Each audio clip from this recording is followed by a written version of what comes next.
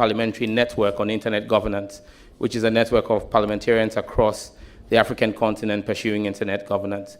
And so I sit before you because I got the honor and privilege of a fantastic 40th birthday gift from His Excellency the President of Ghana as a nominee, or his nominee, to the Ministry of Communications, Digital Technology and Innovations. I thank you. Thank you very much.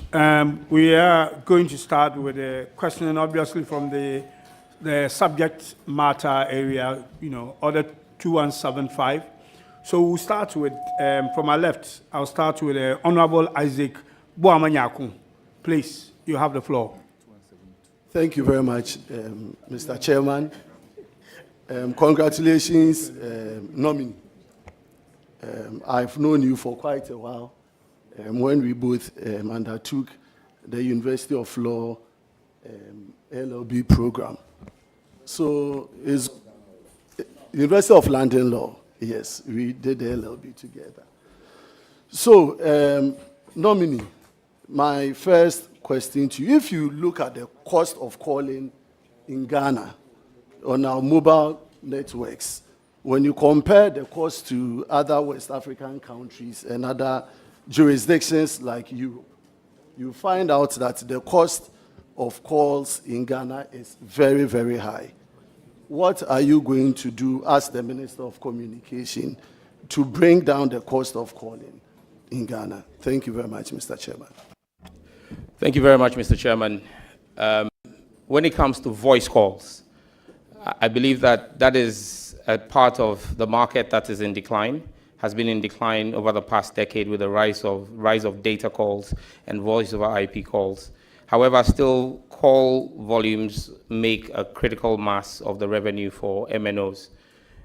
It's important to place it in perspective that when you talk about the cost of calls and you equate it to the European market or the North American market, those markets are very well matured, and the infrastructure that supports the core business of running an MNO are in a position to support lower prices. However, when you look across the African continent, it is safe to say that prices of voice calls in Ghana are competitive relative to other African countries.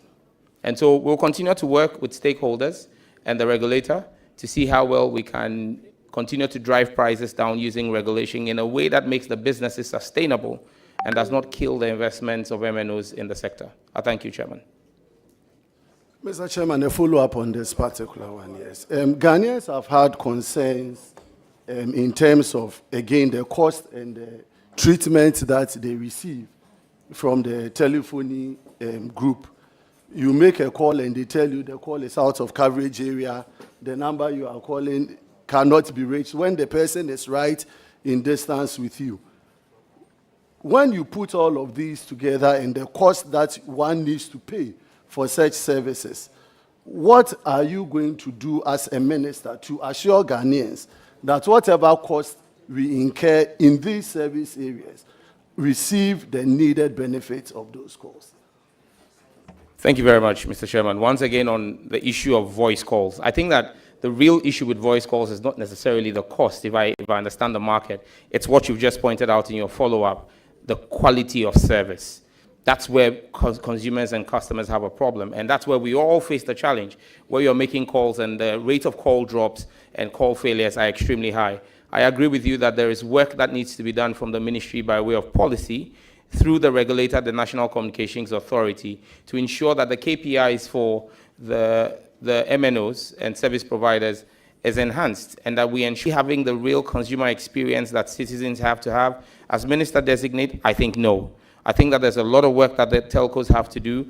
Government also has to do some work, because for you to get better quality of experience, you need to allocate more spectrum to the MNOs. So as Minister Designate, if approved by this House and I become the minister, one of the things we'll work with the regulators to do is to make more spectrum available to the MNOs. However, we'll be raising the KPIs and ensuring that the standards are met. And I will not be a minister who will be afraid to impose fines on MNOs who fail to meet the quality of service. Ghanaians deserve the best quality of service, and we would crack the whip where necessary, but we would also support the MNOs to ensure that they get what is needed to provide us the best quality of service. I thank you. Thank you very much, nominee. My second question, Mr. Chairman, sits around the emerging issue of cybersecurity threat that we face as a country. In Ghana, a couple of our institutions have received cyber attacks, and its consequences on the nation is very dire.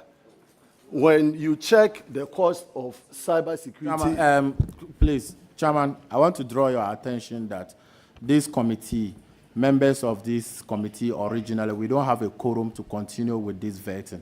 And I want to bring that to your notice. And I'm raising quorum issues.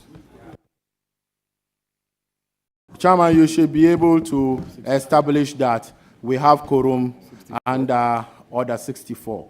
Then we'll be able to make proceedings. We don't have quorum.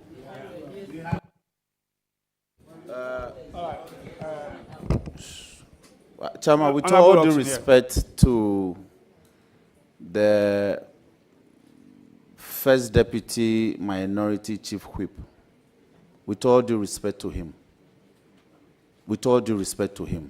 this shouldn't happen again.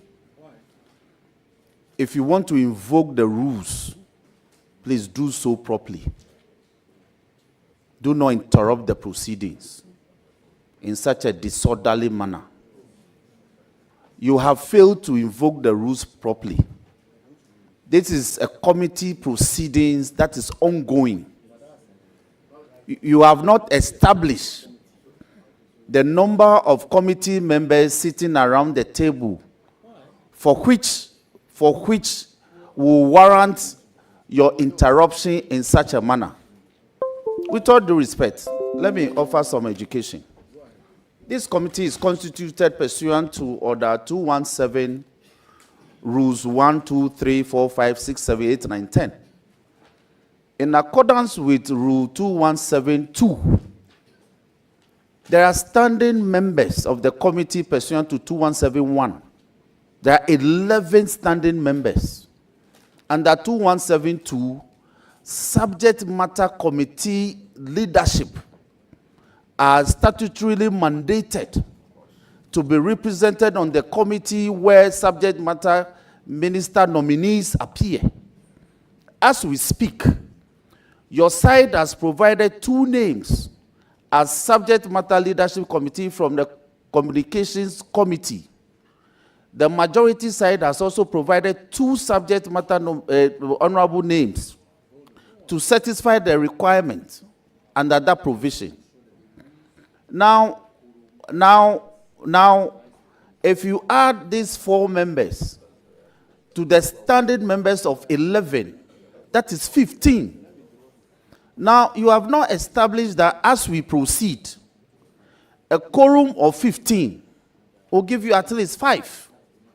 You have not established that even the membership supplied. Please, Chairman, can we have some order around the table? Please. You have failed to establish that even around the table, myself, yours truly, the chairman presiding, plus the 2 members you have supplied, plus 2 from aside, that is 6. Even minus you. And you are not a member of this committee. You are not. Speaker, please, with all due respect. Point of order. I'm a member of this committee. With all due respect. Understanding Order 2177. Yes. Read Order 2177. I'm a member of this committee. Please. I haven't called you yet. Please. But you didn't call him and he's also distracting. So if he's misleading the House, he should read Order 2177. And no, then he should withdraw the fact that I'm not a member of this committee. Because if you read Order 2177, Chairman, it states that a member of the leadership of the House is entitled to participate. I'm a leader of the House. Chairman, I am entitled to. So I am a member of the committee. So don't say I am not. Please switch off. Please. Let's try and do this orderly. Please, let's have some order. Establish that you have quorum. Establish it. The ranking member, the vice ranking, the minority whip, the one person we appointed, who is in the person of Honorable Patrick Buama, none of them is here. On your side, the chairman is not here. The vice chair, who you are presiding now, they are not also here. Establish that you have quorum before you continue. All right, can you, Mr. Chairman, Mr. Chairman, Honorable Roxon, go ahead. Mr. Chairman. Please, let's Chairman, and you come in. Chairman, You come in. with all due respect to the Honorable Habib, with all due respect to him, my point is that he's not a statutory member. He's also a member in pursuance of 2177. So if you just walk in, you have not even sat down for more than 2 minutes, and then you jumped in. Now, I have established that this committee is properly constituted for its work. In any case, we are not speaking of a commencement quorum. There's a difference between a commencement quorum and a decision-making quorum. You have not demonstrated the distinction. Please, Chairman, with all due respect, this is very serious business of state. So the leader should comport himself. And if he wants to come in, okay, I withdraw that. Now, Chairman, I withdraw. Chairman, It's he has to withdrawn. withdraw that. It's withdrawn. Please withdraw. Now you just jumped in to raise an issue of quorum, and I'm saying this is the third nominee that we are listening to, we are interrogating. The point where you could raise a commencement quorum is long past in the morning. We are in progress, we are in flight. When it comes to a decision making, then you could decide, you could raise the issue of quorum that we are about to take a decision as a committee. We are not properly constituted. Now, may I refer you to Article 102 of the Constitution and 104 of the Constitution? And in reading that, marry it with the decision of the Supreme Court in Abdullah versus Attorney General, that the rules of Parliament are applicable mutatis mutandis to the procedure before a committee's work, and that where the committee has begun proceedings, quorum was established, and the proceedings is ongoing. So you cannot raise the issue of commencement. Now, let me establish this point. Chairman, let me establish this point.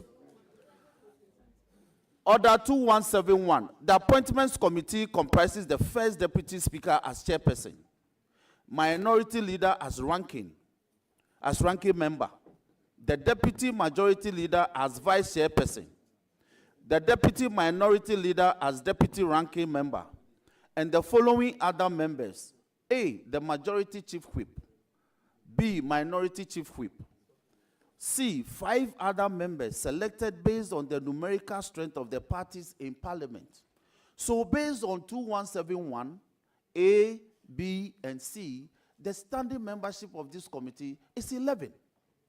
Now, based on 2172, the chairperson and ranking member and 2 other members of the relevant subject matter standing or select committee shall join the members of the appointments committee to consider persons nominated by the president for appointment as all that. Now, Chairman, with all due respect to the First Deputy Minority Chief Whip, his membership is provided under 2177. And it says, a member of the leadership of the House is entitled to participate in the proceedings of the committee during the consideration of nominees for appointment. So the issue of quorum, and quorum is, and Mr. Chairman, to invoke Order 64. And let me refer the House to Order 64.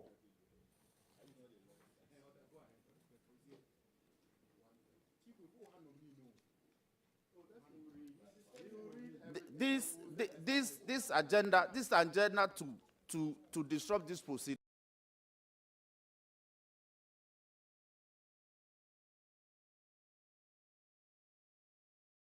It won't work. So let me address, Chairman, let me address this matter and we make progress. Now, quorum in Parliament. Quorum in Parliament. Chairman, Order 64.1. A quorum of parliament, apart from the person presiding, is 1/3 of all the members of parliament. Now, where the person presiding is a deputy speaker or a member, that person shall be counted as part of the quorum. Now, I agree that the orders will apply to the work of the committee. Without establishing the number around the table, you just said that we don't have a quorum. Meanwhile, as we speak, the standing membership of the committee is 11.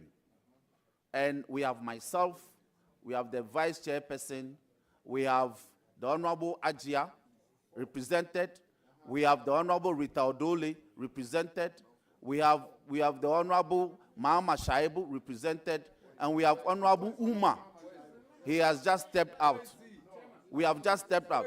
So this attitude, Chairman, with all due respect, Chairman, let me conclude by saying, let me conclude. Chairman, the honorable member is completely out of order.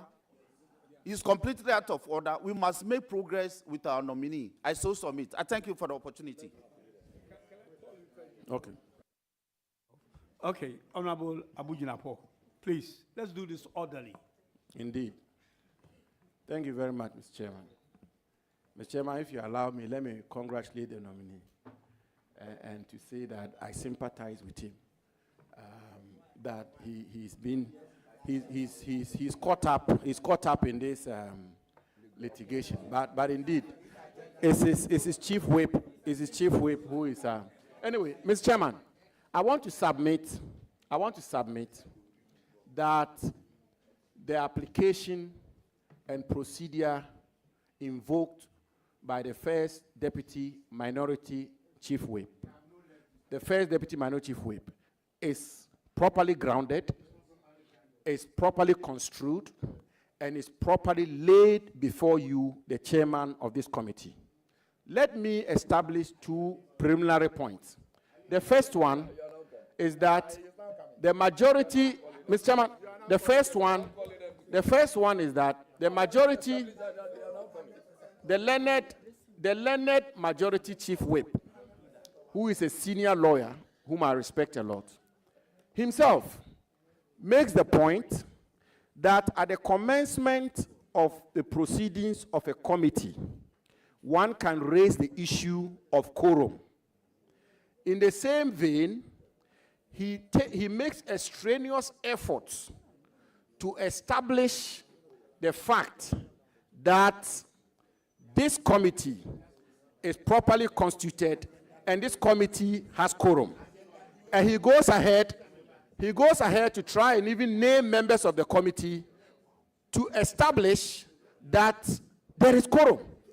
Meanwhile, he has said that, Mr. Chairman, he has said that you can only raise the issue of quorum at the beginning or the commencement of the proceedings of the committee. That's the first point, the first preliminary point.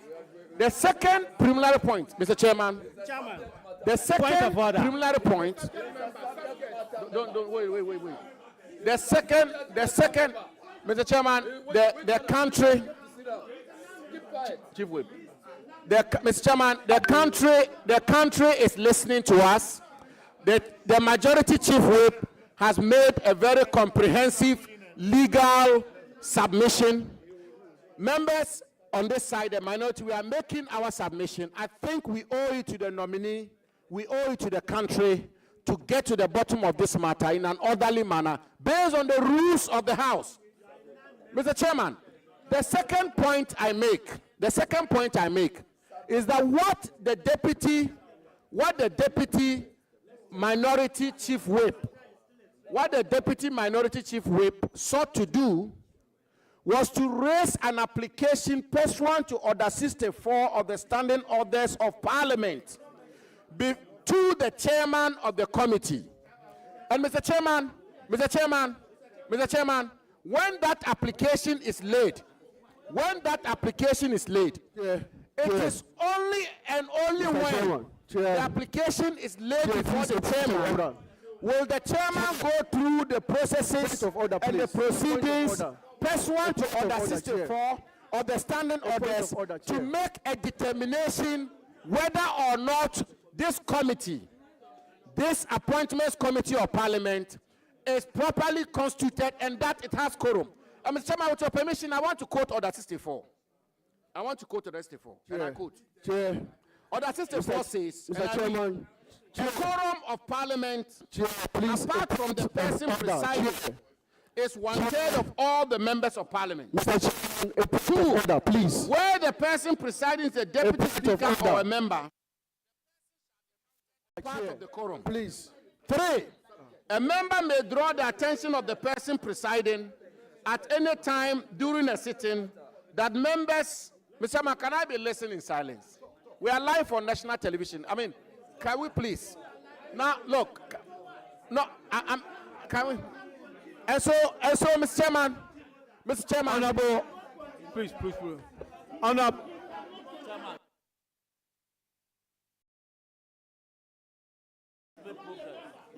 Honorable member. Not a member. He is not. Listen, can you put that thing off? Please. Yeah. Okay. All right. Honorable member, I believe you are done. Mr. Chairman, no, just a few more minutes. Yeah. 1 or 2 more Please points. relax. And so, Mr. Chairman, what is the point I seek to make? Mr. Chairman, the submission I make is that pursuant to Order 64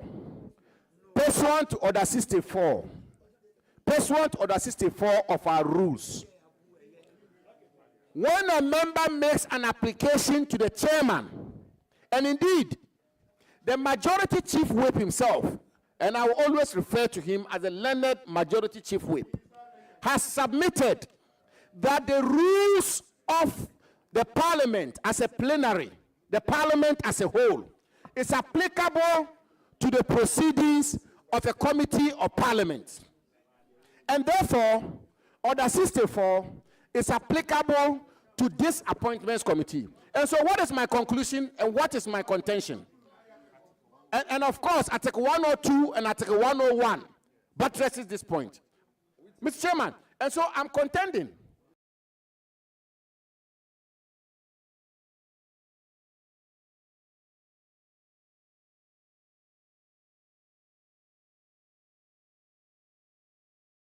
that when the deputy first minority chief whip made the application to you, the correct and proper procedure pursuant to Order 64, which is Order 64 applicable to the House of Parliament, and which the majority chief whip himself has submitted, applies to the committee of the House, and therefore the committee, the appointments committee. Mr. Chairman, I conclude by saying that you then would have gone through the processes of establishing whether or not this committee is properly constituted and has quorum to conduct business. But as we speak, Mr. Chairman, as we speak, the NDC members of this committee have now all run into the committee. They run here. They rush here. So, Mr. Chairman, on that basis, let me conclude by saying that the first deputy minority chief whip has withdrawn his application. It was properly grounded, and therefore let us proceed. Thank you very much. I have, please, let's continue the meeting. Well, we have the commencement quorum, so we'll continue the meeting, and then you are overruled, actually. Can we continue? Yeah, you on the floor, yeah. Thank you very much. Before you go on, just to bring to your attention, I was given this piece of paper before we started, and Honorable Abu Jinapo is a subject matter person on this table. So you help us form a quorum. Thank you very much, Mr. Chairman. I was on my second question to the nominee, and that's my second. I hope, okay, so my question was that cyber security has been a national concern, and I was indicating that the country has experienced some couple of cyber attacks. And then when you consider the cost of establishing cyber security in institutions, it is on a very high side. When you look at the NDC manifesto, you talked about enhancing support to cybersecurity establishment and initiatives. I want to know first from the nominee, what is he going to do as a minister to fund cybersecurity initiatives to ensure that the country's systems and networks are adequately protected? Thank you. Thank you very much, Mr. Chairman. Mr. Chairman, the cybersecurity of our country is a critical one that sits and straddles the Ministry of Communications, Digital Technologies and Innovation, and our national security apparatus. In fact, when you read the National Security Strategy document that was prepared in 2020, I believe that paragraph 3.4 on page 41 speaks about our cybersecurity preparedness as a nation. Mr. Speaker, Mr. Chairman, in 2020, we passed Act 1038, which is the Cybersecurity Act. As a member of the committee at the time, I played a key role in the formulation of that legislation. And when you speak about funding cybersecurity, I'm sure that the outgone minister will bear witness, and the members of the committee, that when the bill came to Parliament from Cabinet, it did not have anything about funding cybersecurity. It was my personal intervention and amendments to the bill that introduced Section 23 of the bill, which is the funds of the bill. I would say that it is just sheer providence that 4 years after the bill came into law, the outgone government was unable to operationalize the fund. And I, who brought it into the bill, today sits here as a nominee of the president to superintend this bill. I give you the assurance that the brain and thinking behind me introducing funding for the bill, and if you read it, I identify a number of sources to fund cybersecurity. One of them is grants from the government. Another is allocations from government or grants from individual donor agencies like the Mastercard Foundation and Rockefeller Foundation. Another one is actually the establishment of the Cyber Fund, which will be a dedicated fund for beneficiaries of cybersecurity. So I think I just share providence that when approved by this House, and I assume office as Minister for Communications, the thoughts that came through my mind in September 2020, when I introduced this as an amendment, will see the light of day under President John Dramani Mahama. I thank you. Thank you very much, Mr. Chair. My last point has to do with the fintech space. It has to do with this fintech space. So you realize that a lot of Ghanaian enterprises or young Ghanaians have built capacity within the fintech industry. Yet when you look at support from donor enterprises like the World Bank, most of their support in these areas are for Ghanaians to buy software, or they buy softwares for Ghanaian companies, which limits the development of our fintech industries. Now, there's also a call from your NDC and during your manifesto that you were going to establish a $50 million fund to support the fintech industry. My question is, how are you going to protect the young Ghanaians who have built up their capacity in this fintech space? How are we going to make sure that they get the needed support and leverage to build their capacities and growth? And also, how is this fund going to be disbursed? Thank you very much, Mr. Chairman. Thank you very much, Mr. Chairman. Mr. Chairman, as subcommittee chairman for the NDC's Manifesto Drafting Committee on Digital Economy and ICT, we put in place that policy plank with the approval of His Excellency John Dramani Mahama to set up a 50 million fintech fund. The 50 million fintech fund, that 50 million is supposed to be a seed funding that we're going to use to attract funds from other multilateral and bilateral donor agencies. Our target is to build a $300 million fund. That's not going to be disbursed like confetti, but that's going to be used as seed funding to attract major funding from venture capitalists and angel investors. Another thing we're going to be doing to support the fintech industry in Ghana is the setting up of business advisory supports and regulatory sandboxes to ensure that our young startups survive. In fact, the statistics show that most startups die before their 5th anniversary. And that's because most of these startups are started by young innovators who don't have all it takes to run a business. It's one thing being an innovator, it's a completely different business running and managing a business enterprise. And so that's where this fund is going to come in to offer them the business advisory support, to give them what it takes to run a business profitably, whilst the innovative juices of young Ghanaians, the creative minds that God has blessed this country with, will continue to explode. But one last thing we're going to do for the fintechs is that we're going to redefine the entire regulatory framework. As we see today, the president has issued an executive instrument that redesignates the Ministry of Communications to the Ministry for Communications, Digital Technology and Innovation. Fintechs are a digital technology. It's because of them. They are at the heart of President Mahama's government because he wants to have a truly financially inclusive government by the time he's leaving office in 2028. And so we're going to set up an independent subsidiary of the Bank of Ghana along the lines of the FCA in the UK.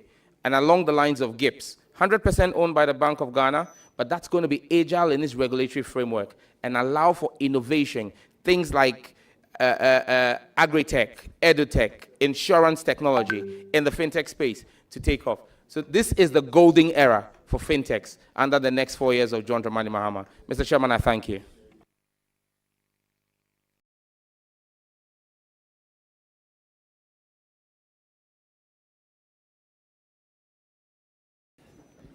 Any further questions? Or you are done? You've asked your 3 questions. Then I will proceed to give the floor to Honorable Abu Jinapo.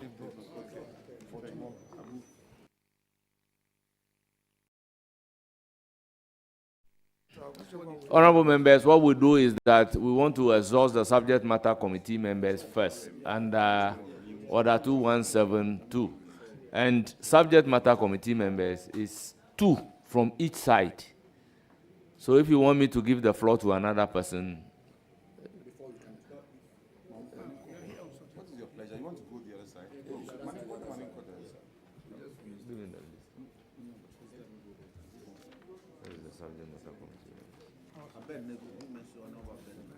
Honorable Abednego, you have the floor. Thank you, Chair. And congratulations, Senior. Your appointment does not surprise anybody because you have proven to be very, very, very astute in the communications industry. I wasn't here in the 7th Parliament, but I followed your exploits when you played a leading role in getting the cybersecurity law passed in 2020, Act 1038. There was a question on that, but let me pick your thoughts also on the same subject matter. There is 2 schools of thought. One believes that the Cybersecurity Authority should be under the remit of the national security. Others, they make the argument that it has to do with cross-border crime, talking about jurisdictional issues. Those who are in favor that it should remain with the Ministry of Communications make the argument that it is an IT-related, and therefore it should be with the Ministry of Communications. You have been with it from its inception. What is your thoughts on these 2 of thoughts? Thank you very much, Mr. Chairman. In my earlier response, I made reference to the National Security Strategy document of 2020 that recognizes cybersecurity as a key tool. I agree that there's the school of thought that thinks that cybersecurity should not sit, especially the Cybersecurity Authority, should not sit under the Ministry of Communications, but rather under the National Security Ministry. There is some merit to that, but I think that when you look at it holistically, you realize that that will not be the best architecture, when you look at best case situations across the world, like in India, like in Singapore and in Rwanda, you realize that you keep your cybersecurity authority under your Ministry for Communications or your ICT ministry, because cybersecurity plays 5 cardinal roles, or has 5 interfaces. There's the public interface, which deals with the citizens. Then there is the international interface, our engagements with multilateral and bilateral stakeholders. You've got the industry interface as well, where you talk about the cybersecurity professionals in the sector. You've got the policy formulation, which is largely what the ministry will lead. And then you've got the security and intelligence interface. So of 5 interfaces, 4 of them are civilian, and 1 is security.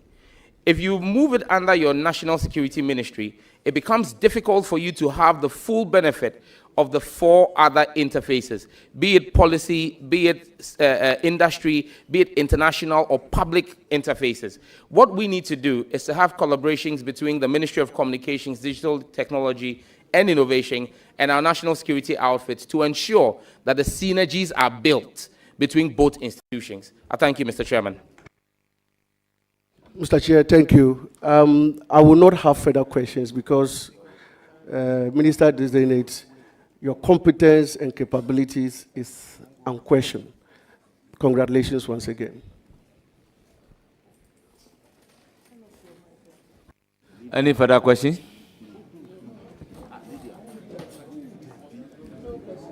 I then move to give the floor to Honorable Abu Jinapo.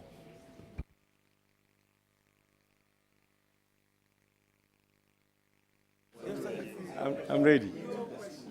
Honorable former Minister, the floor is yours. Thank you very much, Mr. Chairman.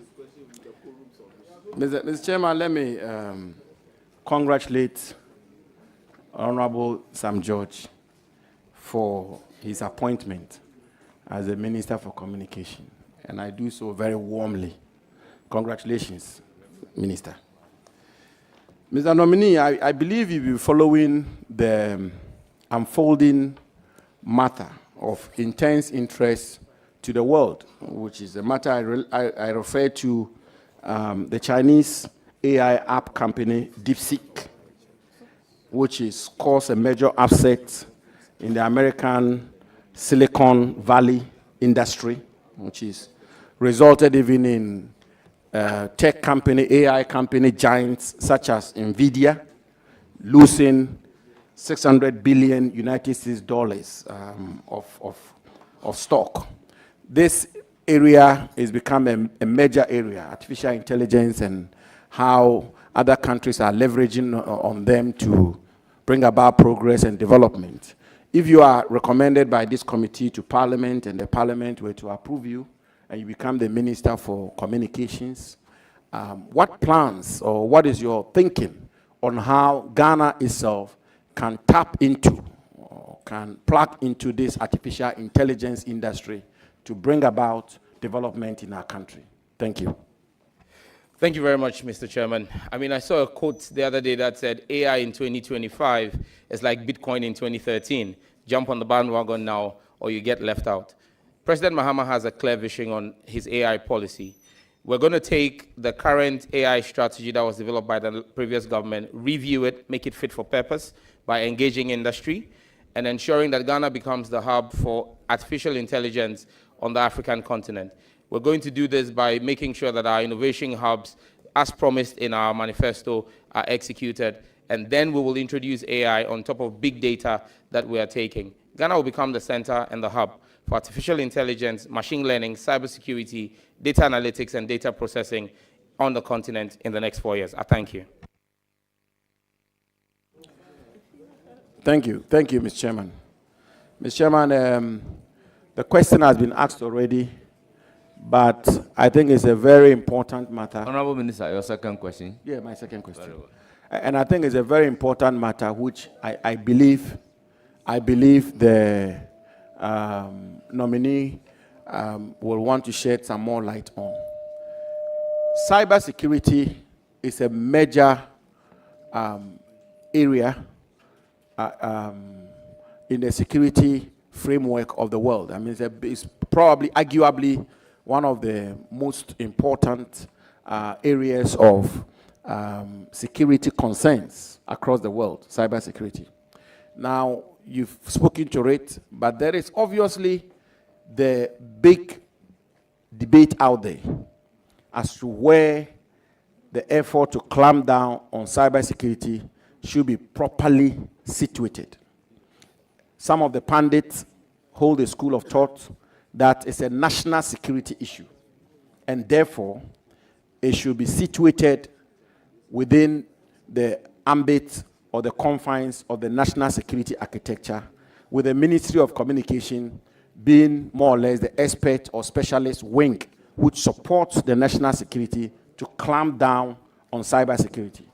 Of course, you cited the example of India, but there are other examples like America, like England, like Europe, and several other places where the framework is fundamentally different from some of the examples you cited. In Ghana today, it is situated under the Ministry of Communications largely. What is your position? Not so much as to how the country's efforts at fighting cybersecurity, where it should be situated, but how can we build the proper synergy between the national security apparatus holistically in its totality and your ministry to ensure that we come to full grips on the issue of cybersecurity in Ghana? Thank you. Once again, I'll just reiterate for the purposes of this committee and for the betterment of the people of Ghana. The NDC holds a view that cybersecurity is not just a national security issue, it's also a civilian issue. Cybersecurity has two sides, it's two sides of the same coin, protecting citizens from the state and from malicious actors. If you put cybersecurity solely under the ambit of national security, it assumes a fully militarized, weaponized tool. But cybersecurity, like I said, has the public, has the industry, has the international and policy outlooks that we need to keep as civilian. The architecture we have today allows for daily briefings by the Director General of the Cybersecurity Authority to the National Security Coordinator. So we are fully integrated.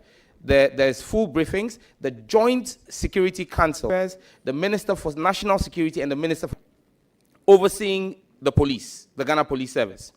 The Ghana Police Service does some work relative to cybersecurity. We've not moved the police from Ministry of Interior under National Security. You've got Defense Intelligence under the Ministry of Defense. We haven't moved them under National Security. You've got the Research Department under Foreign Affairs. You've not moved them under National Security. Cybersecurity has a home under Communications, and it will remain there. Thank you.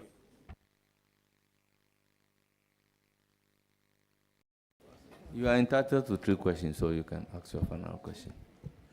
Thank you very much, Mr. Chairman. Mr. Chairman, in the run-up to the 2024 elections, the honorable nominee, on several occasions, and I have various articles to that effect, dates and occasions, uttered on the 5th of December at the NDC's final rally. And I quote, Mr. Chairman, the nominee said, vote for candidate Mahama to sign the anti-LGBTQ bill, end quote. Mr. Chairman,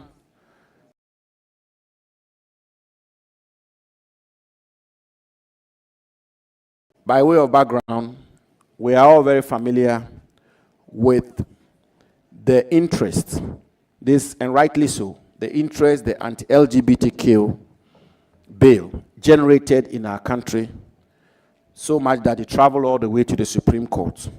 And the honorable nominee was very categorical that if you voted for President Mahama, the bill will be signed.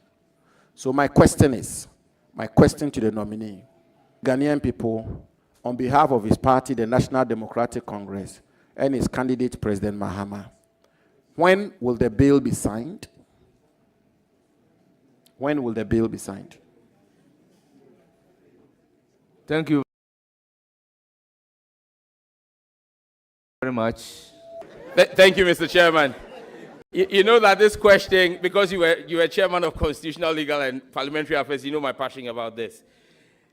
His Excellency President Mahama spoke immediately after his swearing in when he met with the Catholic Bishops' Conference. I wish to quote what he said, parts of what he said, with your permission.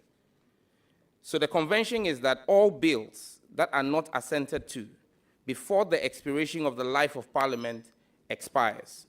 And so that bill effectively is dead. It has expired. I don't know what the promoters of the bill intend to do, but I do think that we should have a conversation on it again. I repeat that again for emphasis. President Mahama said, I do think that we should have a conversation on it again, so that all of us, if we decide to move that bill forward, move it forward with a consensus. My position is that that bill is a critical part of our national life. Ghanaian family values, our children's innocence must be protected. In this 9th Parliament, that bill will be reintroduced, either as a private member's bill or as government's bill. I will work with government. If it's government's bill, if it's not and it's my bill, I will bring it back again, because my chiefs seated here, the chiefs from Ningo and Pram, supported me in bringing that bill in the 8th Parliament. They've asked me to reintroduce it in the 9th Parliament. I will do so. Thank you. Thank you very much. Mr. Chairman, I have a couple of follow-up questions. I have a couple of follow-up. I didn't ask follow-up questions in the first two questions. No, you are entitled to a follow-up question on a substantive question. So once you don't exercise the right to ask a follow-up question after asking the first question, the second question, you can have so I can't ask 3 follow-ups. You are now entitled to 1 follow-up question on the LGBTQ. Okay, thank you. So, Mr. Chairman, the nominee is also on record to have said, and I quote, the Chief Justice is helping Akufo-Addo to support LGBTQ, end quote. I want to repeat. The nominee is on record to have said, the Chief Justice is helping Akufo-Addo to support LGBTQ. Mr. Chairman, we are all very much aware of how strong a Christian the Chief Justice is. And indeed, the nominee came to this conclusion because in his view, the Chief Justice was not expediting action on the anti-LGBTQ case in the Supreme Court. Eventually, Mr. Chairman, the matter was determined, and indeed, the Supreme Court determined the matter in favor of the plaintiffs, that the bill be transmitted to the President for his assent. And therefore, my follow-up question is, will the nominee, in the light of what has happened, and will the nominee, given that the basis for his conclusion is obviously been proven wrong, will he apologize to the Chief Justice here? And further so, will he agree with me that at the time he promised that President Mahama will sign the anti-LGBTQ if voted into office, the nominee, as a very intelligent, experienced legislator, knew very well that on the dissolution of the 8th Parliament, that bill will no longer stand, and that bill will also pass with the dissolution of the 8th Parliament, and there would therefore not be any bill for President Mahama to assent to. Will he agree that there was some element of dishonesty in making that commitment to the Ghanaian people? Will he apologize to the Chief Justice, and will he agree that he knew very well that the bill will not be available for President Mahama to sign onto if voted into office? Thank you very much, but there is a bit of correction of the question that I will have to clarify, honorable members. The action was taken by the plaintiff, and if the plaintiff's action is dismissed, the decision of the court cannot be in favor of the plaintiff. So the plaintiff's action clearly was dismissed. The plaintiff action was to the effect that the bill must not be transmitted, and the court's decision is that the bill must be transmitted. So, but you said in your question that the decision of the Supreme Court was in favor of the plaintiff. Very well. Having considered, may you go ahead to answer the question.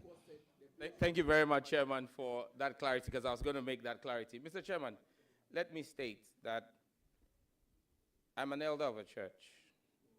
And as an elder of the church, my integrity and honesty are key principles that I hold dear.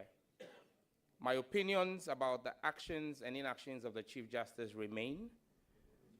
They are unchanged, and they have been vindicated by the actions of the Chief Justice post my demonstration against her. She could have taken action earlier. She held her own horses. My opinion of the Chief Justice remains my opinion today. It doesn't change. Thank you very much. I then proceed to give the floor to Honorable Lydia Akamvariba.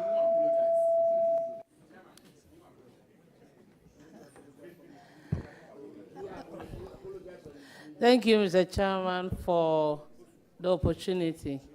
Actually, I don't have a question to ask my able deputy ranking. I only want to congratulate you. Your appointment is no surprise to me because I know that you can even do much better than the position they have given you. I have been with you in the committee from day one. We all went together to APNIC, African Parliamentarian Network on Internet Governance.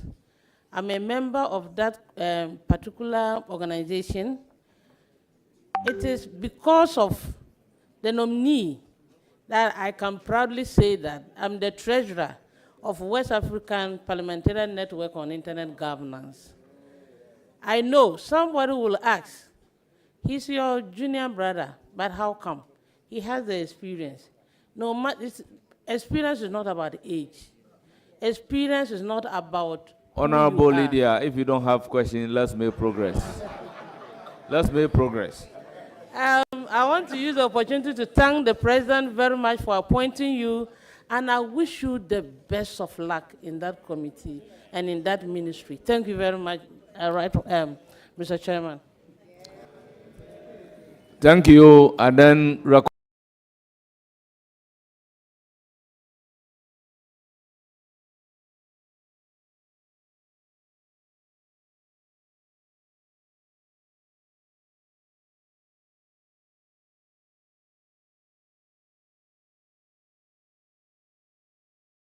recognize Honorable Hajia Ladi Ayamba.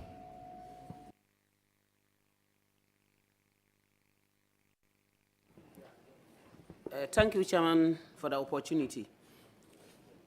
Congratulations. As for this, congratulations, it's worth it more than 1,000,000 times. But we have to just do it for the fact that we are supposed to do it. You have worked, you deserve it, and you are there. What we can think about is that the Almighty Allah bless you so that you'll be able to work and work harder. The LGBTQ plus with all the pluses under the sun, which you spoke, worked, and did everything about. My concern is about issues of what was being put inside our books, that is in the schools, for peoples to learn. And I'm using peoples because this is as far as the basic schools. Will you consider using your expertise as a communicator to continue to advocate and to work hand in hand with the Minister for Education to ensure that our books are properly looked into so that we don't buy the minds of our children when they are so innocent? Will you consider that? After answering that question, I say thanks to the Almighty Allah for putting you in that position, and may He guide and protect you. Thank you.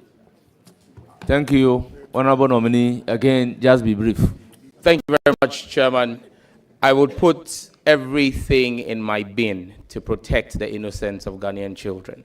And we would instruct our cybersecurity authority and our child online protection program to collaborate with the Ministry of Education to ensure that our children are protected from anti-Ghanaian values in any e-learning book or model that will be introduced into our country. Thank you.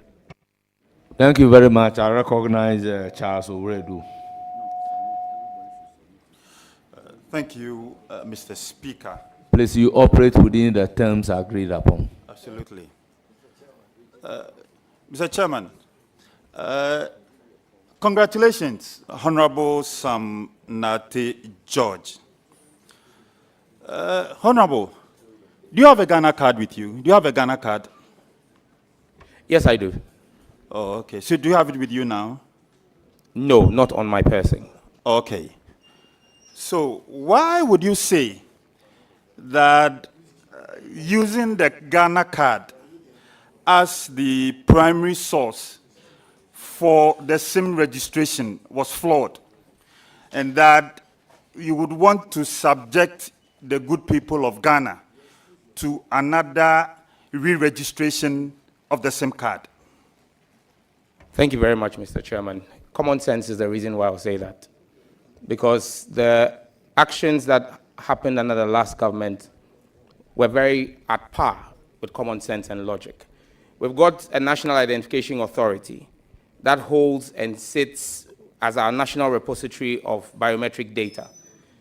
I think it was wickedness of the highest order to subject Ghanaians to long hours of queues, taking away productive man hours affecting our economy, to go and queue again and resubmit biometrics, simply because egos could not be managed. We will do a proper SIM re-registration again. But this time, nobody's going to queue, because common sense will prevail, expertise will prevail, and logic will work. The MNOs hold a certain set of data. We would use technology to cross-reference that against the NIA's database and all biometric databases, and only instances where there are disparities would require you visiting an MNO shop. Because today, as we speak, the telcos cannot truly verify who is holding their SIM card. And it even is in their own benefit for us to do this process and do it properly. Thank you very much. Thank you. I will proceed to recognize. I have a follow-up. Please be fast. Honorable nominee, as a follow-up to the question, to the first question. Okay. Hold on. Before the second question, Honorable nominee, we played with you. We know issues associated with the use of common sense. So I will consequentially direct that the aspect of the common sense be deleted from your answer to the question. Thank you very much. Please proceed to ask your second question. How can he withdraw what I have directed to be expunged from the record? I have given a direction that same be expunged from the record, so it's no longer available for him to withdraw. Please proceed to ask your next question. Mr. Chairman, thank you for your ruling on this matter. As a follow-up to the earlier question for the re-registration that you've planned to undertake, is it going to cost the Ghanaian taxpayer for the re-registration that you just spoke about? Thank you very much, Mr. Chairman. Unlike under the immediate past government where people had to pay to use an app, no Ghanaian will have to pay for this. The cost will be borne by the MNOs. Thank you. Thank you very much. Any follow-up or the last question? Please go ahead. Mr. Nominee, I hope you are aware that under the supervision of the former Minister for Communications, Ghana launched the 5G network. I think that the whole of Africa, probably apart from South Africa and then one or two other countries, Ghana ranked really high in the launch of this 5G. You were on record to have said that you plan to roll this 5G network that, MPP launched commercially if NDC should win the elections. Now, you are the minister. NDC is in power. You plan to commercially roll this out. But what about the good people of, say, Akrofonso, the good people of Impintimpi, the good people of Adadekrom, who are complaining that even after the launch of the 3G network, they were not even having a good connectivity. They had issues with the speed of the internet. Then 4G, and now you are ready to roll out the 5G. Thank you very much. Order. Honorable members, government is continuous. Ghanaians are aware that they just left power some 3 weeks ago. So please proceed to answer the question. Thank you very much, Chairman. Chairman, I was going to, following on your premise, the honorable member has just admitted the failings of the past government over the last 8 years, but we would fix it. President Mahama is here to reset the country, and in resetting it, we'll fix it. Fixing 3G, 4G, and rolling out 5G are not mutually exclusive. With the right handsets, skill sets, and the persons in charge, you can do all of those at the same time. We would make sure that 3G and 4G penetration gets to all the hamlets and villages you've spoken about, and at the same time, roll out 5G. We will do it. It is possible to reset Ghana. My last question. Thank you. Yes, Yeah. your very last question. Grateful that you said it's possible. My last question, Mr. Nominee. What's your take on ECOWAS and the national roaming policy? You know that in Europe, subscribers do have this European policy where if, say, you move from one European country to the other, you pay the same cost for data and then for calls.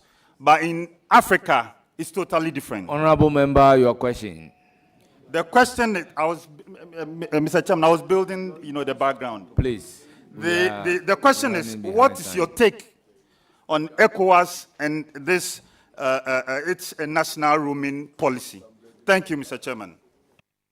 Thank you very much. I think that the roaming policy is one that we need to embrace. Under the last administration, I'm aware that there are about 3 other African countries where Ghana has signed on with where you can roam your calls and data. I believe that we're going to continue under the ECOWAS framework to ensure that roaming, ECOWAS roaming, and Honorable Chairman, there's a bit of a distinction between ECOWAS roaming and national roaming. The question seems to equate both. They're 2 different things, because the ECOWAS roaming is between Ghana and other member states of ECOWAS.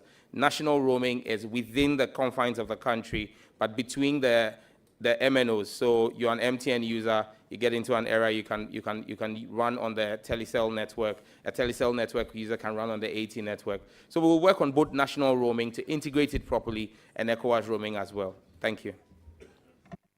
Thank you very much. I will recognize Honorable Alassane Umar.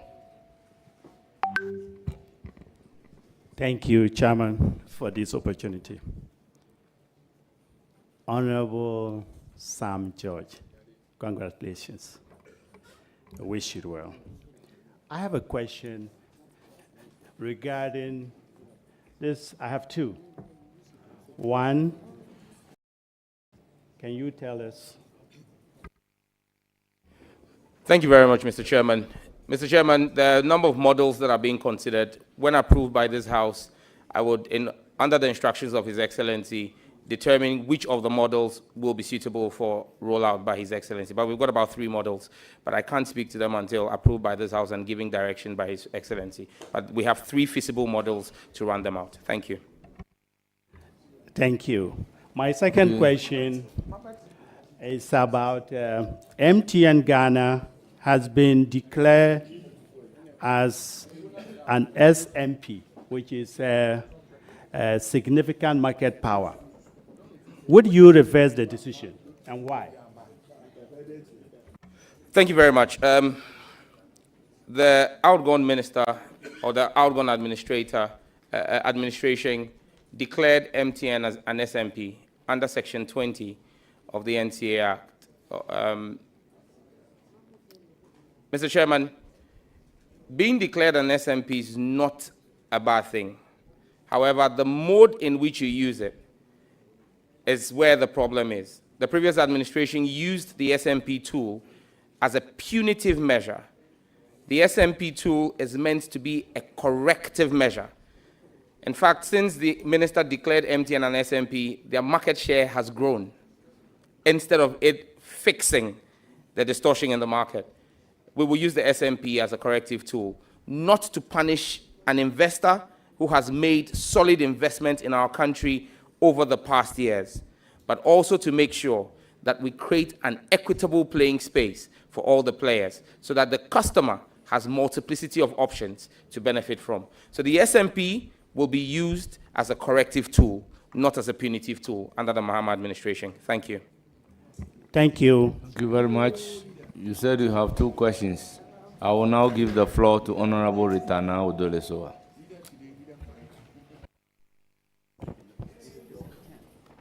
Thank you, Honorable Chair. I wish to congratulate my brother, Honorable Sam George, on his nomination by His Excellency, the President of the Republic of Ghana, for believing in you that you can. My question is, do you think there are too many taxes in the communications sector, and what do you intend to do about that? Thank you very much, Mr. Chairman. This question is more like a trick question. I'm guided and minded that my brother, who has been vetted and approved by the House, Honorable Atufo Singh, is dealing with plugging a big, deep hole in our national purse. And so talking about taxes is pretty touchy. However, yes, if you look at the cost build-up for taxation, when you look at a network like Telecel, about 27.65% of the cost build-up is taxes. When you go to a network like MTN, it's almost 40%. It's important that we look at the taxes in there. I know that the government has indicated, our government has indicated that we'll repeal the COVID levy. The COVID levy is part of the cost build-up. But I think that one of the key things we need to do for the telcos to help with the pricing would be to look at power tariffs, because power tariffs is where the real issue is. That's where the real cost element comes. And conversations are already on the foot between myself and Honorable John Jinapo and the industry to see how we can work on that. But I believe that something has to be done about the tax build-up for the sector. Thank you. You have additional question. Please go ahead quickly. Thank you, Chairman. I want to find out from the Honorable nominee, as members of Parliament, there's cybercrime ongoing where Facebook accounts of honorable members of Parliament, because I'm an MP, I'll speak to that. We have our accounts, I'll say impersonation of our accounts, and people are duping people through our names. And sometimes they'll say they're going to create employment for them. This is something we reported in the 8th Parliament, and nothing was done about it. These people have MTN Momo accounts, and they are able to get people to pay monies into those accounts. And it's a bit worrying. What do you intend to do, or what can you do about it when given the nod as the minister? Thank you. Thank you, Mr. Chairman. Question is double-edged. You're talking about impersonation on social media, on platforms that are outside the jurisdiction, run from outside the jurisdiction, and then you're talking about mobile money fraud, which happens within the jurisdiction. On the Facebook platforms, I think that we're going to work closely with members of Parliament. The Speaker tried to do that with leadership of the House in the 8th Parliament to try and get all members of Parliament to come together and public government officials for us to identify your accounts and then verify those accounts. But let me use this platform to appeal to the young people and the people of our country. No member of Parliament or Minister of State will come into your inbox on Facebook and offer you a job. It is a scam. Please beware. We've given this notice several times because cyber awareness is the key to this. So we beg, no minister or MP will come and offer you a job. When it comes to the mobile money fraud, that's the more reason why we need to do the SIM re-registration. Because today when you ask the MNOs to identify for you who really uses that SIM, they are unable to do so. Because many of those SIMs were pre-registered SIMs.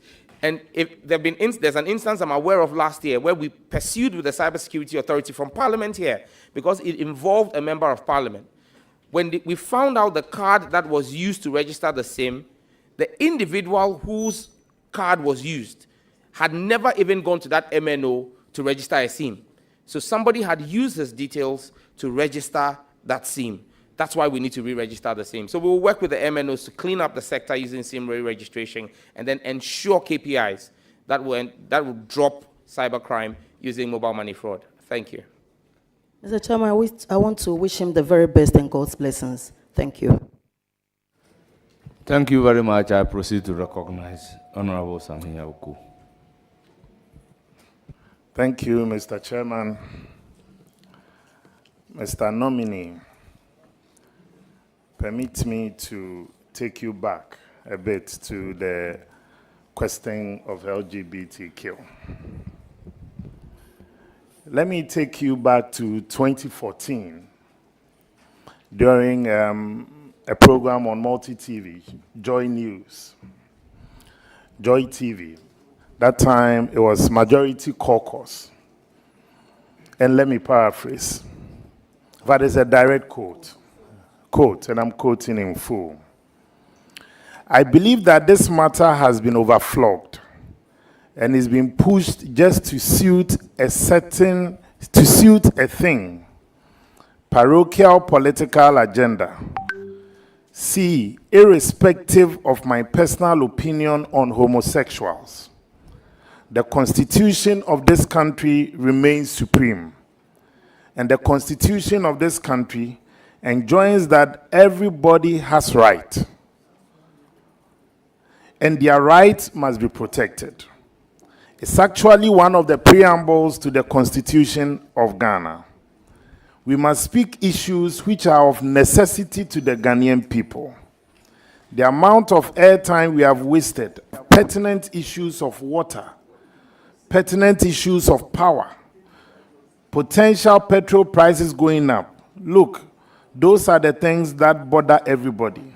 And they don't care whether the president, at that time, His Excellency President Mahama, who published his book, is gay or not. This was in 2014.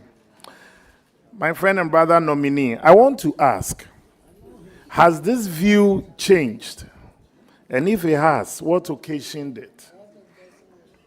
Thank you very much. I would, if I had the opportunity, play the full recording of my submission for the purpose of the country. Because what you have read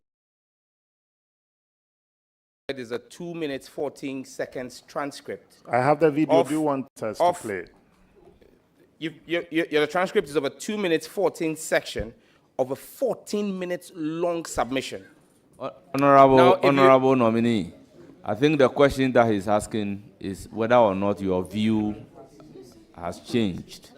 Chairman, respectfully, he layered the question. My answer needs to be layered as well. So I plead with you to give me some time. My respected colleague, Chair, thank you for the opportunity. Sometimes the public misconstrue the engagement. You've been our colleague. When certain questions are being asked, they are not meant to embarrass you. I want you to sit here with a mindset that this inquisition is for the purpose of governance. No intention to disrespect you. We are political animals. There are times that when we are in the space of politics, we act in a certain manner.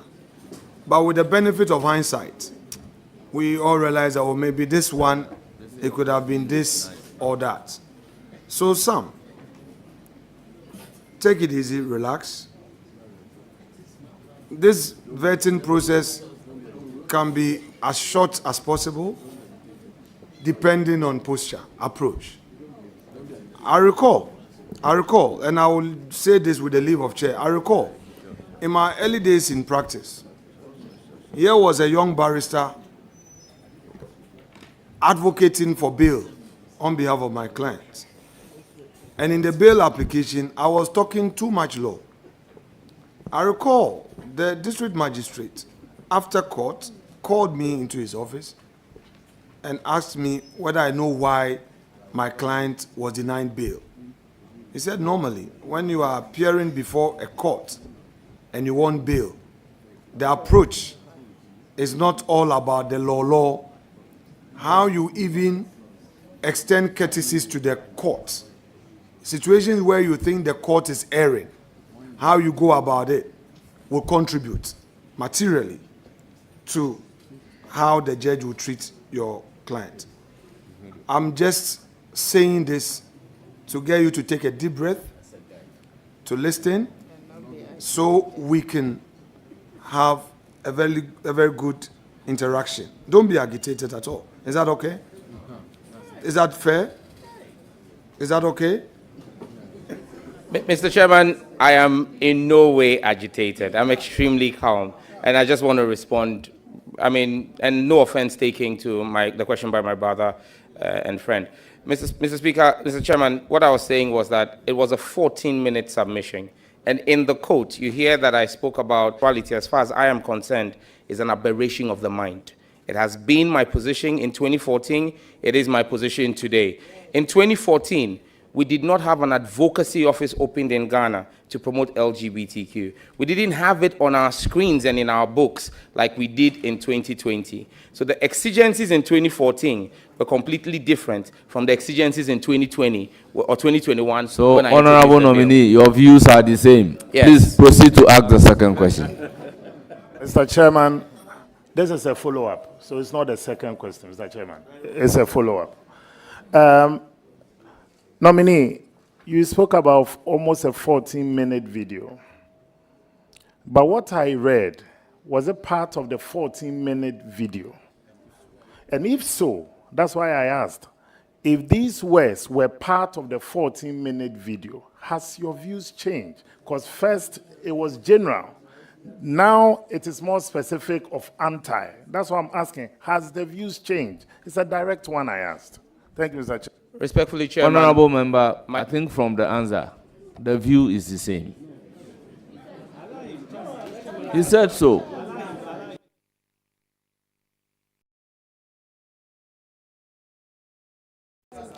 Mr. Chairman, he's a colleague, a friend, and a brother. But this vetting is supposed to bring the best out of our appointees. So it's important that the narrative is set right. That's why, Mr. Chairman, I said I wanted him to respond directly. That's all. Then I'll go to my second question. So please, direct response. My views have not changed. Thank you. Thank you, Mr. Chairman. My second question to the nominee. Data has become a gold mine in Ghana. Data. In fact, even when you are bored, what you resort to is data. And tech companies are in a race to mine data from consumers, often devising sometimes unethical measures and means. Through unsolicited means, you get messages and all that. How do you hope to address this major challenge? Because there are people that you wake up every morning and you don't even know where and how they got your data and your number. So how do you want to help us as a nation address this challenge? Thank you, Mr. Chairman. Thank you very much, Mr. Chairman. Data indeed is a gold mine, and we would resource and retool the Data Protection Commission under the guidance and leadership of His Excellency John Mahama to ensure that data protection is a priority in our country. Thank you. Mr. Chairman. Have the floor. Thank you. Mr. Chairman, I would like to once again go on a follow-up. Follow-up on data protection? No, it wasn't on, yes, but basically now, I wasn't even just talking about the data protection. I also wanted to know some measures. I want some, at least, if you can, practical measures that you know that you can also adopt to help us address this challenge. And Honorable Nominee, let me give you an example. For instance, in my previous job as Director General of the NLA, on numerous occasions, you have National Security, NCA, Data Protection Authority writing to you and saying that consumers are complaining that you are sending them messages. Meanwhile, It wasn't from the NLA.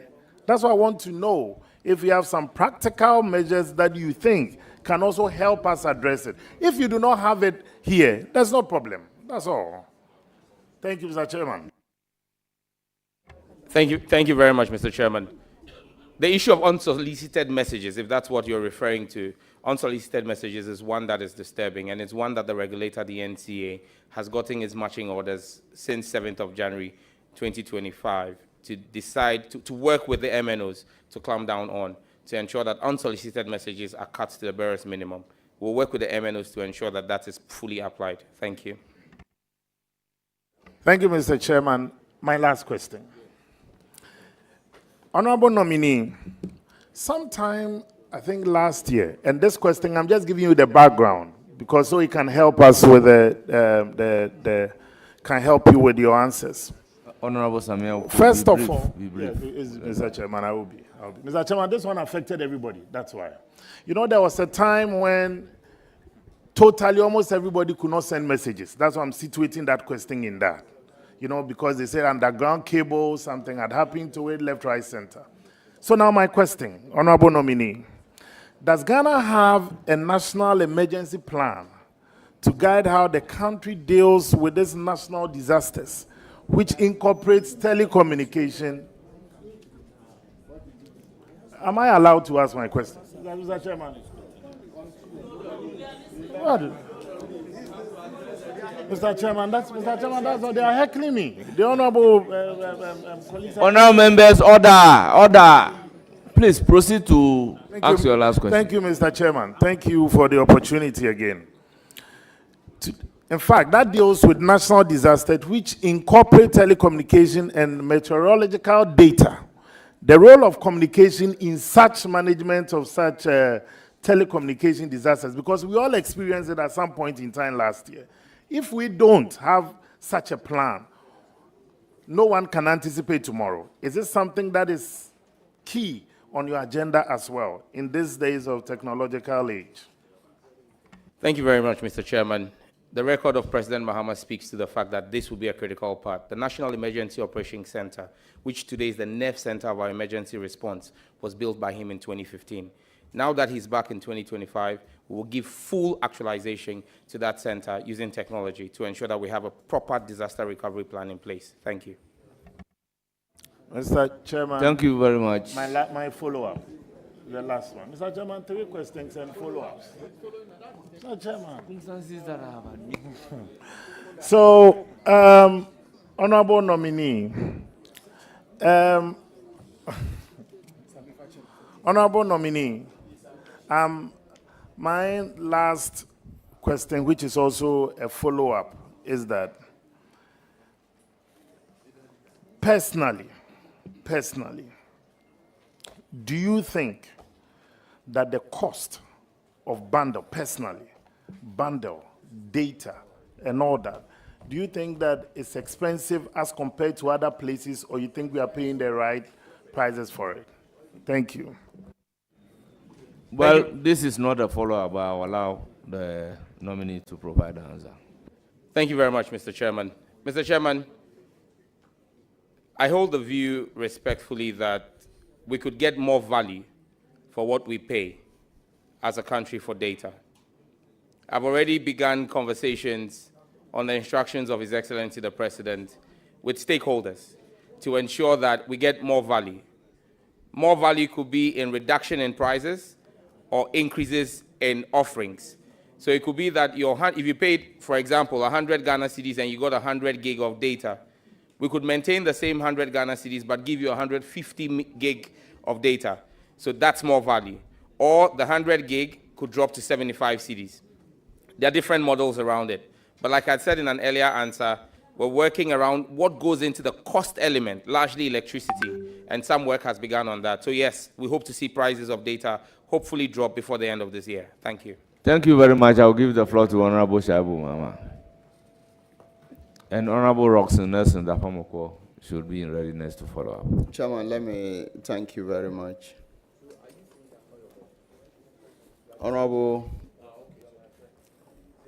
my brother Sam George, congratulations. A well-deserved nomination.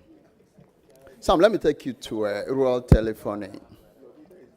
And I do this for and on behalf of many legislators seated here and those who are not here, who represent rural communities. Indeed, rural telephony has become a big issue in all election cycles. Those of you in the cities are very blessed to be covered by the national coverages. But sometimes 80% of some communities or some constituencies have no network at all. Sam, tell us what plans you have for rural telephony. Elaborate plans. The rural people are listening to you and have asked me to tell you that the people in the city are the ones who care about. But the rural people write exams, JHS exams. They have to travel to the towns to just use internet to access results. That tells the importance of telephony and network in the rural communities. Please tell the country and tell the rural people what plans you have for them. Thank you. Thank you very much. Mr. Chairman, I crave your indulgence to give me 2 minutes. The importance of telephony and network in the rural communities. Please tell the country and tell the rural people what plans you have for them. Thank you. Thank you very much. Mr. Chairman, I crave your indulgence to give me 2 minutes to answer this question because he's asked for an elaborate plan. My appointer, His Excellency John Dramani Mahama, the great-grandson of Indeo Rajapaksa. Honorable nominee, try and do it in 1 minute, 20 seconds. He comes from a village, a rural community. And one of my marching orders is to ensure universal access.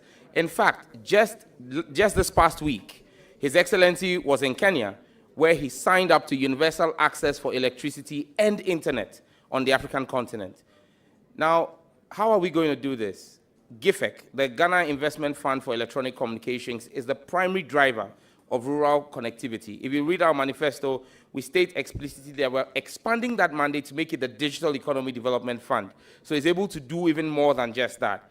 But what we're going to do is an aggressive process to make sure that as we saw rural electrification under Jerry John Rawlings, you will see massive rural last-mile connectivity under John Dramani Mahama. We need spectrum for that. And one of the things we can use to do that is to do the digital switchover, which will open up TV white spaces.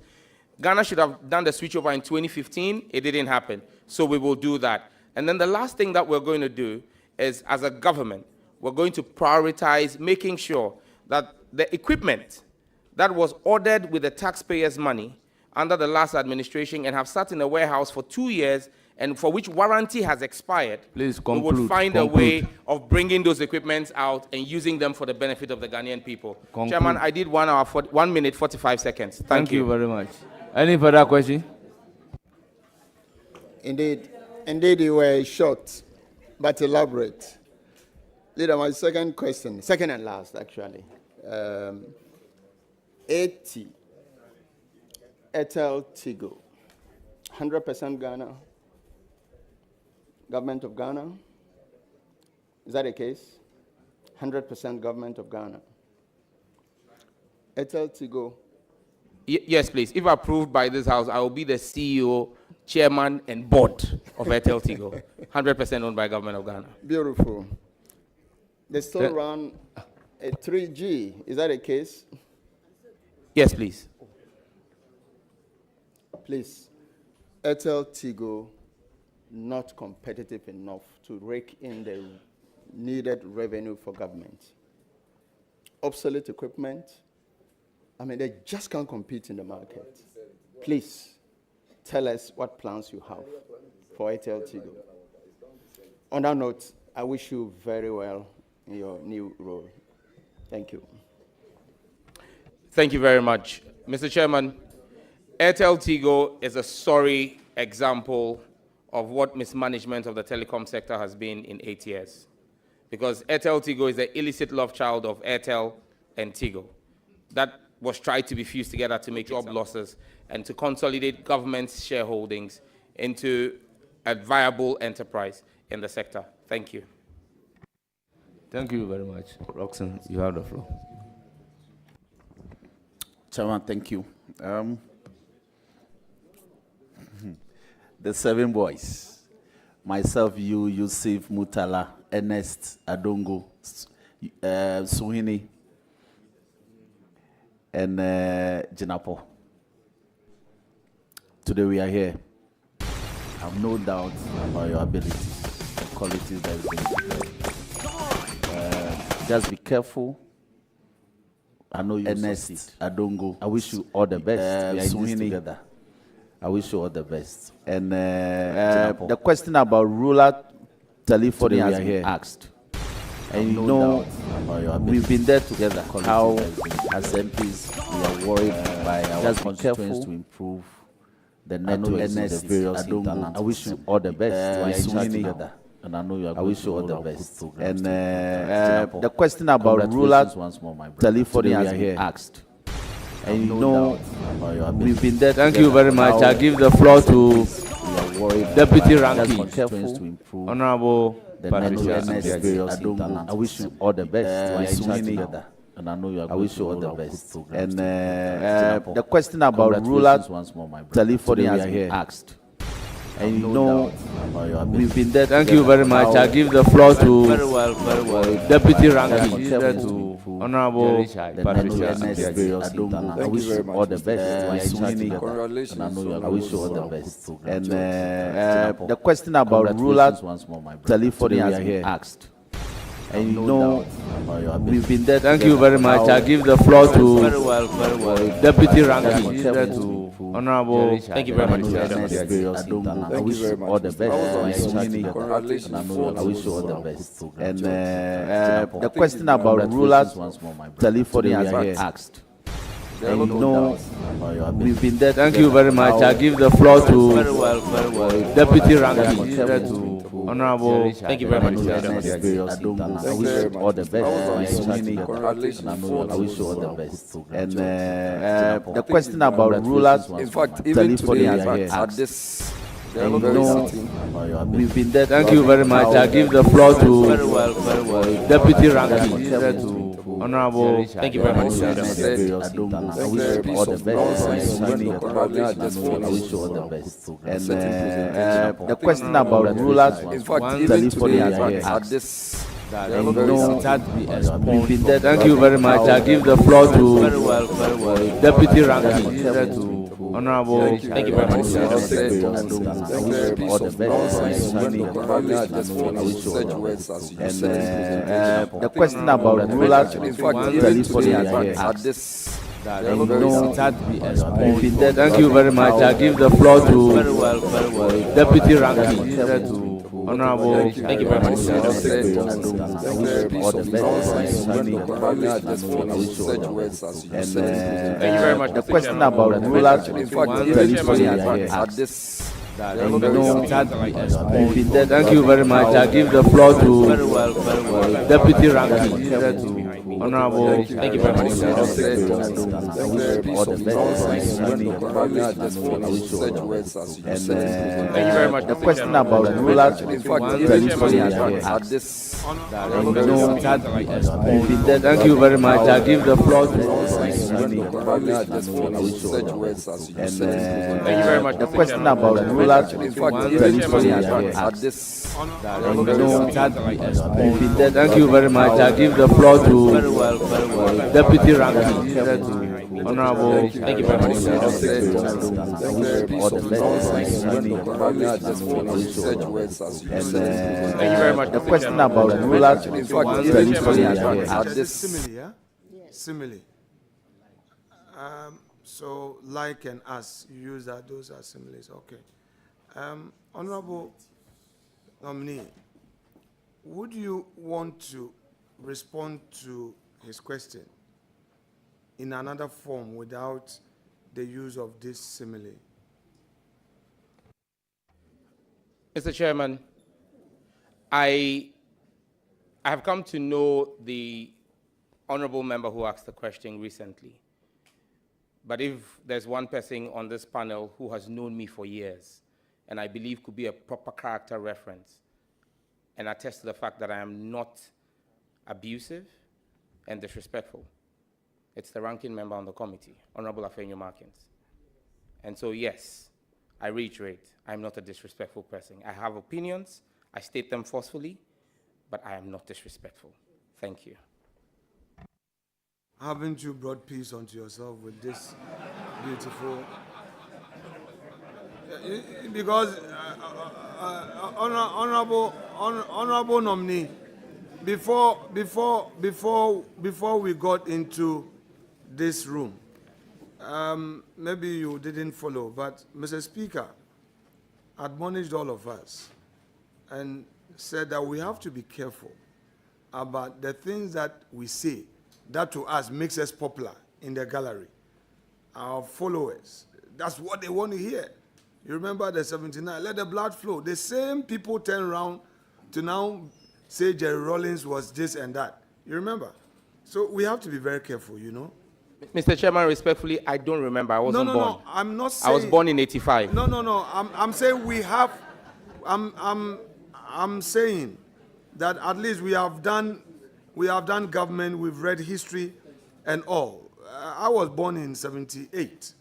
I'm sure I was a baby during the revolution, but at least I've come to realize that the same Ghanaians who yesterday called on street justice were the same people who were saying that they want rule of law and all. So I'm just drawing your attention, all right? Yes, please, let's land safely. Your advocates are many. Let's land safely. Don't disappoint your advocates. Yo.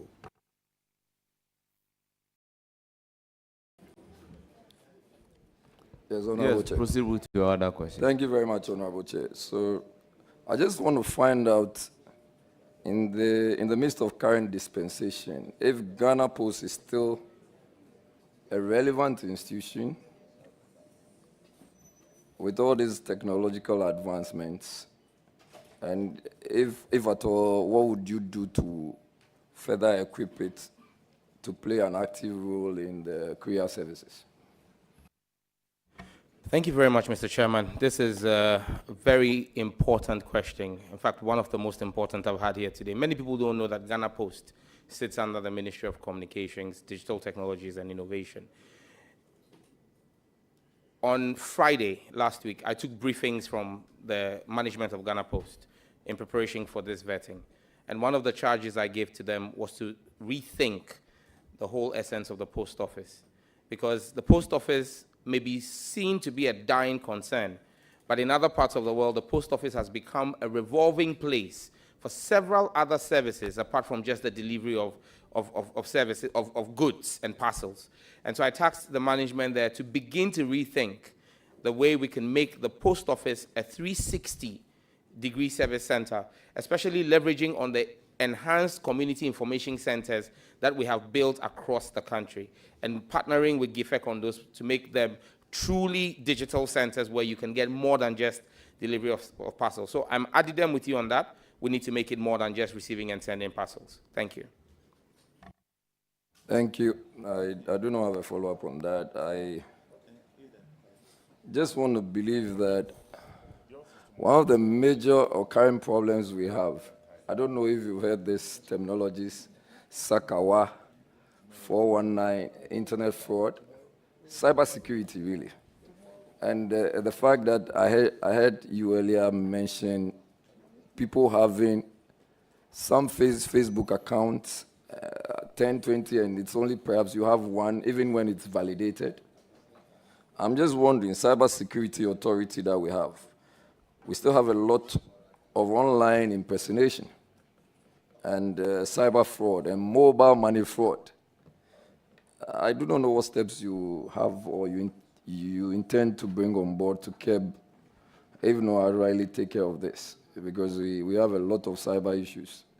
I mean, people are not too sure whether or not mobile money is the way to go, although it's very functional and active. You pay, the next thing you know is being received by the wrong person.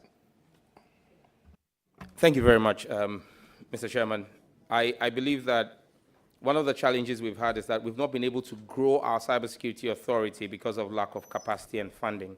There's a raise-on project that was begun under the last government. It's stalled for almost 4 years. They need just about $5 million to kickstart the project.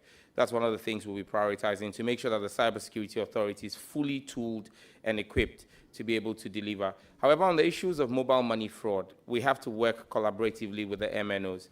And that's why we have to go back to the issue of SIM re-registration again, to properly register the SIMs so that the MNOs can identify who it is. Because it's one thing blocking the SIMs, it's another thing tracking the persons, the cartels behind it, and being able to arrest them and prosecute them. You need to be able to identify persons who hold SIMs. And so working together with the regulators in the space, we will get it done. Thank you. Mr. Chairman, just a follow-up. On SIM registration, so what are the good people of Ghana expected to do with the new, your intention to re-register SIMs? What's going to happen to the ones we have already? Or those who have taken time to have registered earlier? What happens to them? How much is that going to cost you to undertake such a project? Thank you very much, Mr. Chairman. All three questions have been previously answered by me. If I have the direction for me to repeat my answers, then I'll proceed. Please do. You can repeat the answers, but be brief. Nobody, no Ghanaian will lose their SIM cards. They have to do nothing. It's going to be a technology-driven exercise between the NCA, the MNOs, and the National Identification Authority. If there are any disparities in the records, such individuals will be notified to visit their service provider. But majority, we believe that over 90% of SIM holders would not have to visit their service providers. So there will be no activity done. You just get notification that the verification has happened back end and you're verified. So just to ask, if there's no cost that will be incurred during the process. I'm coming there. Will there be cost incurred? There will be cost, but will be borne by the MNOs, because it serves the MNO's own purpose for them to be able to know who is holding their SIMs. Because if they can't identify who are holding the SIMs, they are liable to fines from the NCA. They would rather have us do a clean identity SIM register than to get fines. Thank you, Honorable Member. Your last question. I'm okay. Thank you. I now give the floor to the minority leader and ranking member of the committee.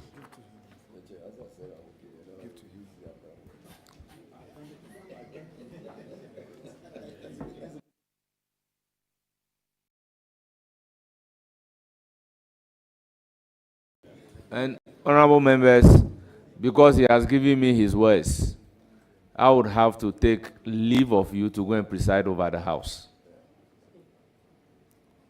So, please, Roxanne, just. Thank you, Chair. Honorable nominee, first, I thank you for making time to answer questions as part of the process of your eventual appointment as a Minister of State. Let me also commend you for availing yourself for this process. I've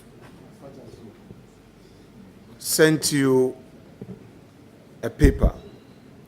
I want you to read the content aloud, and we shall begin our journey for the engagement. Please. Thank you, sir. Thank you, Chairman. The paper handed to me has the peace prayer of St. Francis of Assisi. Lord, make me an instrument of your peace. Where there is hatred, let me sow love. Where there is injury, pardon. Where there is doubt, faith. Where there is despair, hope. Where there is darkness, light. Where there is sadness, joy. O divine Master, grant that I may not so much seek to be consoled as to console, to be understood as to understand, to be loved as to love. For it is in giving that we receive, it is in pardoning that we are pardoned, and it is in dying that we are born to eternal life. Amen. Fortified by this, I'm sure your faith will lead you to provide the necessary honest answers that will be required for the purpose of this engagement. My respected colleague, you rightly said that you and I have known each other for many years, rightly so. In my days as an entrepreneur at Trade Fair, where I was running my transport logistics business, you as a young man rented some of my trucks to do business. And we've had a very excellent relationship since then. I won't be the person to obstruct your career path. In the least, I should guide as your senior brother. Going through your CV, you are 85 born, I'm 78. I've seen a lot that you are yet to see. Now, the Chief Justice of the Republic of Ghana. My respected colleague, Honorable Abu Jinapo, had posed a question to you regarding views you had earlier expressed about the Chief Justice.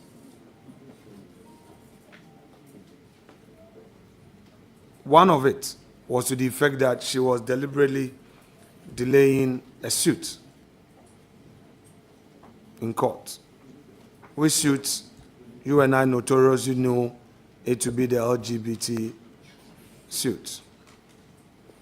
Do you, with the benefit of St. Francis's prayer, which you have invoked, think that you were fair to my lady in the comment you made about her publicly? Which comment she's not had an opportunity to publicly rebut. Do you think you were fair?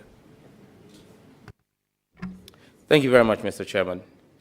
Mr. Chairman, giving the facts available to me at the time I made those comments, I believe that they were made in good faith at the time I made the comment. The benefit of hindsight. And now that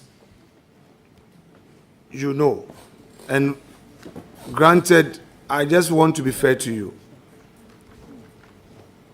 The case had certain applications flying here and there. And there were parties to it, and the respondent defendant's lawyer had made certain applications to the court, which I'm sure you didn't know at the time, correct? Mr. Chair, I knew. Okay. If you did, then the various adjournments which were occasioned by the defendant's lawyers couldn't have been the cause of my lady, the Chief Justice, correct? Mr. Chairman, respectfully, I disagree. So, it is your case for public records that Her Ladyship, the Chief Justice, deliberately delayed the suit that was before the Supreme Court. It is your case. Mr. Chairman, my argument had always been... Honorable nominee, respectfully,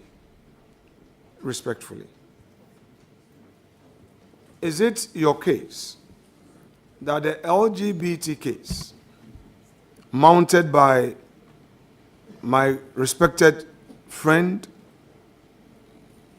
Richard Delasky, barrister at law, etc., was deliberately delayed by the Chief Justice of the Republic? Is that your position? Yes, no. Mr. Chairman, the description are your attributions, not mine. My words were that she had the power to move the case faster than it was being done. And subsequent actions after the demonstration that I led have actually proved my position to be true. That when the Chief Justice gives a timeline, everybody, respondent or plaintiff, Attorney General inclusive, must abide by it. When she invoked her powers, everybody complied. So my contention that she could have expedited it if she had given earlier timelines were proving right by her subsequent actions. Thank you. Do you think that prior to your comment, she was not doing her job well? Is that your case? Mr. Chairman, I thought she could have done better in the exercise of her public office. Do you think that your commentary was fair to her? Mr. Chairman, I believe that all public officers are subject to constructive criticism, and I consider my comments constructive criticism. Honorable Sam George, the process of empaneling, the process a case travels involving parties cannot be at the instance of the Chief Justice of the Republic. Do you agree to that? The rules of procedure dictate who is responsible for empaneling of judges in cases. Do you have evidence that my lady, the Chief Justice, delayed in empaneling justices for the case?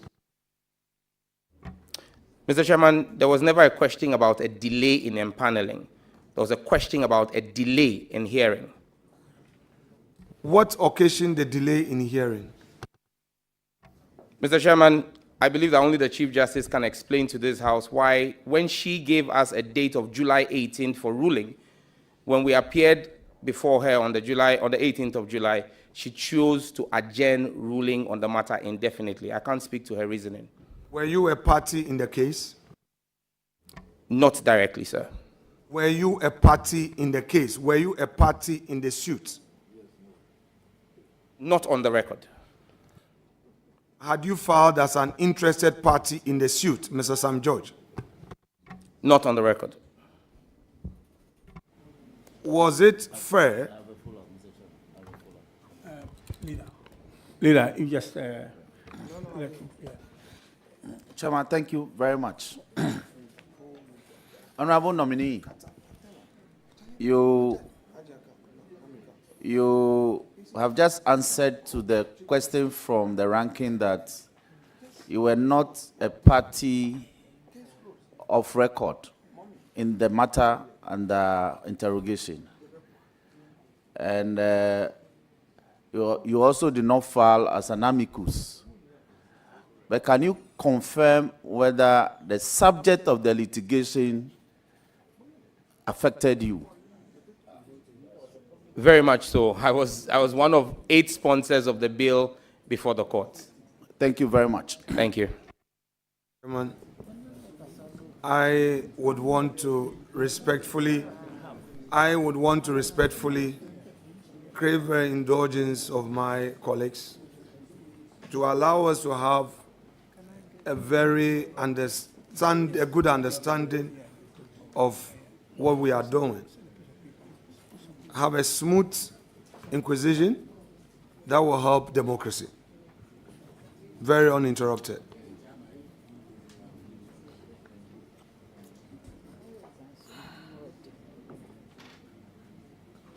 So, you have answered to a follow-up question that you had an interest in the case. That's correct, Mr. Chairman. Yet you didn't deem it fit to get into the case through your lawyer or by yourself. Mr. Chairman, I had absolute trust in the representation for Mr. Speaker, who was a plaintiff and who, in my opinion, represented the interest of the sponsors of the bill. Thank you. You mean the defendant? Because the Parliament was a defendant.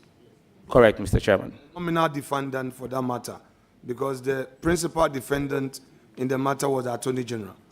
It being a constitutional matter.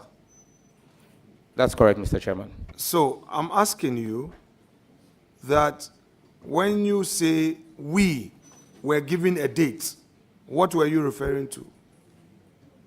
I was referring to the defendants in the case. Which defendant you were not part of on record? Not on record. So you agree with me that when there's you not being a defendant, and you not being a party in the suit,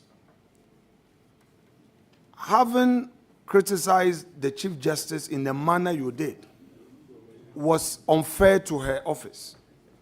You would agree with me? Mr. Chairman, unfortunately, no. Very well. When the Chief Justice who presided adjourned the suit sine die, indefinite, adjourned without a date, did you talk to the defendant's lawyers, that is the lawyers for Parliament, as to the reason? Yes, I did, and they said no reason was given for that adjournment. The Chief Justice said she wanted to hear the substantive case before giving a judgment on the injunction case, because there were two cases before the court, the substantive case and the case for injunction. Now, the decision not to give a ruling on the injunction case basically and technically stayed the hand of Parliament indefinitely, because so long as there was no ruling, Parliament could not appeal, Parliament could not act. It held Parliament in abeyance for almost 5 months. Is that what the lawyers told you? Because we would then need to subpoena the lawyers to take the oath, because you are anchoring your criticism of the learned Chief Justice of the Republic to something that is done. So I just want to know from you whether the lawyers told you.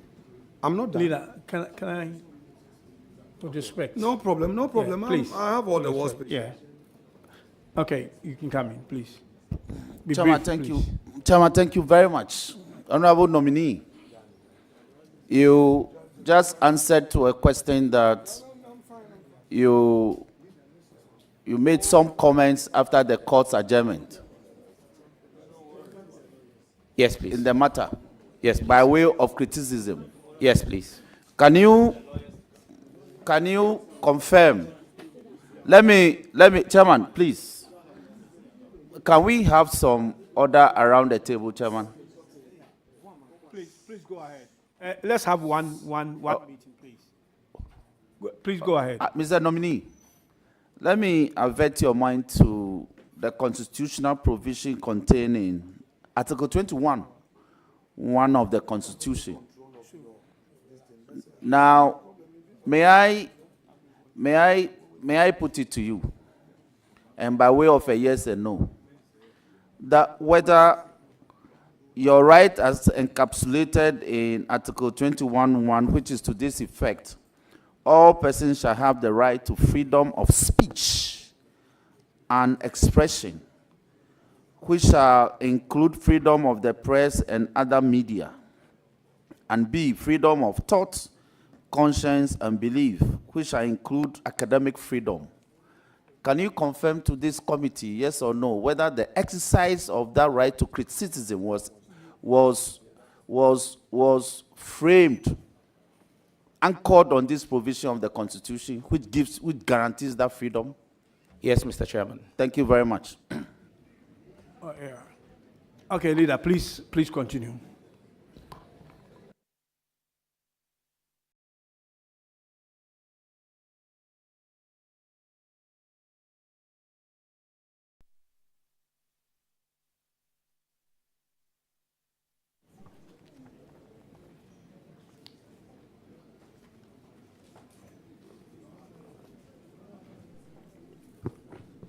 Mr. Sam George, Yes, Mr. Chairman. Did you receive any information regarding the reasons for the adjournment sine from the lawyers for the defendant, second defendant parliament? Mr. Speaker, I wasn't client to the lawyers, so they didn't need to give me any information. Did the lawyers tell you that the inability of the court to make a pronouncement on the said dates affected the work of Parliament? Mr. Chairman, I don't think it's in the place of the lawyers to determine what affects the work of Parliament. That's the role of Mr. Speaker. Thank you.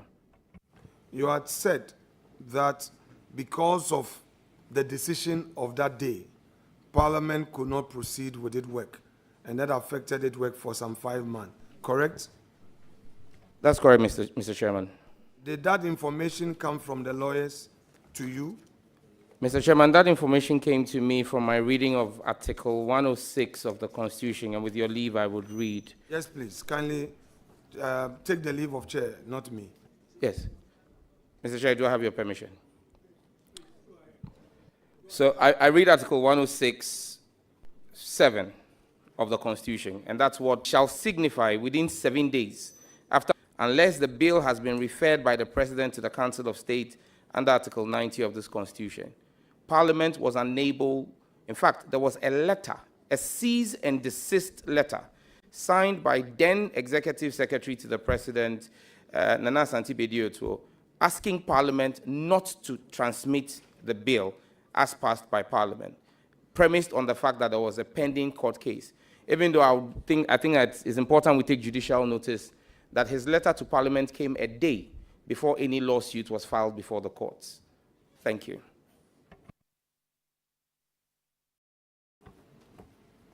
I am asking you,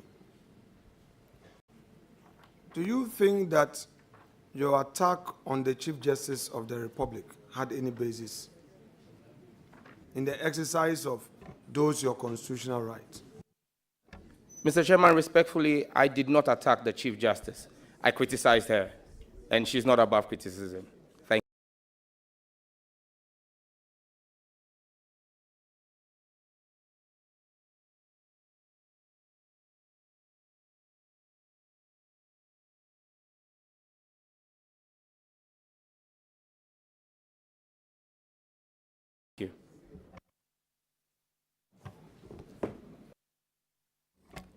In context, your criticism of her, what you said. I'm unable to repeat any of those here, Mr. Chairman, because it's being the exigencies of time have overtaken it. If there is any specific reference you would like to make, I'm willing to respond to that. Thank you. Did you write on your social media wall those criticisms? Did you write them? I want to believe that I express my views on social media house. Yes. We would give you an opportunity to refer to your social media wall and read aloud and in full those criticisms that you don't readily remember. So go to your social media wall, pick it, we'll give you time so that you can read it, then we can proceed. Mr. Chairman, I don't know about the ranking member, but I'm extremely active on social media. In fact, one of the most active politicians in this country on social media. It will be an exercise for me to say that I am scrolling through the hundreds and thousands of posts to begin to scan and identify. If I had been given foreknotice of this, I could have gotten a team to do that. But I believe that if there's a particular case that is in question, I could be referred to it. Thank you. Mr. Chair, our proceedings allow a member time to rely on an important document.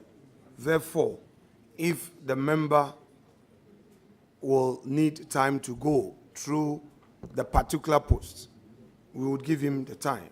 He should be able to furnish us with that. So, Chairman, with the greatest respect, let him have the time to make that available.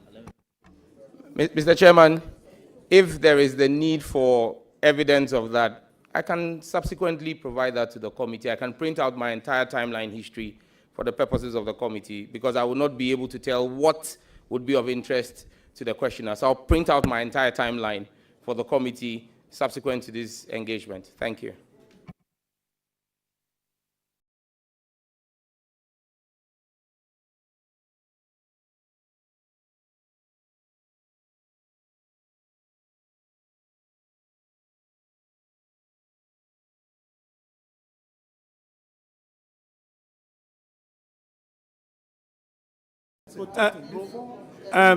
Honorable Roxon. Honorable Roxon, you have the floor. Chairman, thank you very much. Honorable nominee, social media has been defined in our statutes. How many social media platforms do you have? And which one particularly is in question? We know of Facebook, we know of Twitter, which is now X, we know of WhatsApp pages, we know of TikTok. So Chairman, it will be prudent and for the ranking member to be specific, because social media refers to a plethora of other media platforms that are deployed in cyberspace. So if he can be specific, then I believe that the nominee can be properly guided and to also tailor his answers to those particular references. With all due respect, Chairman. Okay, thank you. Leader, would you like to be specific on the issue you've just raised?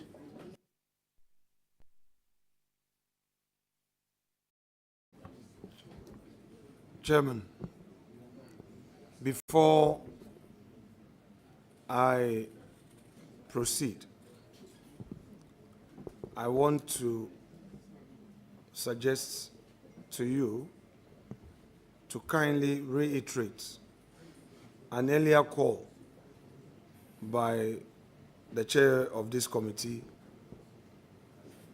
which call was to some of our colleagues who join us but are not members. I don't want to mention a name. I repeat, I don't want to mention a name. But I want to urge my colleagues who are joining us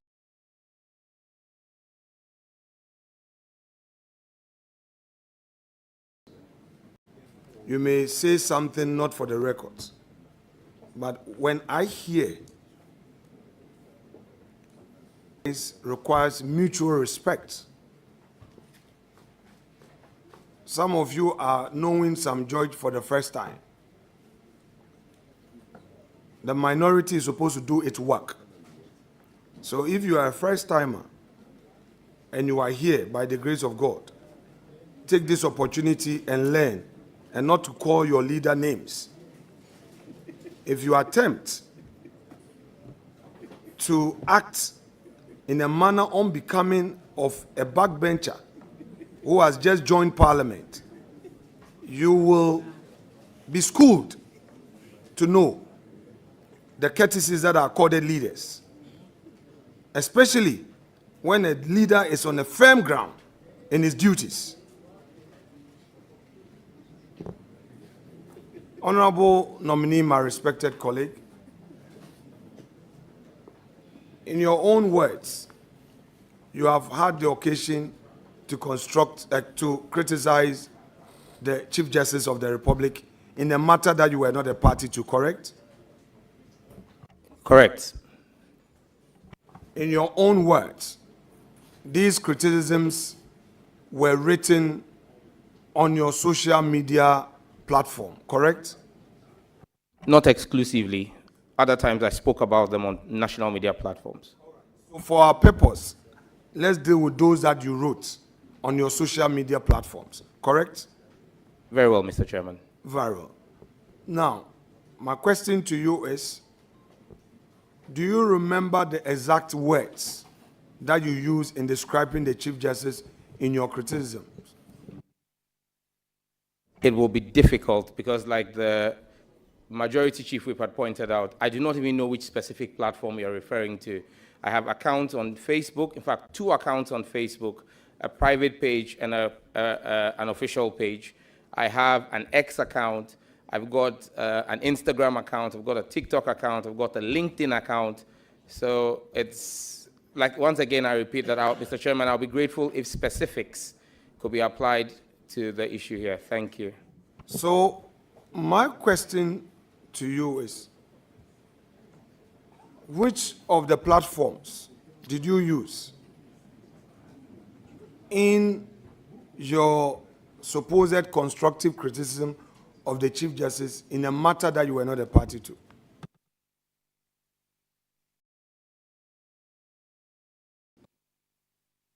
Yes. Please carry. Yes. Chairman, with all due respect to ranking, we sat in law school classroom together. We graduated together. And we are both seasoned practitioners. And we've done criminal prosecution. And we understand the principles. He who alleges must prove. You are interrogating a nominee alleging certain matters. He has given answers. You may not like the answers. It is up to you to put into the further and better particulars. That when I refer to the fact that you made certain comments by way of criticism of the CJ, it was on a so and so and so social media platform. Here are the prints. In fact, in the course of this committee's work, you have demonstrated that those abilities, you brought information and material particulars before the committee and reference nominees to speak to them. Some you actually labeled them, Exhibit 1, 2, 3, 4, 5, 6. So in this matter, with all due respect to him, if he hasn't got information, he may still make progress. But if he wants to stay on this course, then you should be providing information by way of material particular so the honorable nominee can speak to by admitting to same or denying same, so we can make progress. With all due respect, Mr. Chairman.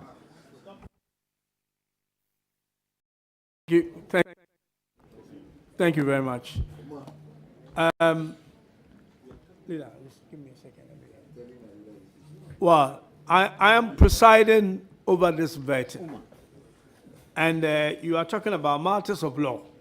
I think as a presiding chair, I have the right to give space for some of my team members to be able to define matters of law, for me to be able to make an informed decision. And it is for that reason that I'm allowing Honorable Roxanne to come in, leader. And I hope that that is fine with you. Thank you. You may continue. I don't have a problem at all. This exercise is good. Posterity will deal with this, and the jury is out there. Students, for many years to come, will refer to these proceedings. But since my respected colleague and classmate has taken us to the classroom,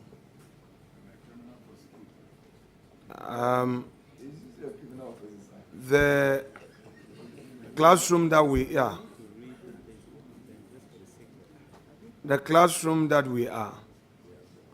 we have to do some exercise there.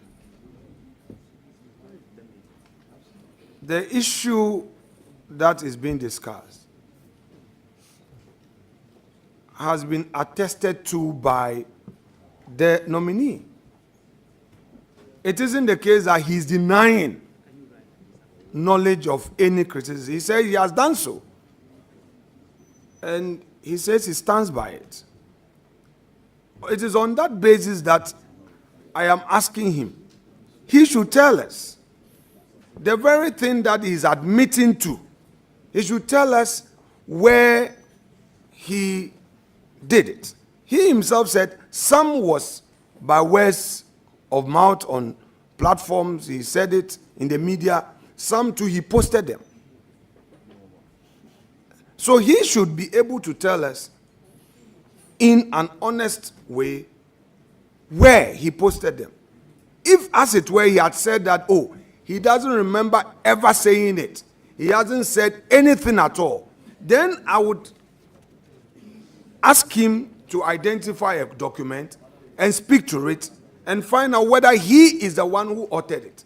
But he says he has done something. And I'm asking him to now tell us where he did it. It's as simple as that, Chairman. So he's supposed to answer that question. Thank you, Chairman. Chairman, once again, I reiterate my answer that I'm unable to know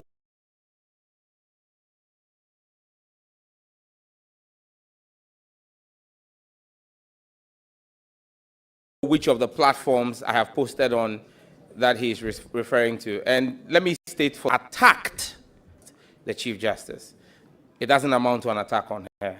It's a critique of her. But I'll be grateful, and I'm willing to identify any documents that are available, and I'll speak to them with all integrity and honesty. Thank you. You have your constitution with you.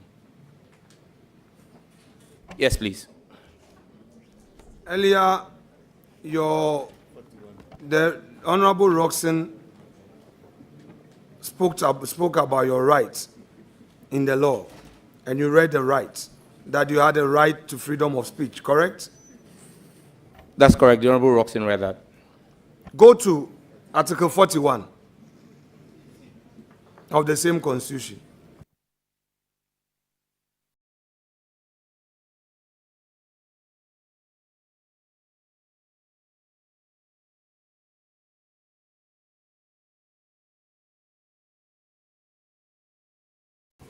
Read the side notes. Duties of a citizen. Repeat it. Duties of a citizen. What? I didn't hear. Duties of a citizen.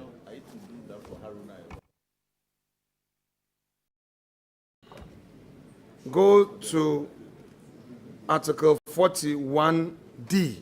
Read 41D aloud. The exercise and enjoyment of rights and freedoms is inseparable from the performance of duties and obligations, and accordingly, it shall be the duty of every citizen to respect the rights, freedoms, and legitimate interest of others, and generally to refrain from doing acts detrimental to the welfare of other persons. Very well. Very well. I shall, Chairman, with your leave. Chairman, with your leave, I shall, through you, forward to the nominee a document for him to read aloud. I have a series of them. Read number 9. Number 9. SB 1 series. Must we be prompting you? You get you. What is this? We have agreed to do so.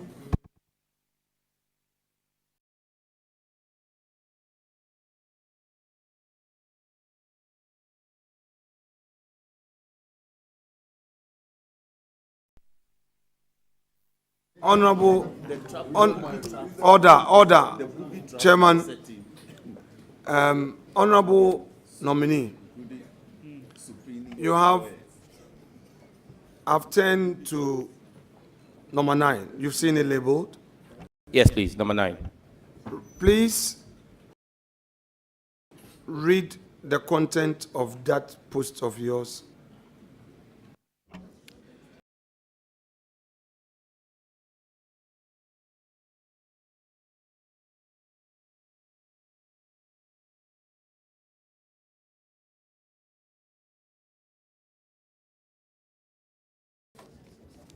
There is absolutely no doubt in my mind that the current Chief Justice is engaged in judicial thuggery and poses an existential threat to the dispensation of justice in a fair and just manner.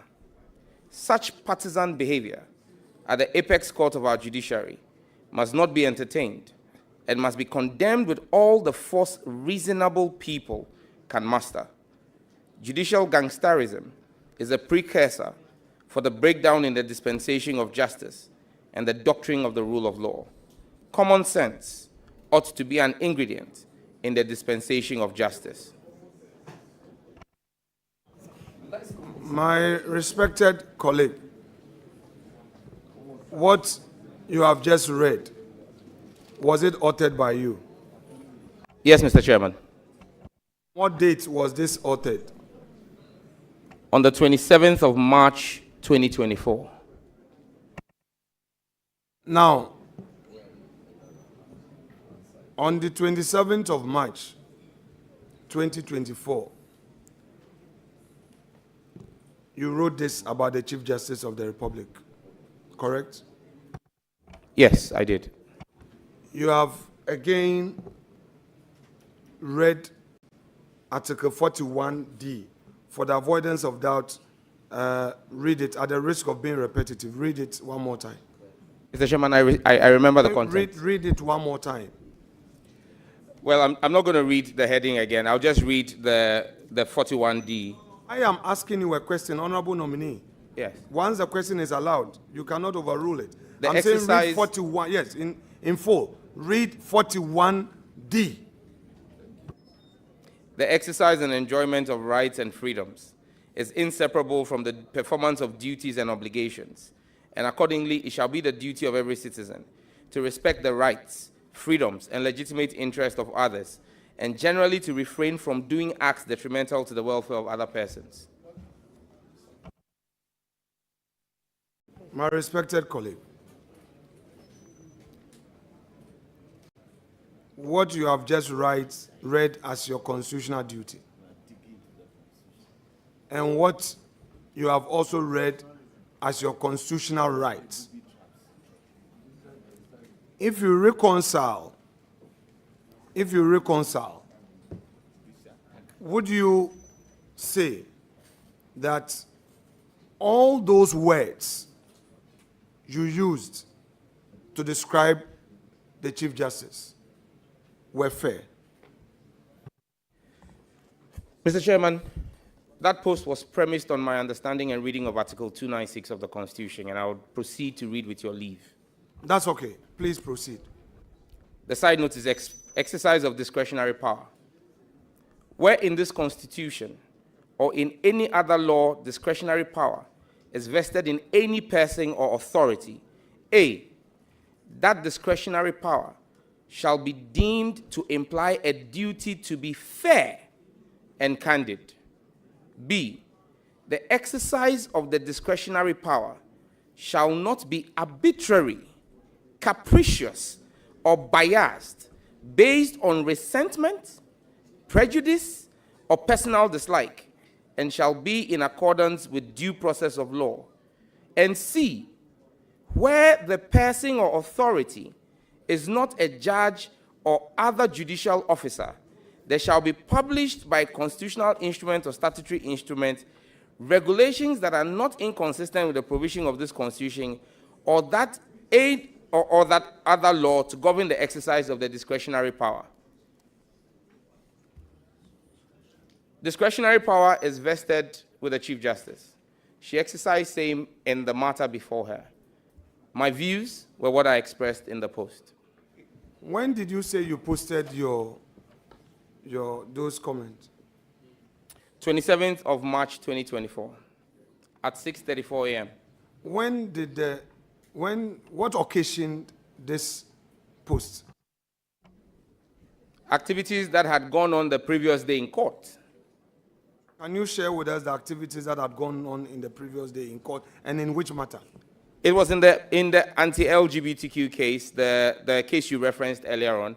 I don't really remember all the details, but I'm fully aware that my comments were in reference to the actions that had happened the day before in court. You had earlier said that your criticism was premised on a July 28th disappointment. Now you are referring to a March post. So which is which? Just reconcile. Chairman, at no point in my previous answer did I say that my displeasure with the Supreme Court and the Chief Justice was exclusive to the July 18th ruling. The case had started in court from the 5th of March.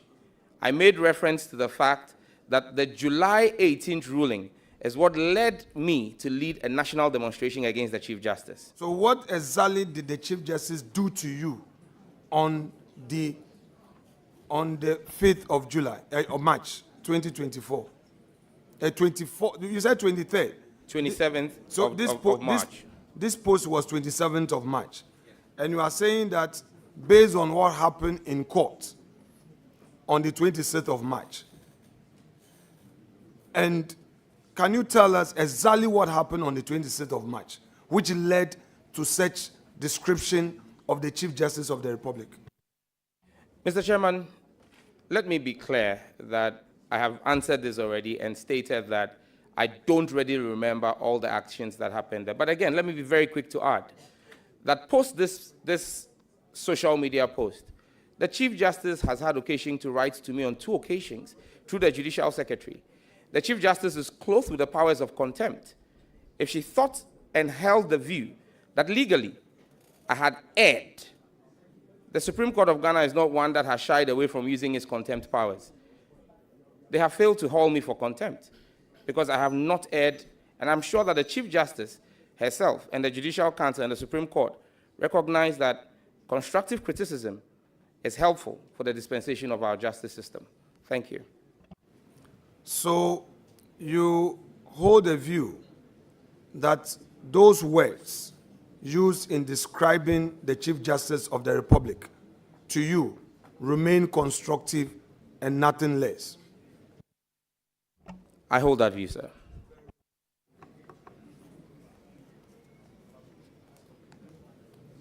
Clerk, kindly furnish me the document.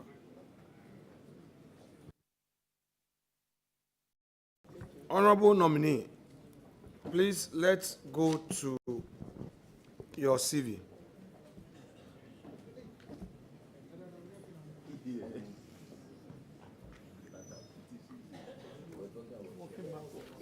Please, where were you born? I was born in Somanya in the eastern region of Ghana. I'm not familiar with Somanya. Is it in the eastern region of the country? Mr. Chairman, I just stated that I was born in Somanya in the eastern region of Ghana. Now, Krobo, Odumase, and Somanya, are they the same? I am unable to respond accurately to that. I'm not sure about that. But I believe that one of the MPs from the Krobo area is present in the committee. He can help us with the geography. Honorable nominee, respectfully, are you familiar with Krobo Odumase? Yes, I know the constituency, the lower Manya Krobo constituency and upper Manya, yes. I'm not talking about constituency. I'm talking about a town called Krobo Odumase, Odumase Krobo. Yes, I know a town like that exists, Mr. Chairman. Very well. And I'm asking you whether that town and Somanya are the same or different. I am unable to answer. I told you I'm not very conversant with the geography of the area. Did you live in Somanya where you were born?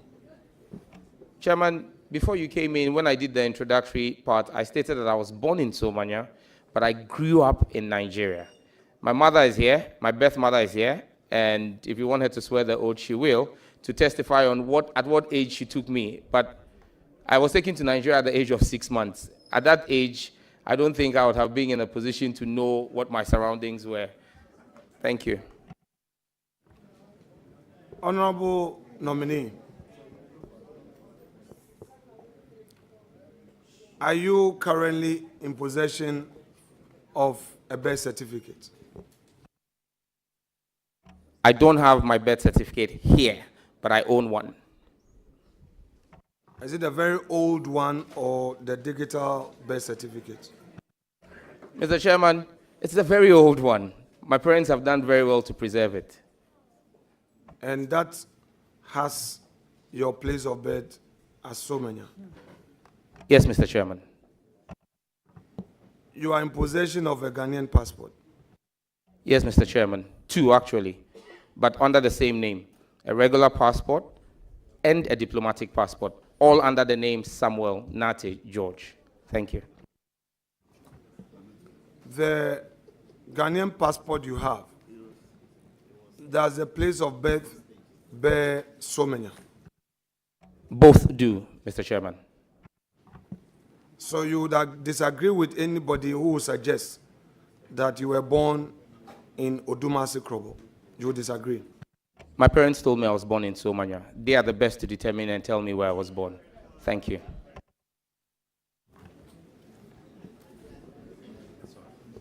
Honorable nominee, on your CV, you have indicated that you have undertaken a number of courses.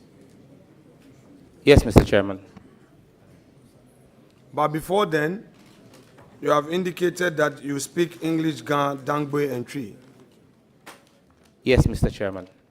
Do you speak any language of Nigerian origin? Muso Yoruba, dear, sir. You speak Yoruba? Yes, I do, and a bit of Igbo. I can tell you my name, Ahambu Sam George. Don't pay attention to my questions. Pay attention to my questions and then answer my questions.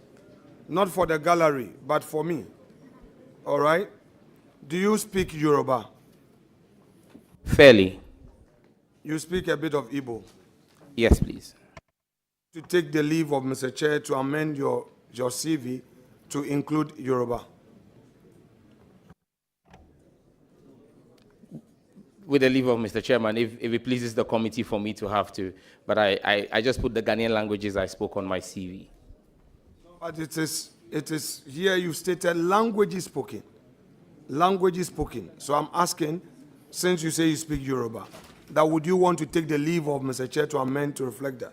Yes, Mr. Chair, it can be amended with the leave of Mr. Chair. Leave granted, amendment accordingly carried out.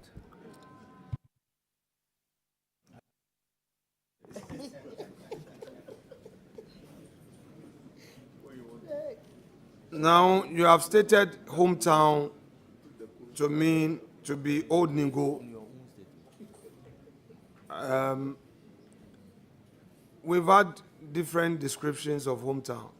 So tell you how you come by hometown. I believe on my CV it says Ahiam, Old Ningo. And Ahiam is where my father hails from, where my father comes from. So that's where my father's house is. And mom too from there? My mom is from Old Ningo town itself. Your CV page 1, you have indicated that you have a BSc Agricultural Engineering, Soil and Water Engineering specialization from KNUST. May I know from you, at KNUST, were you a member of TESCOM? Never. Did you at any point join TESCOM outside of, at any of the institutions that you studied? Never, Mr. Chairman. So you disagree with any report to the effect that you were once upon a time a member of TESCOM? That would be an unfortunate lie. I disagree with it.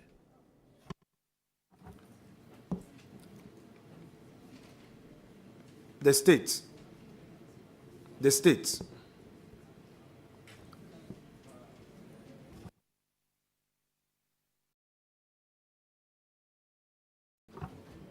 as part of our vetting, you know that we request for due diligence reports from state security. So, as at January 27, 2025,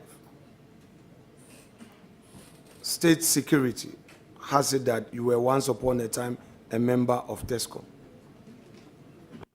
This is part of the reason why I'm on record to have said that the new Mahama administration has to overhaul our entire state security apparatus because it's woefully ineffective if it says I've ever been a member of TESCOM. Thank you. Very well. And you would also disagree to the information given to us that you were not born in Odumasu Krobo. You disagree with them? Absolutely.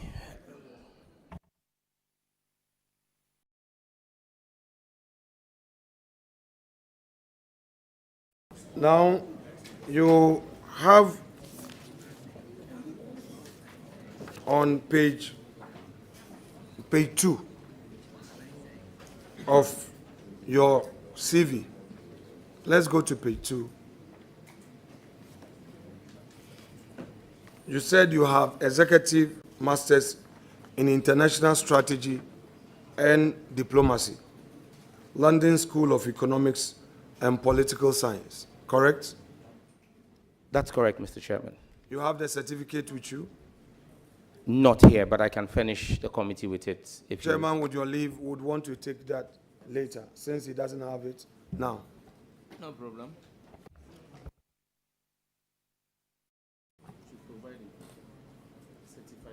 Certified true copy later, you can let us have it. I would quickly make the request to the LSE for a certified true copy. You have the certificate with you. You have graduated. I have the original certificate framed. You're asking for a certified true copy. No, but you can certify it. You can get it certified. I would choose to get it certified from the university that issued the certificate for the purposes of this committee. I'll make the request to the LSE. This perhaps is a legal question, so it's all right if you understand it, sir. Well, for the benefit of your supporters, we are here to also help you. I know you've done LLB. I know you've done LLB. You've not been called to the bar yet. You don't need to write to your school to give us a certified copy. Once you are in possession of the original, a notary public who cites the original can certify. That is the law, which they should know. Now, would you be able to furnish us with a certified copy of that certificate? If it pleases the committee, Mr. Chairman. When did you start the program? And when did you finish the program? September 2021, and I submitted my dissertation in July 2022. How did you pursue the program? In person. Now, at all material times, you were a member of parliament. September 2021. You said when did you finish it in 2022?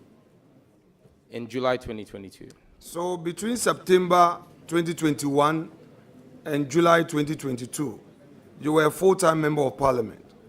And this school is in the United Kingdom. So share with us how you pursued the program. Mr. Chairman, I believe that speaks to my dedication and diligence when I put my mind to something. I spent most time... Nominee, how did you pursue the program? Mr. Chairman, that's where I'm going to respectfully. I'm just saying that to help you go straight so that we can finish with you on time. Mr. Chairman, my program was an executive master's program, and I had multiple class periods and assignment periods. So in every month, we had 10 days of physical contact. And then you had essays that you had to present or submit in the ensuing period until the next class. And so again, if the committee would want for me to show evidence of my travel record, I will show how I spent 10 days in London with the leave of Mr. Speaker sometimes, and when I returned to Ghana, to make sure that I stayed within the courses. And I had to do that between September and May. June, July, and August. June and July were not, you didn't need to be in person because that was when we were working on our dissertation. Thank you. Okay, so you are telling us that, so from September, every month, you were spending 10 days in the United Kingdom, every month. Give or take, yes, please. No, let's be specific, because you say we can check that from your travel records and all. I just want us to be very specific in the answers. So September, when you started in September you went to UK for 10 days and came back, correct? Mr. Chairman, that's why I said give or take. There were times when, because of travel periods, and that was at that time, there were still COVID travel restrictions. So there were times when I had to spend 14 days. There were times when I was able to do 12 days because the regulations in the UK were very fluid at the time. For some time, at the early parts, you had to do a 2-day quarantine after entering the UK before you could make yourself available. So yes, I may have gone to school for 10 days, but my travel time included 2 days of quarantine when I entered the UK, so it could have been 12 days. So give or take, it was 10 days at every time. So you were doing it month on month, correct? That's correct, Mr. Chairman. So you can furnish us with evidence of September travel, October travel, November, December, all the way to May, as you said. Yes, Mr. Chairman. Chairman, with your leave, would the nominee has promised to furnish us. So leave is hereby granted. Very well. So, honorable nominee, we'll take that one. I recognize a follow-up question from Honorable Roxanne. Thank you very much, Chairman. Nominee, did you pursue this program with public funds? Absolutely not. Fully funded by myself. Now, this program, do you have an online component of it? Yes, please. The submission of your essays and all of that. No, please. My question was very specific. There is an in-person, so I want to find out whether there is an online component of the program. That's all. Yes, there was an online component. So in addition to traveling to London, you pursue some aspect of the coursework whilst here? That's correct. Chairman, that will be all. Chairman, I'm taking note of the supposed follow-up which comes in multiples, and they are indeed substantive. Mr. Roxanne has had his time, but anyway, I would tolerate him. It's fine. Okay, so when did you graduate? I believe it was in December. I attended my graduation, I think, either in December 2022 or January 2023. I need to refresh my memory, but I think it was in December 2022. It's a matter of public record. I'm sure when we get the certificate, we'll get to know. Now, you said that you fully funded yourself. Yes, please. How much did it cost you? Mr. Chairman, are you asking me the cost of the course or the cost of the entire program? Because okay, that would I'll include, break it down. Don't worry. That would include travel. Don't worry. I'll break it down for you. First, let's deal with your tuition fee. How much did it cost you in tuition? I would have to check with my accounts to determine how much it cost. This was a fee I paid about 4 years ago. With the leave of chair, would want to have that. Very how well. much did it cost you in accommodation? Again, I'll have to check with my residents at the time how much it cost me. So with the leave of chair, you provide us with that. How much did it cost you in travel? Again, the tickets vary based on season, so I'll have to itemize each ticket and how much it costs. Okay, so Chair would give direction on all three, so you can provide. Leave that. is hereby granted for you to bring the cost component. But Mr. Chairman, respectfully, may I find out why personal expenditure of mine for my own personal development is now the subject of this committee's inquiry? You should have said that as your answer.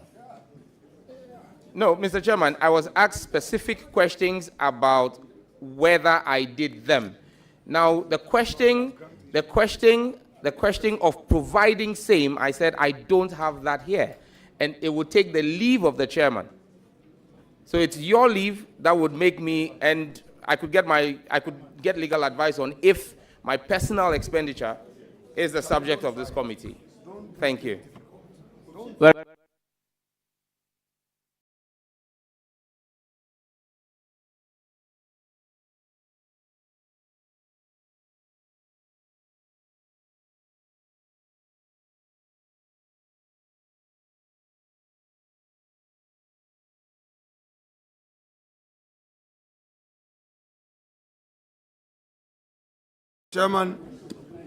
Chairman, as you've granted leave for those information to be provided, we'll rely on the nominee to make those available through the clerk. So we'll proceed. Thank you. Now, on the issue of Kofi Annan Training, International Peacekeeping and Training Center, it's on your CV that you have an executive master's in conflict, peace, and security, correct? That's correct, Mr. Chairman. Can you share with us how you undertook that program? Mr. Chairman, that program was a weekend program as an executive master's at the Kofi Annan International Peacekeeping Training Center, and I attended with a few other colleagues. Thank you. How long did it take you? It was a one-year program. I completed in 2019, but did not graduate in 2019 because I was out of the country on the date of the graduation.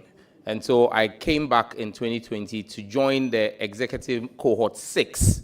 I was part of executive cohort 5, but I joined executive cohort 6 in 2020 to graduate. Thank you.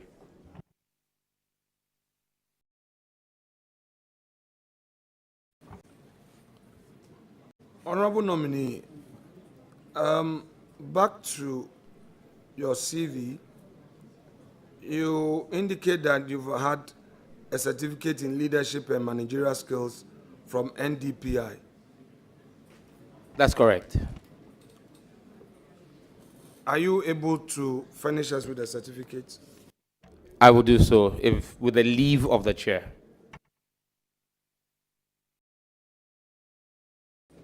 Leave is accordingly granted.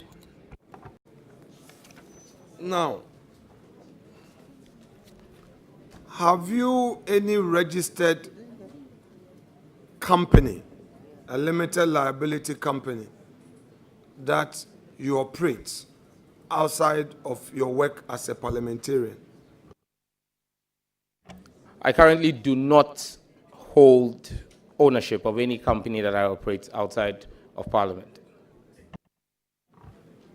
Prior to this period, were you previously an owner of a limited liability company? Yes, prior to coming into Parliament, yes, I was. Can you furnish us with the name of this company? The first company I think I registered was Events and Multimedia Ghana Limited. When did you register this company? Chairman, I don't readily remember. What is the name of this company? For emphasis, I will repeat it, Events and Multimedia Ghana Limited. Who are the other shareholders apart from you? I don't readily remember, and the company is defunct at the moment. At what point did this company become defunct? Upon my entry into Parliament, I stopped working. When you were operating your company, were you taking only private jobs or you were also doing government jobs? I never took a government job. Go through your CV, share with us where on your CV you have provided information of this, your company.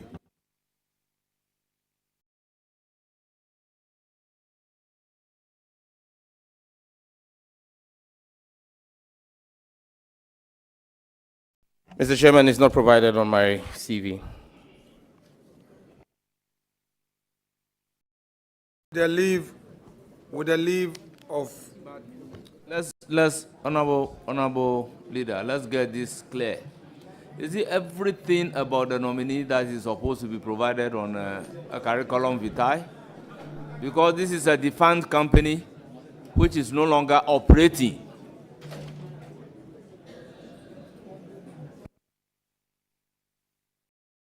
Chairman, respectfully, the nominee has provided us his own CV. The CV, he talks about personal data. He moves from there to profile. He has shared with us his educational background. He goes further to talk about professional experience. He has taken us through conferences he has attended. He has also told us that he is a member of certain boards and agencies.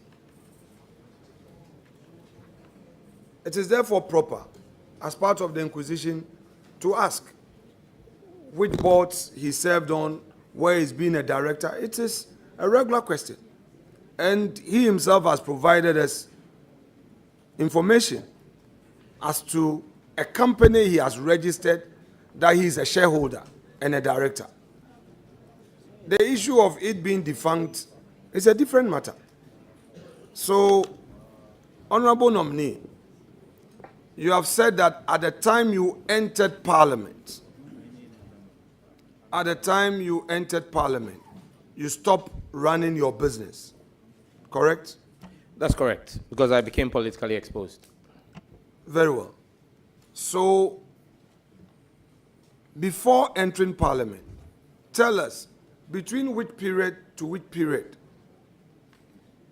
you operated your business? Tell us, between which period to which period you operated your business, that your company? Mr. Chairman, I believe I registered this company whilst I was in the university, sometime between 2003 and 2004. I left the university in 2005. And I believe that I stopped running I stopped getting any businesses after I was appointed communication specialist at the president in 2014. Because at the time, the clientele I had required that they couldn't work with me as a PEP. Thank you. But you just told this committee that you only stopped operating your business when you were elected member of Parliament, because at that time you had become politically exposed. Do you still stand by that answer? Yes, Chairman. You see, the nature of business I had long-term contracts. So even though I became a PEP in 2014, I had contracts that ran till sometime in 2016, and it was indicated to me that those contracts will not be renewed. Now, share with us the period you became a member of Parliament. You were not doing any other business. You were solely dependent on your salary, correct? Yes, Mr. Chairman, as my primary source of income. Did you have the benefit of any secondary source of income? Mr. Chairman, I'm married to a very industrious woman. I don't get it. Please explain. I'm married to an industrious woman.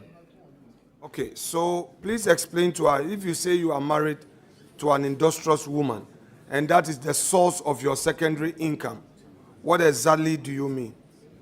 I mean, my wife takes care of me. Very well. So, industrious woman, she takes care of you. are you suggesting that she also paid your school fees for your UK program? Mr. Chairman, I believe that this committee has asked me to furnish them records of my fees that were paid. I believe that I don't see where we're going with this. Thank you. No, with the greatest respect, honorable nominee, I continue to treat you with respect. If you say you don't see, yours is to answer. If you need guidance, please seek guidance from the chair. If chair allows my question, and you want to say you don't see, where I follow up based on what you say. I never asked you about your wife. I never asked you about her business. You said your wife takes care of you. These are your words. You say your wife is an industrious woman. These are your words. And that is your secondary source of income. These are your words. So, are you aware whether your wife, through her industry, has been paying her taxes? Have you become aware of it? Mr. Chairman, those are my wife's Please, affairs. please. That is personal to your wife. So, with all due respect. The monies that your wife your wife gives you, which monies you say that is your secondary source of income, do you pay taxes on them? Mr. Chairman, I have at no point in time before this committee, and I'm on record, said that my wife gives me money. I have at no point in time made that claim. My claim before this committee is that my wife takes care of me. I didn't say she gives me money. Thank you. Is that your secondary source of income? I have not said so. Your words, Mr. Chairman. Honorable nominee would leave it there. Whether they are your words or my words, we'll leave it there. Let us proceed. How did you raise the funds to pay your fees? Because this is a matter of record that you provided. Mr. Chairman, I had savings. Thank you.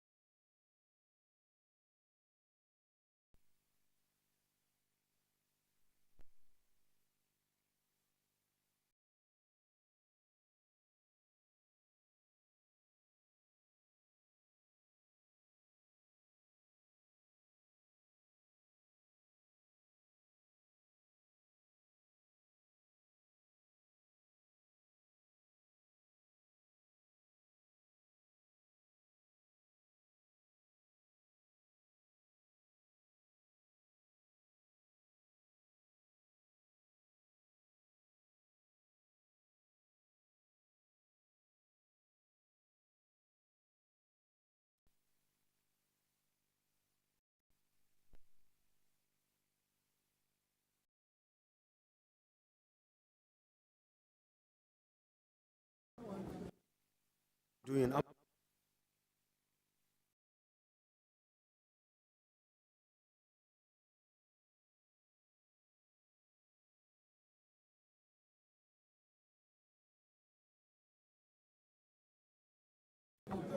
Honorable nominee.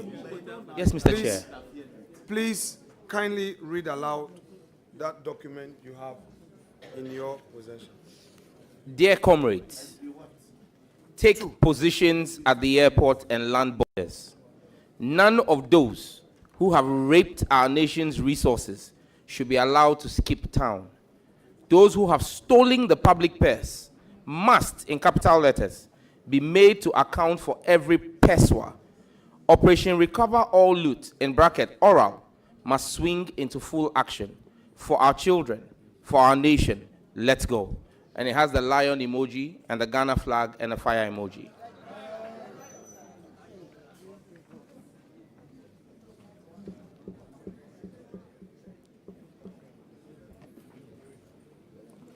Can you share with us those looters, the names of those looters you were referring to, who you were calling on comrades to protect our borders so that they don't escape?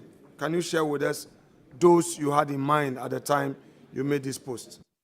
All of that information, Mr. Chairman, has been shared with the oral team that was headed by my comrade Okujeto Ablakwa, Member of Parliament for North Tongue. Thank you. Honorable nominee, this is a public hearing. You have made this post, and I'm relying on it to ask you the question. I'm asking you, these individuals that you say they have looted the nation, they have raped us of whatever, can you share with us those individuals? Give us their names.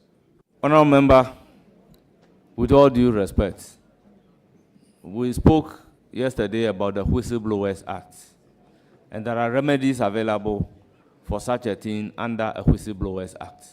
So in a full public view, asking that the names of those people be disclosed, there are dire consequences for it. I will therefore humbly overrule the question. Thank you.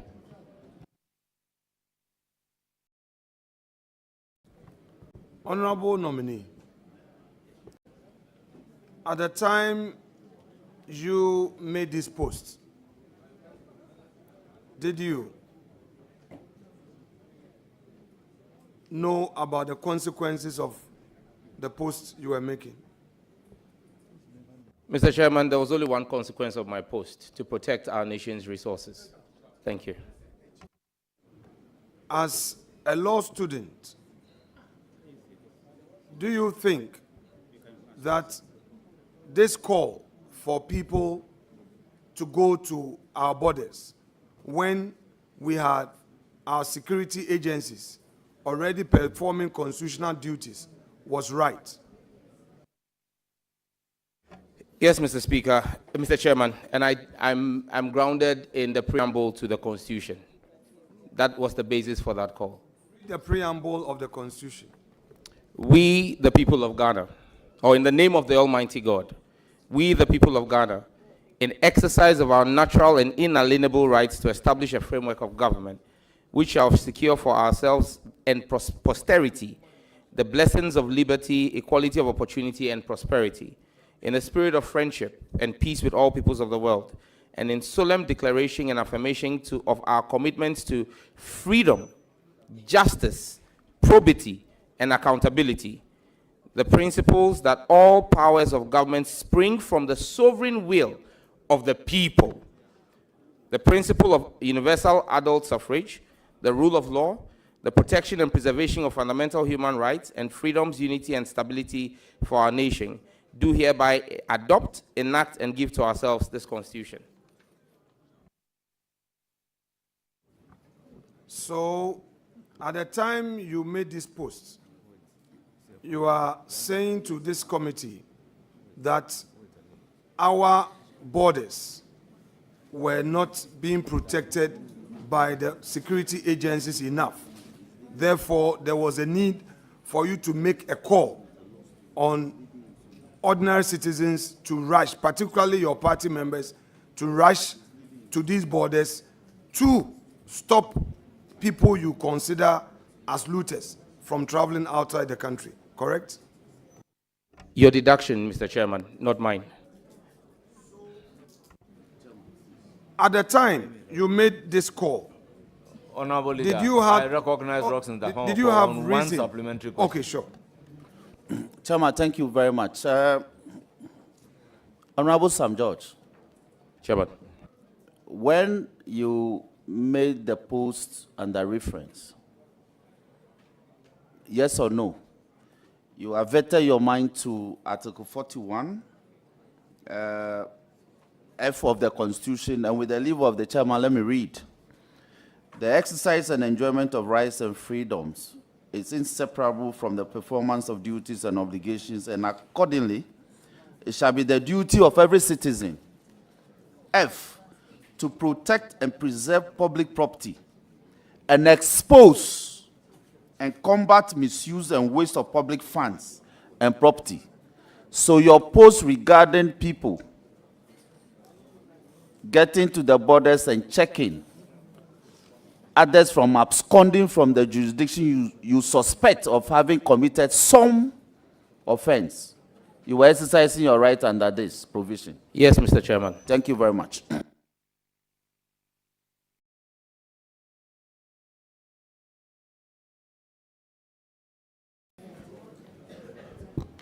Honorable Sam George,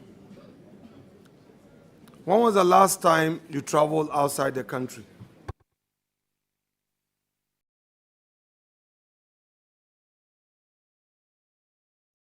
I don't readily recall, but I haven't traveled this year, so sometime last year. At the time you got to the airport, did you go through immigration screening? Yes, I did. Did you see customs officials at our borders at the airport? Yes, I did. Did you find the national security operatives at various points at the airport?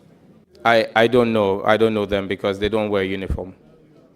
But do we have security systems at our airport? I would suppose so, but I can't state on the record. Now, at the time you made this your post, by the way, go back to the date you made the post. I made it on the 8th of December 2024, a day after John Mahama had won the elections by almost over 57% of the votes.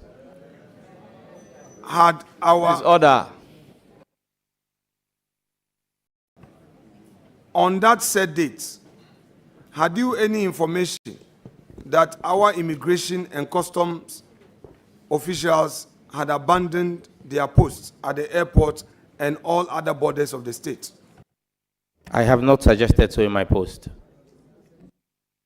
Honorable Sam George, I am asking you a straightforward question. Had you any reason to believe that they had abandoned their posts at the airport and all other borders that they had a duty to protect as officers of the state? Chairman, once again, I repeat that I have not made such a suggestion in my post, so it can't be attributed to me. Thank you.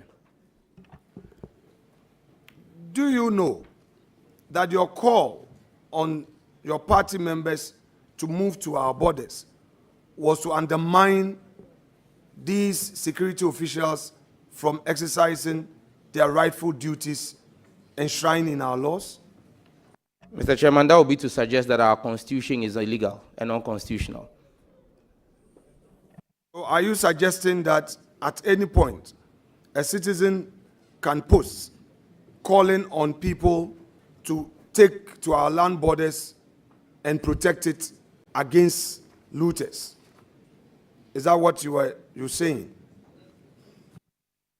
Mr. Chairman, like I said, that post was made pursuant to provisions of a duty of a citizen, given the exigencies of the time, the duties of a citizen, according to the preamble and Article 41F of the Constitution. Do you know that that preamble of the Constitution is equally enforceable through a law properly enacted by the state? Do you know that? I'm aware of that. And do you know that as part of the enforcement of the constitutional provision, we have established state security agencies to protect our borders? Fully aware of that, Mr. Chairman. I'm fully aware of that, Mr. Chairman. And do you know that as a citizen, your right call would have been to the security agencies instead of party members you call comrades? Do you know that? Mr. Chairman, it is the vigilance of these comrades that stopped the export of 17 pallets of gold that were not properly labeled at the Kotoka International Airport. My call was a call to national duty. It was heeded and saved the public purse. I should be celebrated for that.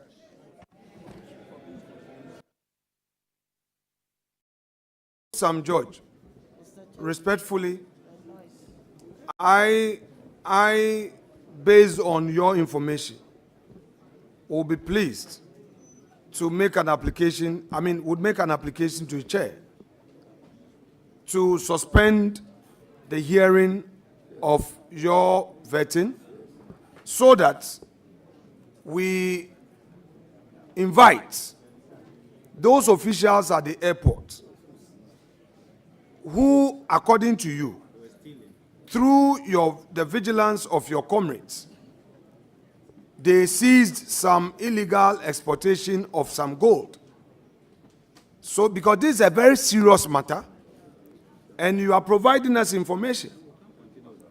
So, Chairman, important that we suspend the hearing of this matter to bring those officials who have a mandate to protect our borders, ensure legal exports. Explain to why they abandoned their responsibility, and it had to take some vigilante comrades based on his call to arrest some illegal gold exportation.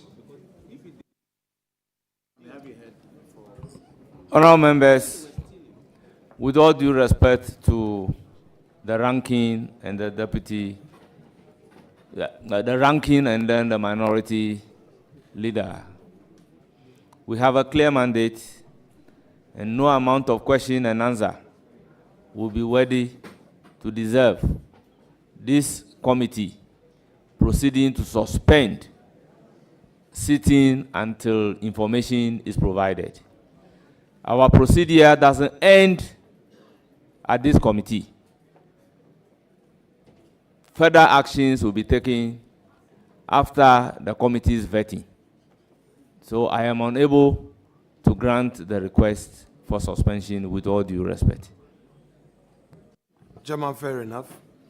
Chairman, then, with your leave, I would want to extract some further information from the nominee so that we invite those officials to appear before us so that, I agree with you that we don't suspend, but we would have to invite them based on the further information we'll give. Honorable nominee, this gold that was being stolen, can you provide us further details of where and how these comrades were able to assist in stopping this stealing? Lay the foundation with the answer and then we go specifics, because it's very important. The nation is listening and it will help. So, is your question seeking for him to mention names of people? Honorable Chair, I am exercising a lot of restraint, and I would plead with you. The nominee said there was stealing at the airport. Some people were stealing gold and exporting, and through his call, there was an arrest. We need to know the details. It cannot be that he will say something and then we cannot have details. So he should provide us the details. Did you say some people were stealing at the airport? Mr. Chairman, the sitting of this committee is public records. I never said that anybody was stealing.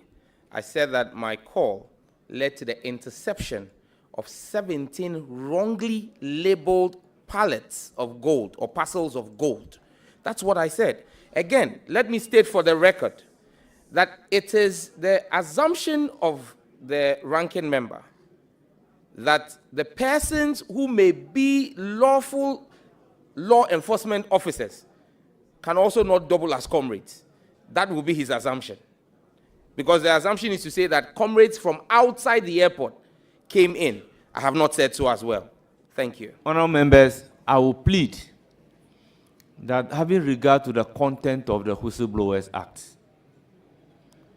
some questions and the answers being provided may be in violation of some provisions in the Whistleblowers Act. It is for a stated reason That's why we refer to that particular law, Whistleblowers Act. So I am not even happy that it is being placed on record that some responsibilities being discharged led to the arrest of some pallets of gold. So I intend to direct that that answer be expunged from the record.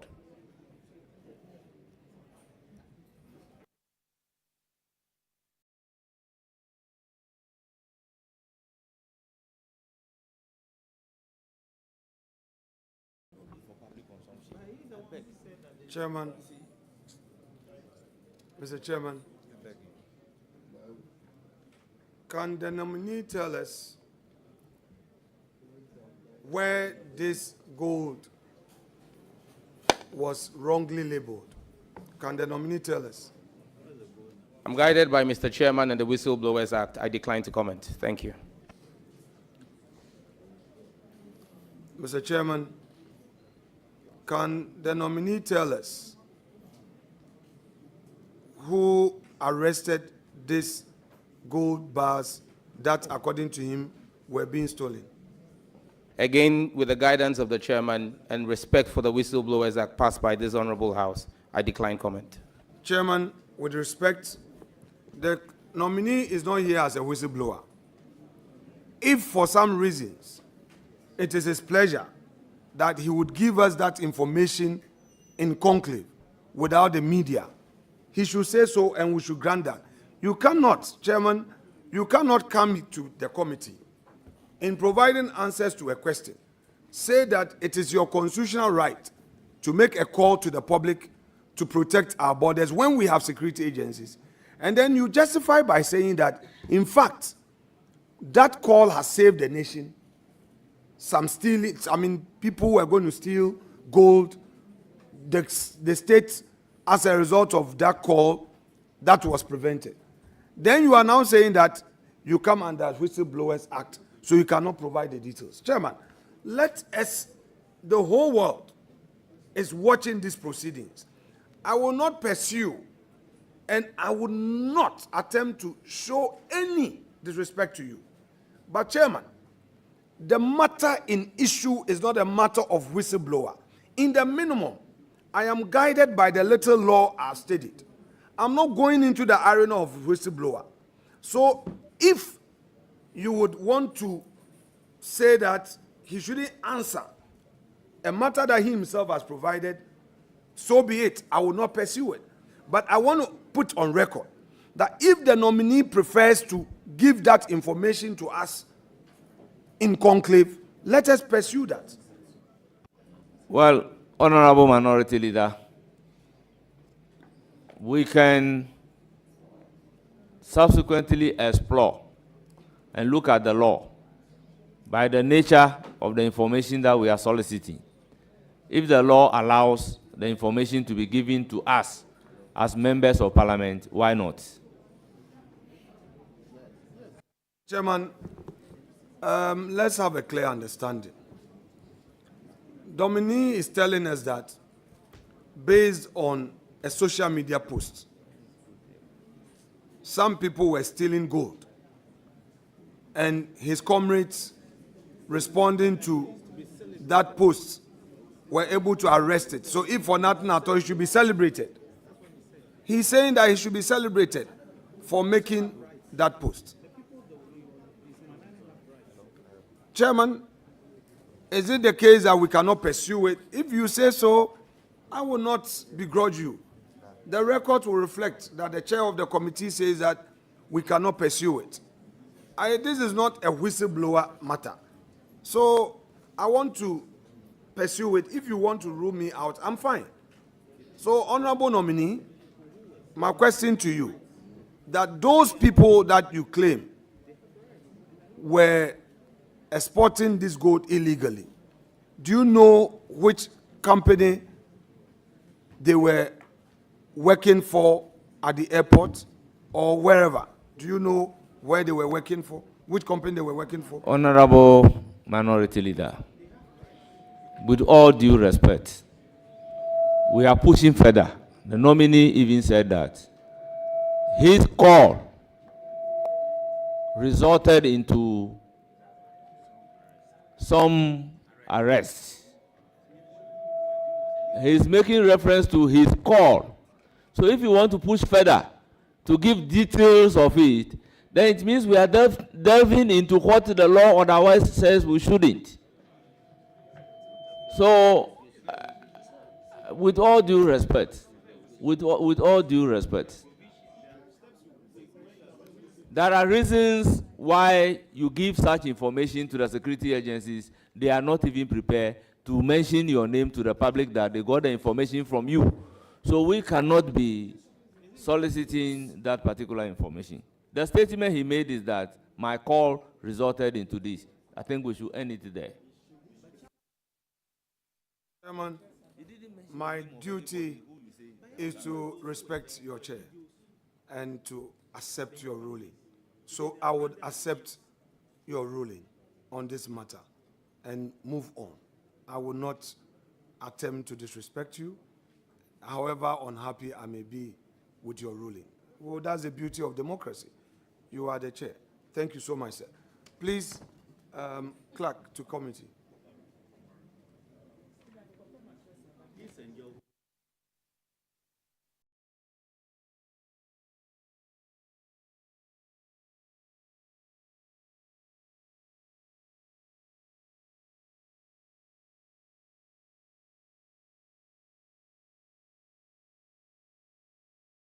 Honorable, as 6. First of all, the document, the paper you have, were you the one who authored it? Yes, Mr. Chairman. Please, can you read it aloud in full? Galamsey is Ghana's drug trade. It is to Ghana what cocaine is to Colombia. There are cartels involved. These cartels have politicians, chiefs, and security personnel involved. Our government is complicit and will not do anything about it. And then I tag then President Nana Addo Dankwa Akufo-Addo, bears ultimate responsibility. He has the power to arrest and deal decisively with everyone involved.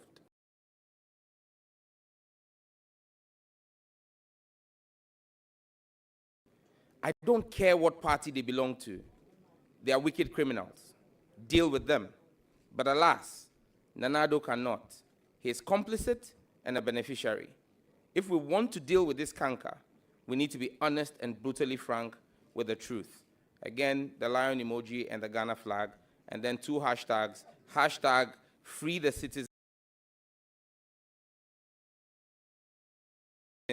Hashtag stop Galamsey now. And I attached a picture of a Galamsey site. Thank you. What date did you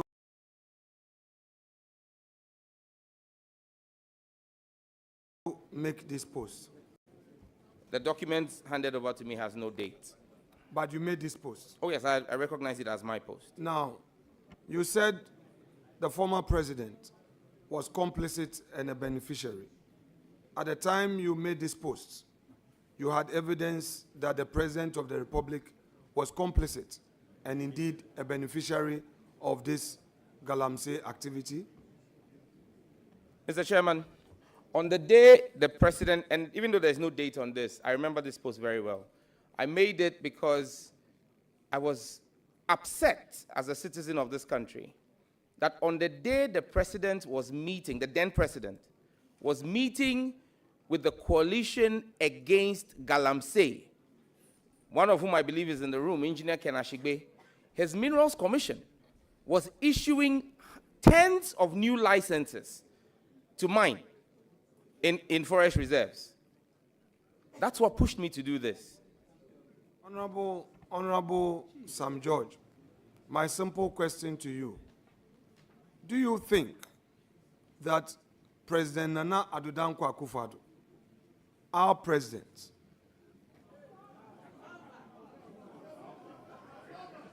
Chairman, you hearing? Honourable members, order. I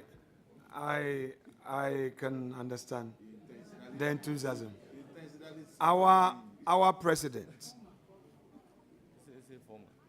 our president, who was in charge of the government of the day between 2017 and 2025, January 6th, was indeed a beneficiary of the Galamsey activity. Do you solemnly believe in that? That indeed he was a beneficiary of this? Chairman, my understanding is that the president at the time was leader of the NPP, per your constitution. He was leader of the party. We all saw or listened to the recording between the then Minister for Environment, Science and Technology and the then Vice Chairman of your Central Region party, where he said you needed to do Galamsey because party had sika. The party that he had sika or needed money was the NPP, and President Akufo-Addo was leader of the NPP. If it walks like a duck, quacks like a duck, and has his kids in a row behind it like a duck, it is a duck.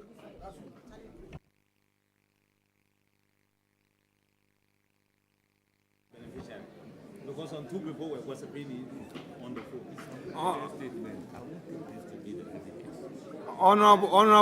Honorable Sam George. Honorable Sam George.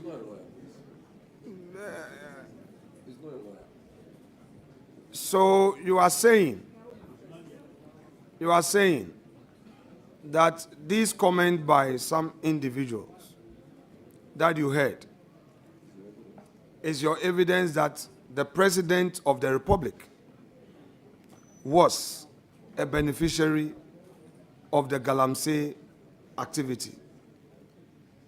Mr. Chairman, if I'm not mistaken, the President subsequently went to even campaign for the gentleman who made those comments to be as a parliamentary candidate of the NPP. He associated with him. He did not distance himself from it. And Mr. Chairman, let me plead with you. This committee should not be used to whitewash the image of President Akufo-Addo. We know him. The people of this country passed a verdict, and let's leave it at that. Thank you. Honorable nominee. Order. Order. Order. Order. Order. Order.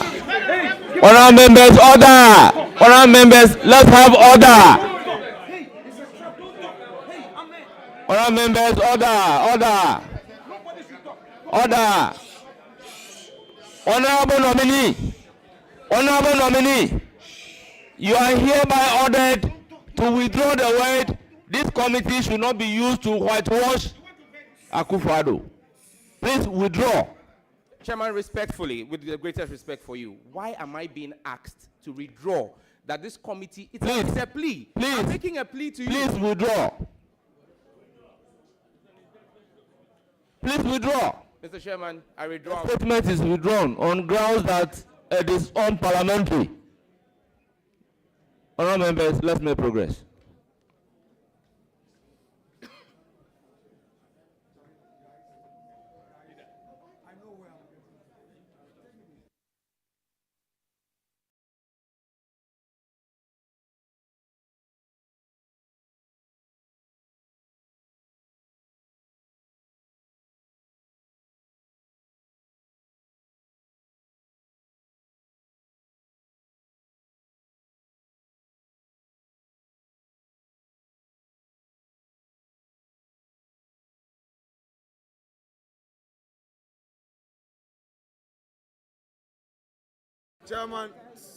Chairman, thank you. Please, let's have order. Honorable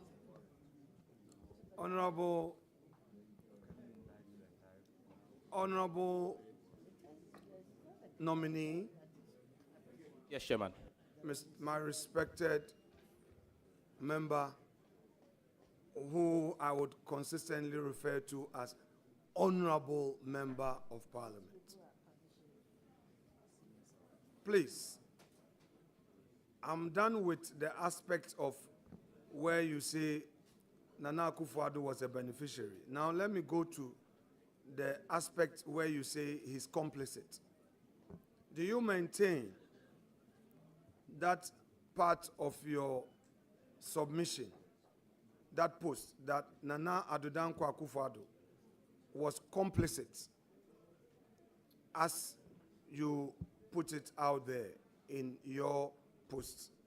Do you maintain that? Mr. Chairman, the first paragraph says our government is complicit.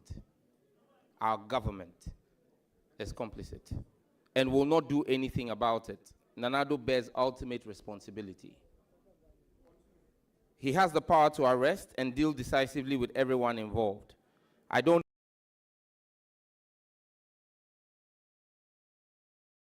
care what party they belong to. They are wicked criminals.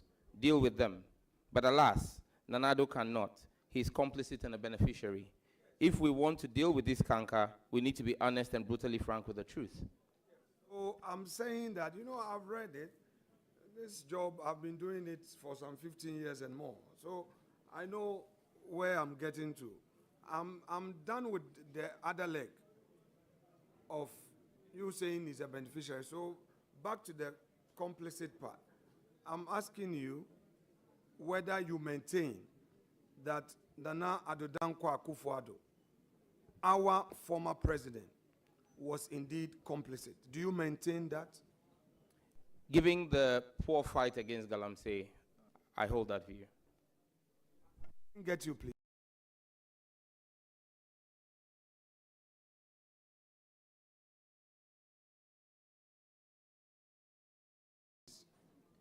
Given the abysmal fight against Galamsey, I hold that view.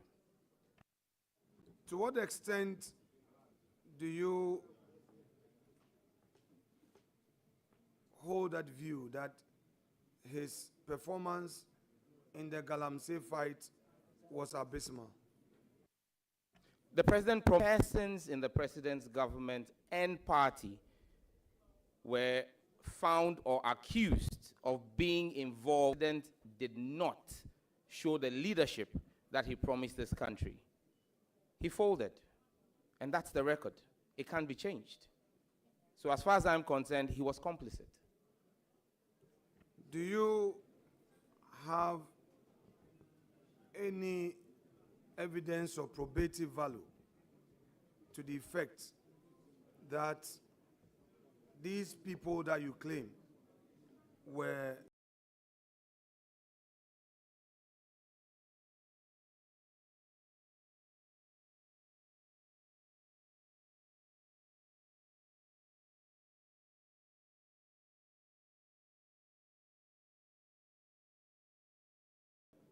part of government and were mining, were at the presidency? Mr. Chairman, the government is bigger than the presidency. The government.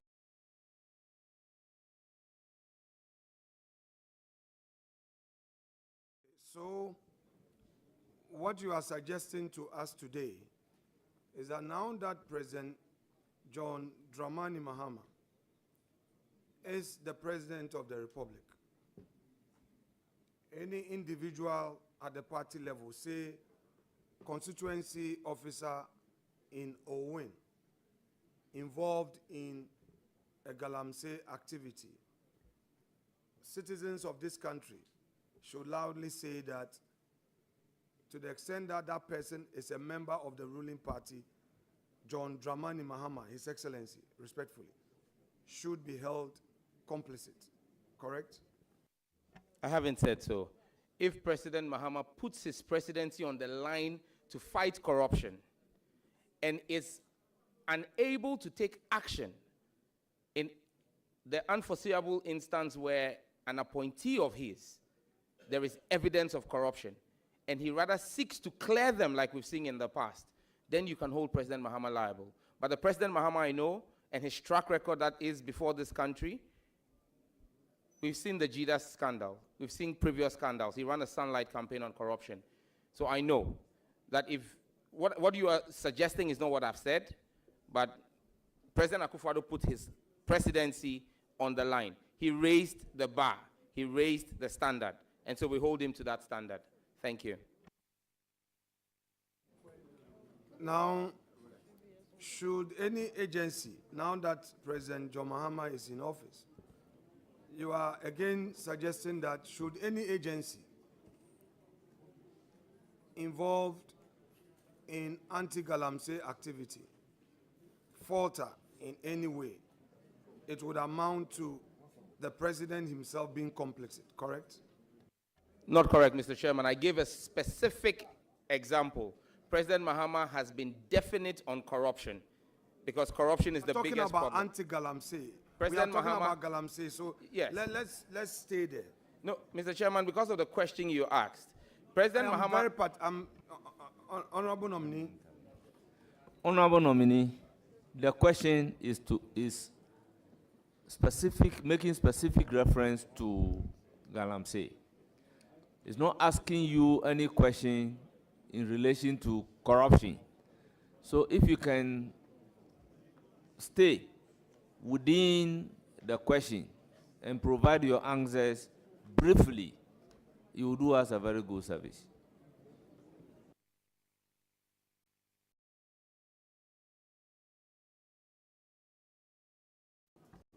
Yes, I asked you the question. Or you want me Honorable Chair, please, if the question could be repeated. My question to you. Now we have President John Dramani Mahama in office. Should any agency involved in anti-Galamsey activity fail, should we say that the President of the Republic is complicit? No, Mr. Chairman. Pardon? No, Mr. Chairman. Okay, so you are suggesting that in this current administration, any failure on the part of any agency in the fight against Galamsey should not be held against the president, correct? He has responsibilities. He will fulfill his responsibilities. Yes, I know. No, as for that one, we all expect government to fulfill their responsibilities. But my question is, should there be any failing at any agency? Should there be any failing in any agency? Will the president be complicit? Mr. Chairman, respectfully, this is now assumptions. We're building scenarios. I can't speak indefinite to conjecture and scenarios. If we get to that point, I'm sure, today we are speaking about this because there is hindsight on President Akufo-Addo's leadership. I believe that we'll have the opportunity 4 years down the line to judge President Mahama, but it will be unfair for me to pass judgment on a man who is barely 3 weeks in office. Thank you. Please, Chair, with your leave, may our clerk and the clerk to the committee have this and take back the earlier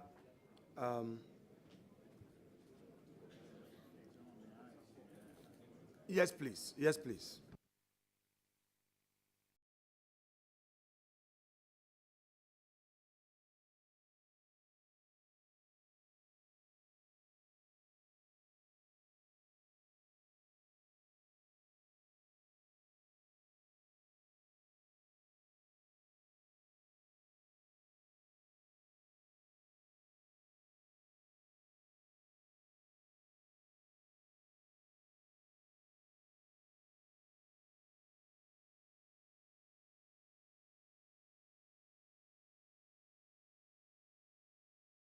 Are you in possession of the 7?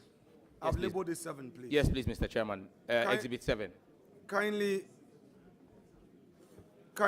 identify it. Is it a post you made, please? Yes, Mr. Chairman, it's a post I made. Honorable members of parliament who are visiting us, order. I'm not taking chairman's powers. Order. This is an exercise that students will learn something from. Yes, so, honorable nominee, please read it aloud. As a son of Gandangwe, Yes. I am outraged and disgusted at the continued abuse of state power and authority and the wanton encroachment and capture of Ghana lands. The latest attempt to steal lands belonging to GIS by agents purporting to be from the presidency of Nana Akufo-Addo is shameful and sad. I am yet to hear a condemnation from the Minister of Lands and Natural Resources, Honorable Samuel Abu Jinapor. He is responsible for the sector, and his children attend the affected school. It is also time for the Gamman Chair and the Greater Accra Regional House of Chiefs to man up and speak. Their silence is cowardice and a blot on the integrity of the Ghana state. They either speak up or we consider them willing accomplices. The next John Dramani Mahama government from 2025 must recover all such stolen lands and prosecute the perpetrators irrespective of their political colors. Enough is enough. Followed by a lion emoji, an angry face emoji, and Ghana, the Ghana flag. Thank you.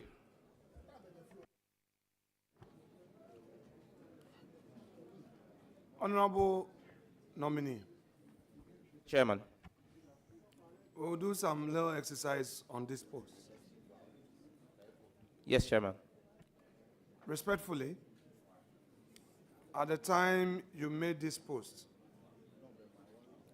did you have reason to believe that the government officials were taking over GIS lands? Did you have reason to believe same to be true? Yes, Mr. Chairman. Can you share with us the grounds upon which this was founded? Mr. Chairman, I listened to the news that day, and there was the news reported that a team of armed officers purporting to have come from the office of the president had accompanied a private real estate developer to take portions of the land belonging to GIS in the cantonment area. Thank you. Did you take steps to verify this information prior to the post? Did you verify? Mr. Chairman, I had no reason to doubt the credibility of the media houses on which I heard the story. Which media houses did you hear the story? Mr. Chairman, it was reported, I believe, by City. It was reported by Joy. These are two of the most credible media houses in the country. And what was the report? That officers or security personnel purported to be coming from the office of the president had accompanied a real estate developer to take over portions of GIS land. So you've used the word purported, which means that there was no evidence of state-sponsored takeover of GIS land.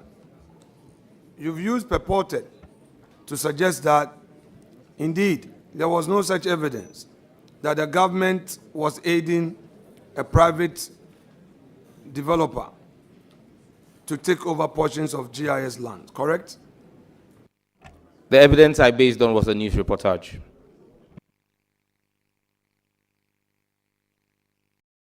Would you want to retract this post?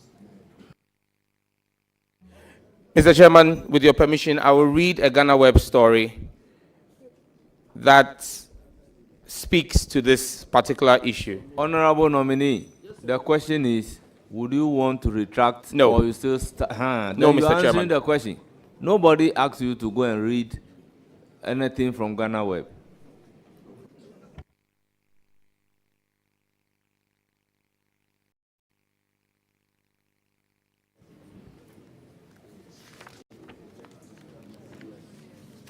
Honorable nominee, with the leave of chair, I will let you read.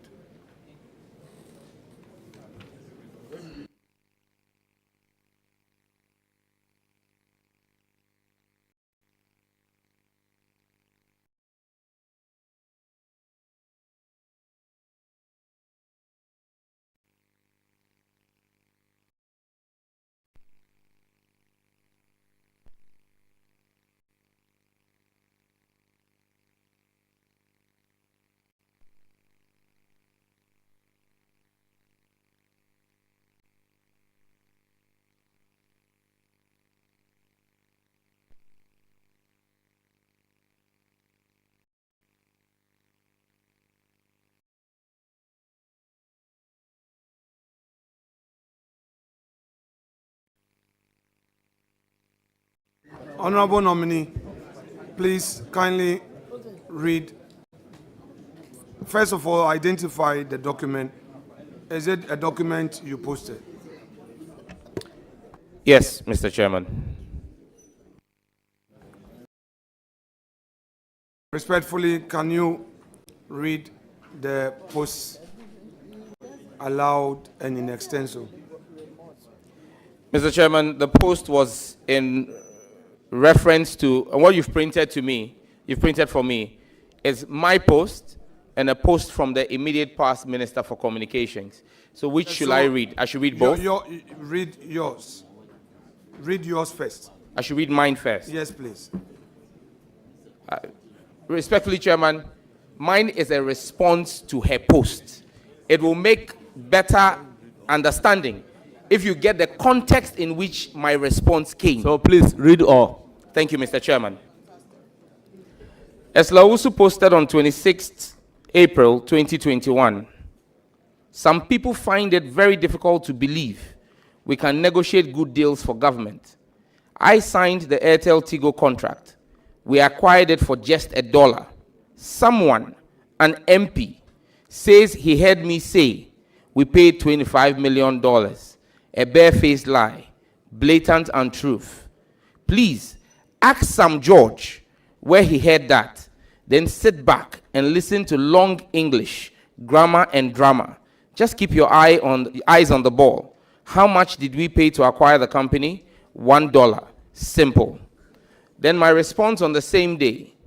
Someone tell our Minister for Communications that grand posturing and arrogant clapbacks will not stop us on the Parliamentary Committee of Communications and the good people of Ghana from demanding accountability from her.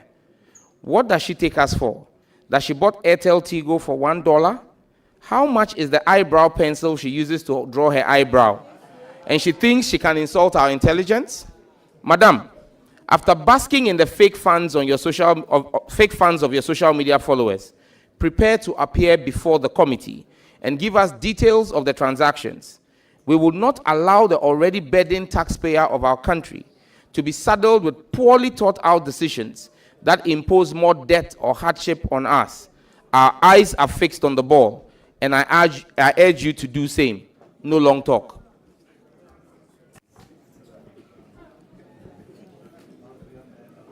Do you maintain the content of this post and the language you used in describing Honorable Eslawusu? Yes, Mr. Chairman. Very well. Chair.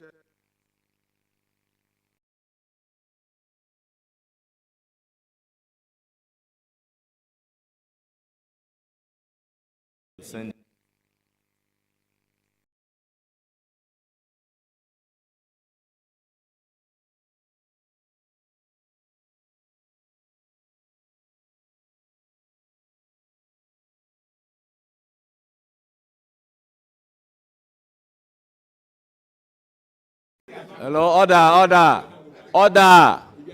Honorable Afriye, order.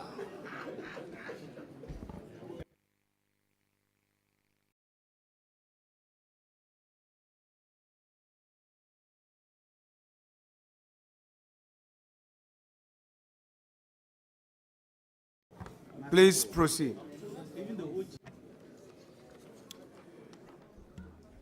Dated 19th November 2024.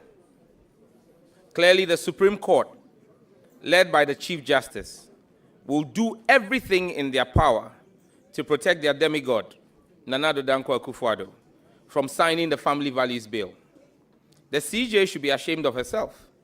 After preaching against such vices in ICGC and failing to walk her talk and take a stance when it matters most, such characters are the ones our Lord Jesus Christ chased out of the temple with a whip. From President Akufo-Addo to all members of the pro-LGBTQI cabal in all arms of government, shame on you. Bow your heads in disdain. Our children and grandchildren will remember you for all the wrong reasons. The lion emoji and the Ghana flag.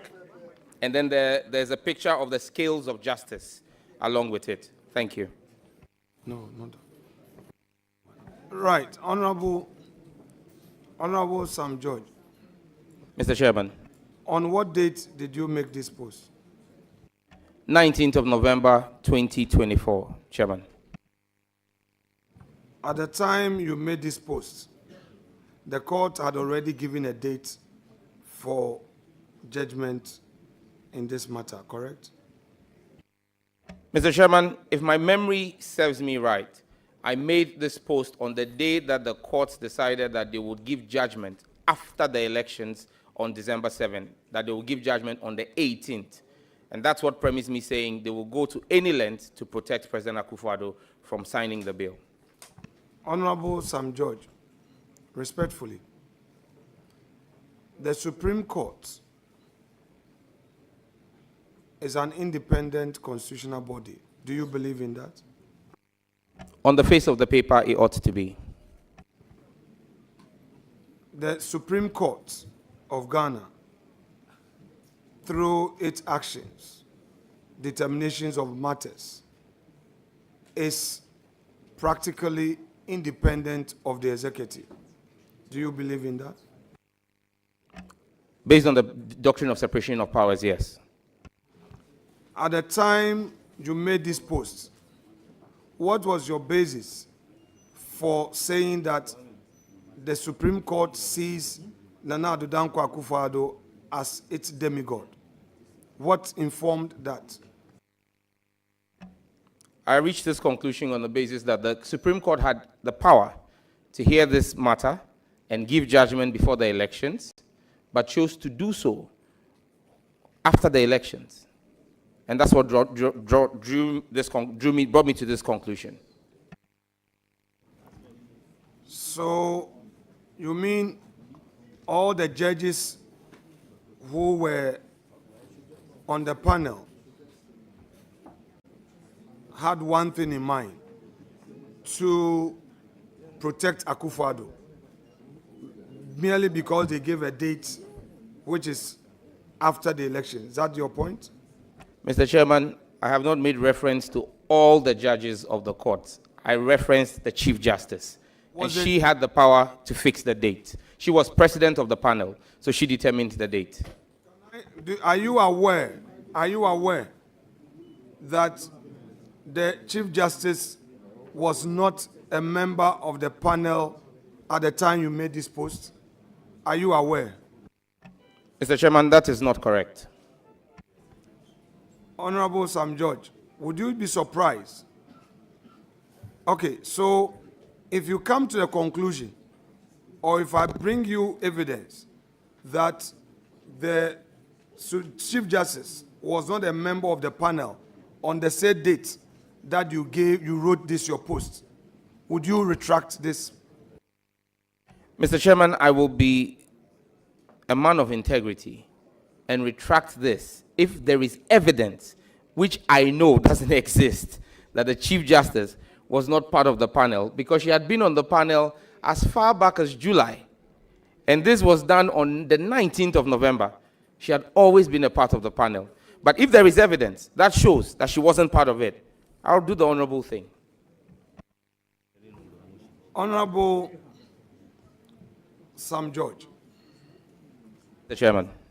At the time you made this your post, had you really done your checks to know who and who constituted the panel? Mr. Chairman, as far as I was aware, and like I said, even on the 18th of July, as far back as the 18th of July. We are on the, wait. I want us to. Honorable, with all due respect, when you ask a question and the nominee is providing the answer, let's allow the nominee to land with the answer, then you can follow up with another question. Thank you, Chairman. Please, I am on the 19th November post. That 19th November post Was it after the court hearing, or it was the very day the court gave a date for its judgment? Mr. Chairman, I don't really recall. Were you in court yourself? No, Mr. Chairman. But you became aware that on the said date, the court had given a date, 18th December, for its final ruling on the matter. Yes, Mr. Chairman, it was reported in the news. Based on the news reportage, you attacked the Chief Justice, correct? Because of your belief that the Chief Justice was a president of the panel, correct? That's correct, Mr. Chairman. Now, did you become aware? Did you become? Let me ask Chairman, I want to ask a follow-up question. Chairman, I want to ask a follow-up Chairman, question. Chairman. Honorable Leader, I want a follow-up question. Let me take a deep breath. Let me take a deep breath. Honorable nominee, did you attack the Chief Justice? No. Like I've stated constantly before this committee, I have criticized her constructively. Thank you, Mr. Chairman.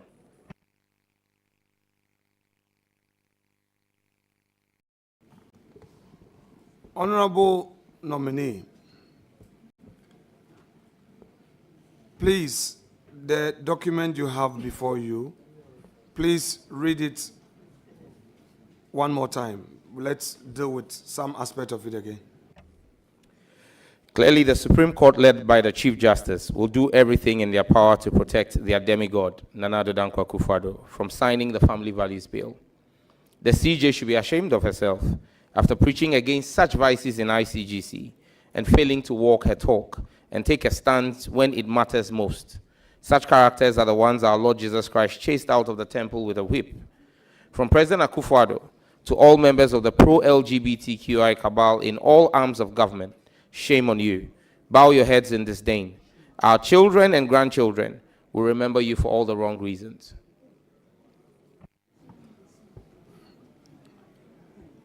Would you want to retract this post? No, Mr. Chairman. If you become aware that Her Ladyship Lovelace Johnson was the president of the panel and that the Chief Justice was not a member of the panel in any way, would you retract the post? Mr. Chairman, I'm fully aware that when I read the judgment, Her Lady Justice Lovelace Johnson was the lead of the panel. That doesn't take away the powers of the Chief Justice in ensuring the speedy dispensation and discharge of justice. When you read the judgment, did you see the Chief Justice's name as being part of the panel? No, Mr. Chairman. So, in your view, the fact that the court had given 18th December date amounted to they being in collision with the President of the Republic at the time, correct? Honorable Leader, I recognize Roxanne Nelson Dapamakpo on supplementary. No, Chairman. You will come back to your question. Chairman, with respect, I have asked my question. Let him answer.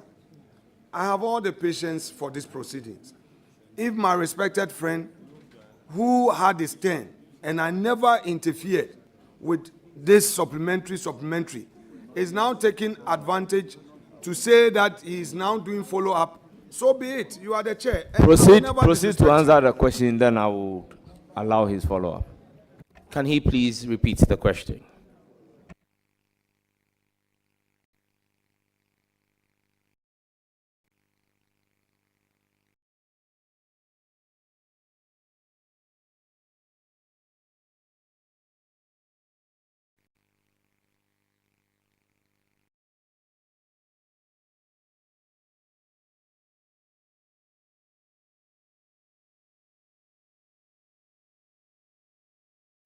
All members, order.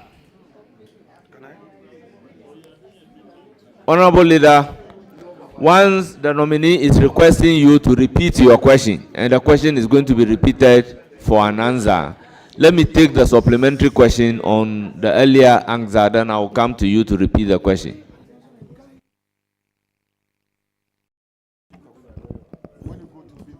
Chairman, thank you very much.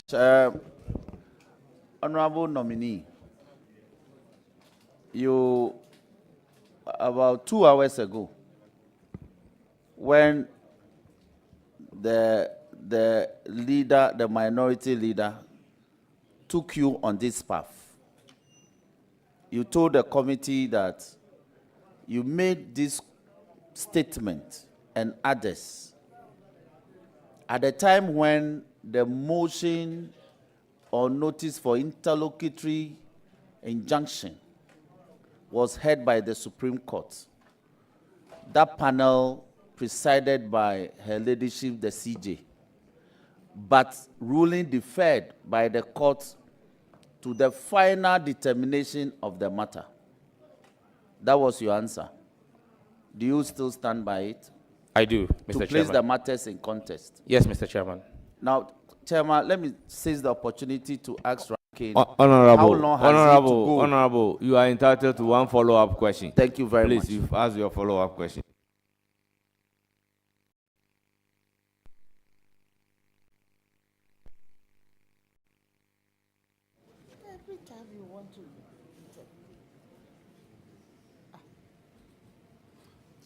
Honorable nominee, you had earlier on indicated that should you come to the realization that the Chief Justice was not part of the final judgment in the matter in issue, you will pull down or retract the post you made on the 19th of November. Do you maintain that? Mr. Chairman, can I, in answering this question, read the second paragraph of my post? The CJ should be ashamed of herself after preaching against such vices in ICGC and failing to walk her talk and take a stand when it matters most. Context. She had heard the injunction case, deferred ruling because she wanted to get the benefit of understanding the substantive case. When that time came, she walked away from it. I am a man of deep faith. My faith will never waver when it comes to my principles on homosexuality as a Christian. She passed the buck when she had to take a stance when it mattered most. And that's why I continue to say, such characters are the ones our Lord Jesus Christ chased out of the temple with a whip. So it's context. Thank you. Let's stay on context. Do you know that our faith, as we exercise it, and the law do not operate on the same level? Do you know that? Yes, I do. So it would be unfair to attack a judge in a matter of law merely because of the faith she professes. Mr. Chairman, I did not attack. I criticized. Thank you. Would you agree with me that it would be unfair to criticize a judge sitting in a court of law for exercising her discretion in law merely because of her faith?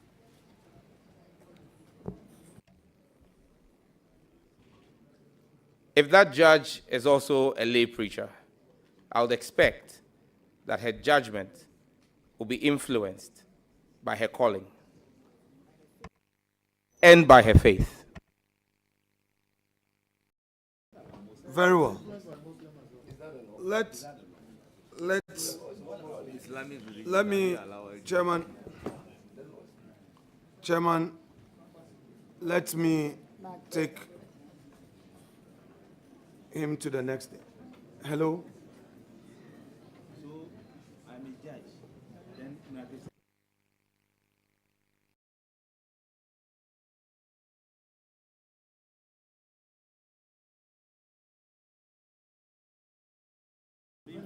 Honorable nominee, I have given.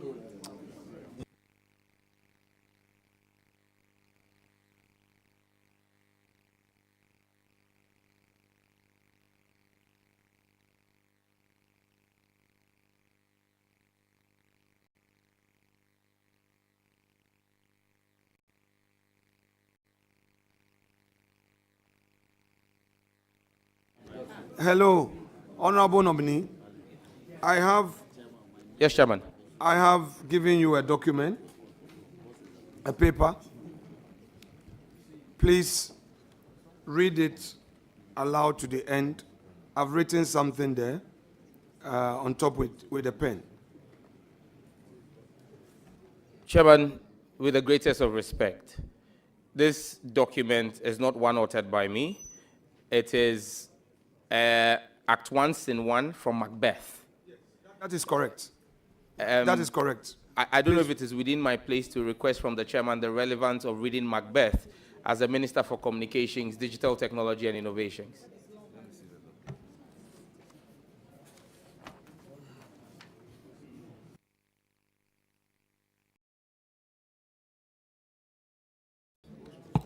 Honorable Leader, once the document is not emanating from the nominee, accordingly, he's not supposed to answer any question based on it.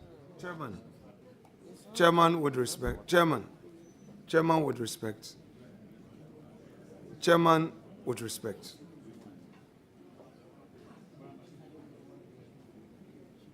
Honorable Leader, you know the position of the law, that if you are not the author of a document, you are not responsible for the content of the document, and as such, you cannot be asked to answer questions based on a document of which you are not the author. Chairman, I've not asked him a question. I've not asked him a question. Perhaps the lawyers on this table may assist me. I can make mistakes, and I'm ready to learn. We are allowed to lay a foundation. Around this table, we've laid foundation with constitutional documents, with media publications. In fact, we laid a foundation at the commencement of my questions with St. Francis of Assisi prayer. He read it out. He read it, he has it right here. So a document that is being read to lay a foundation to mount a question is allowed. I don't know why you are Honorable Leader, Minority Leader, Honorable my learned friend, we all know the rules of the game. You haven't asked any question, but you asked the nominee to take a look at a document. And the answer from the nominee is to the effect that I am not the author of the document you are asking me to take a look at. Okay. So no, Chairman. The proper form.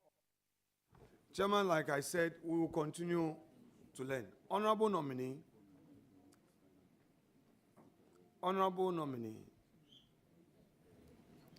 please, you have an extract from Macbeth before you, correct? That's correct. Please read the relevant provisions there as in your hand. I do not know, Mr. Chairman, what is relevant. This is about 29 lines. You see, Honorable nominee, hold it.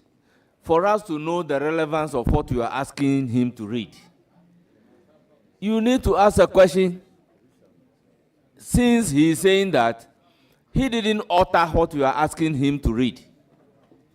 So why would you be asking him a further question when he expressly told you that the document you are giving me, I am not the author? He is not the author. So my learned friend, with all due respect, once the answer from the nominee is that you gave me a document, but I am not the author of the document, it's about telling you I don't know anything about this document.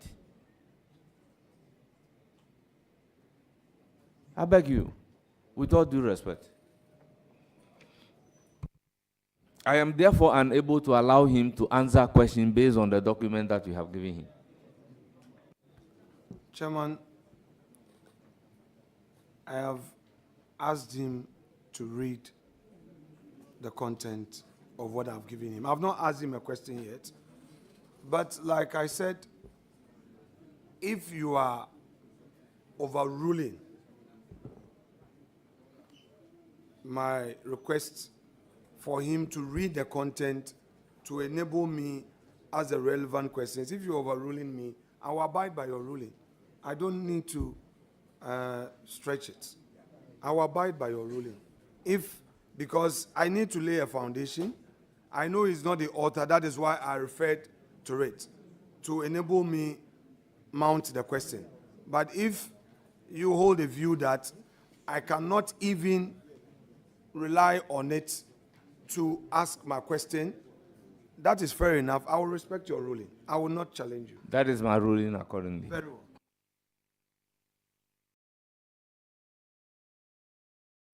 Bring the document back.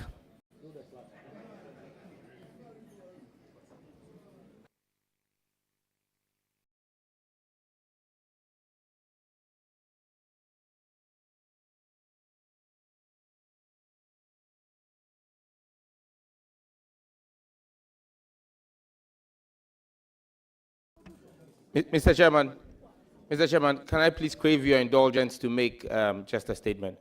I just want to use this opportunity to apologize to my chiefs who have been sitting here since 7 a.m. based on the notice. Neneme, nyeme, ipanyepe, chapi miningepe, munyuna ngimbi, majenya, nyechumka. Thank you. Chairman, with respect, the nominee has made certain public statements. I need to ask him certain questions based on those statements he's made on TV and all. I, with your leave, made them available to the clerk, to the committee. So we shall proceed to watch the videos, and then would ask the questions one after the other on it. The clerk to the committee was provided with it, and we did this arrangement before the hearing. So please set the technology in place for us to watch the video. Thank you. He's a Muslim by day, a Christian by night. A religious prostitute cannot be our president. All right, okay. He's a Muslim by day, a Christian by night. A religious prostitute cannot be our president. All right, okay. He's a Muslim by day, a Christian by night. A religious prostitute cannot be our president. All right, okay.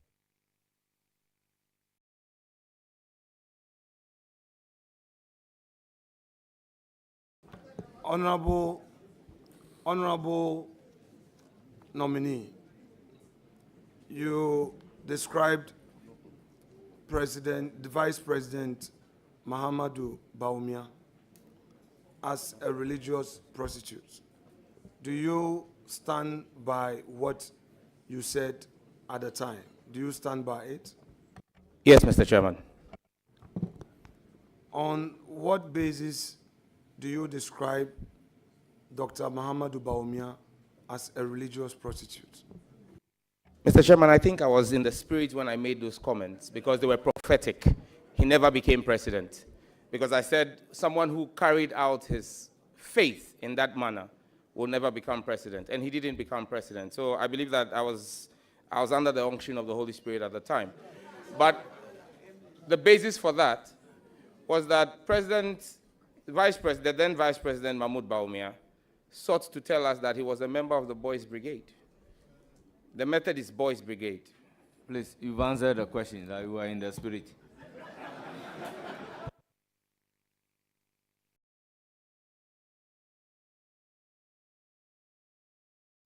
Order. Honorable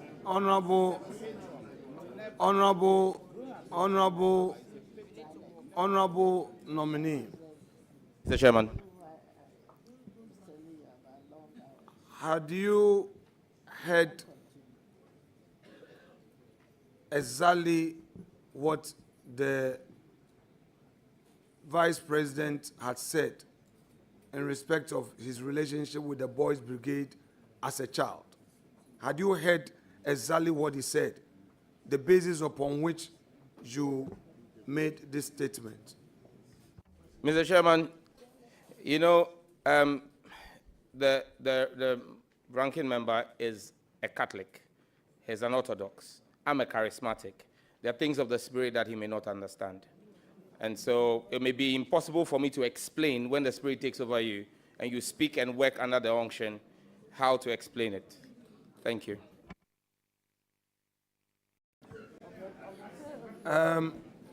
Honorable nominee. Mr. Chairman. Honorable nominee. Mr. Chairman. They don't understand the spirit. Catholics. I have heard you. Are you therefore saying that, led by the Holy Spirit, Honorable member, can you do us the honorable thing by retracting the aspect of you saying you are charismatic, he's a Catholic? So it's of a different faith. If it pleases the chairman, but I thought these were issues of fact. But if it pleases the chairman, please. If it pleases the chairman, I withdraw. Please, statement withdrawn. Let's make progress.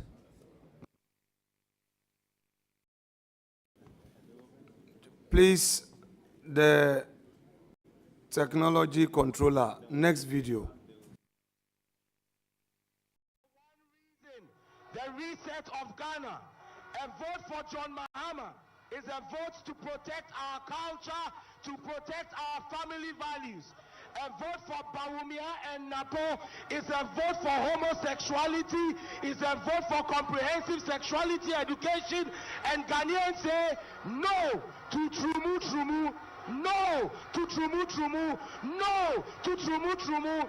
We need John Dramani Mahama to come and sign the bill into law. Ayazu, if you love the children of Ghana, if you love our family values, if you love your faith as a Christian, if you love your faith as a Muslim, if you love your faith even as a traditionalist, you know that we do not support homosexuality. Napo must account and go to the Pope. Yes, honorable nominee. Mr. Chairman.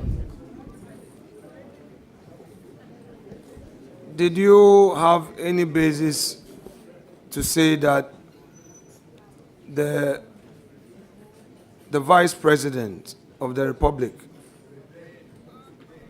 Dr. Mahamudu Bawumia,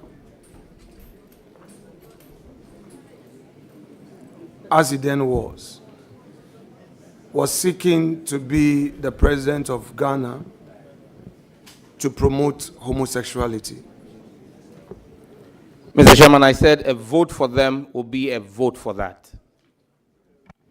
Do you, in your present circumstance, still maintain that statement you made? Yes, Mr. Chairman. Had you any reason to believe that Dr. Bawumia was seeking office to promote homosexuality as you described? Mr. Chairman, in the tape, I don't make reference to only Dr. Bawumia. I make reference to his running mate, Matthew Poku Prempe, as well. And there's basis for that. So you had reason to say that Dr. Matthew Opoku Prempeh was seeking for the high office of Vice President of the Republic to promote homosexuality? I was speaking to his track record, Mr. Chairman. What is his track record? Mr. Chairman, as Minister for Education, he oversaw the attempted introduction of comprehensive sexuality education into our country and proceeded to a meeting, a UNESCO meeting of African ministers of education, where he gleefully spoke about the benefits of introducing sexuality education into African curricula. That video is available. We can pull it up and make it available to the committee. Honorable nominee, you said he presided over an attempted introduction of homosexuality.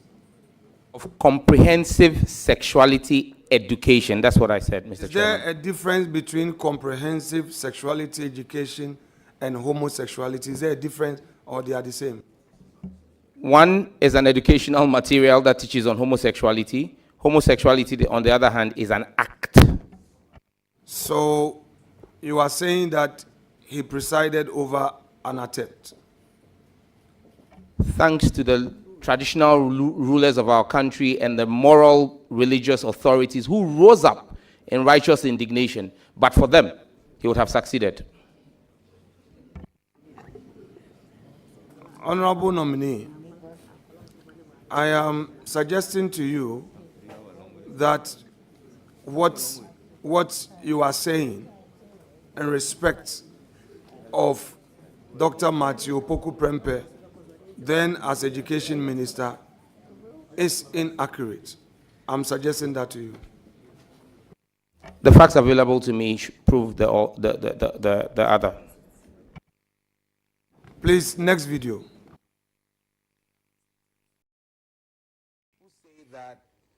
I've been saying to a few friends that people say that politicians steal from the public purse. The Nana Akufo-Addo Bawumia government did not steal from the public purse. They stole the purse. I've been saying to a few friends that people say that politicians steal from the public purse. The Nana Akufo-Addo Bawumia government did not steal from the public purse. They stole the purse. No problem. Hello, honorable nominee. Mr. Chairman. You have just watched the video.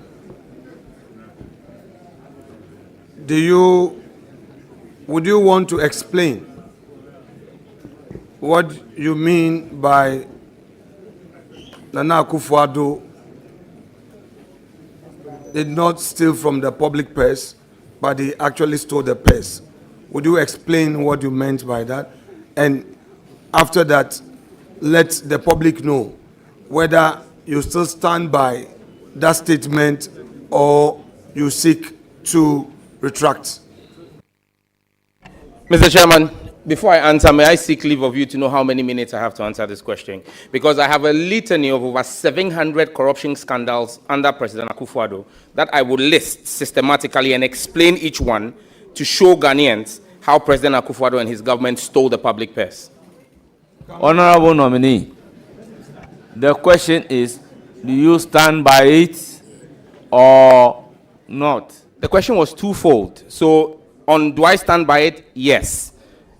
Why did I say it? That's what I'm asking for. How many minutes or hours you give to me to run through 700 corruption scandals under President Akufo-Addo?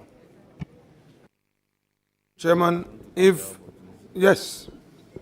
the nominee so pleases with his evidence against Nana Addo Dankwa Akufo-Addo and he wants to proceed, it is within his right to proceed. Proceed.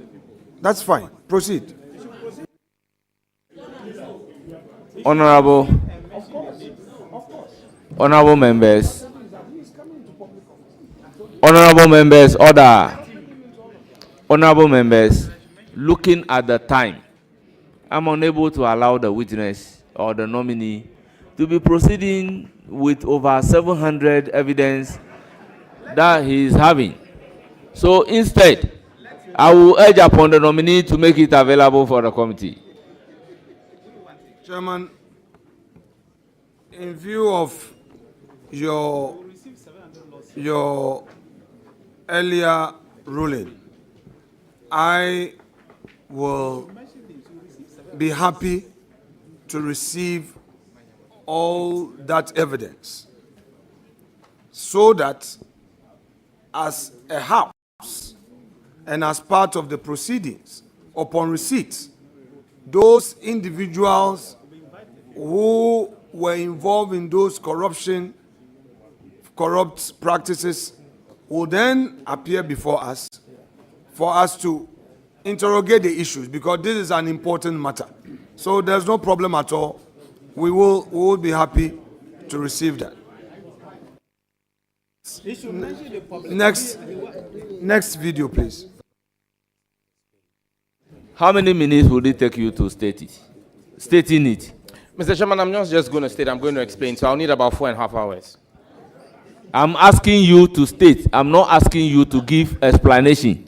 Can Chairman, you state it? Mr. Chairman, just stating it and not explaining it will not do justice to me. So then, if you won't allow me time to explain them for the Ghanaian people to understand, then there's no need me starting.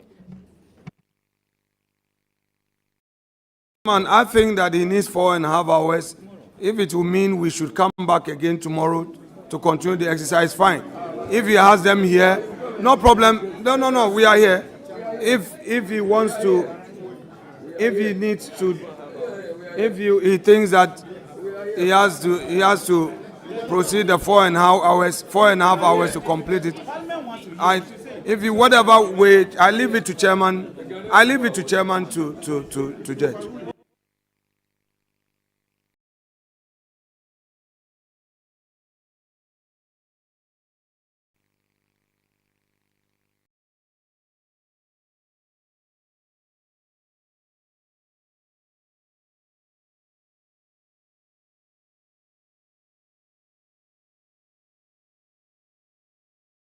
Please, let's make progress. Please, next video. Chairman has ruled that he should submit. That's the ruling of the chair. That he should submit the 700 cases of corruption against those individuals so that we deal with it.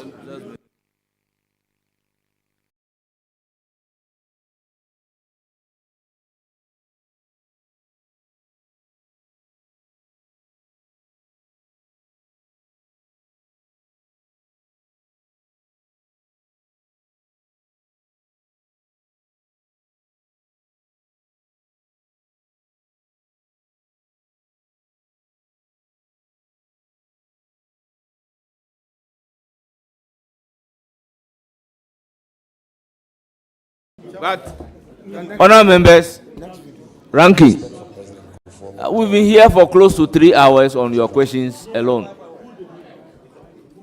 Do you have any more further questions? Chairman. And how long will you go? How many more questions do you have? Chairman, we have the video series. Please, let's do the third one. Chairman, honorable leader, you promised the committee that though you have unlimited questions to ask, you'll be very fair and reasonable. But today, you've asked a question for close to 3 hours. Okay, Chairman, thank you very much. Chairman, we started the day with Honorable Dr. Rashid Pelpo. I waived my right to ask him any question. I didn't ask any question. We took a second nominee, Honorable Mutala Mohammed. I didn't ask him any question. But at all material time, No. Can I? there was somebody acting for you.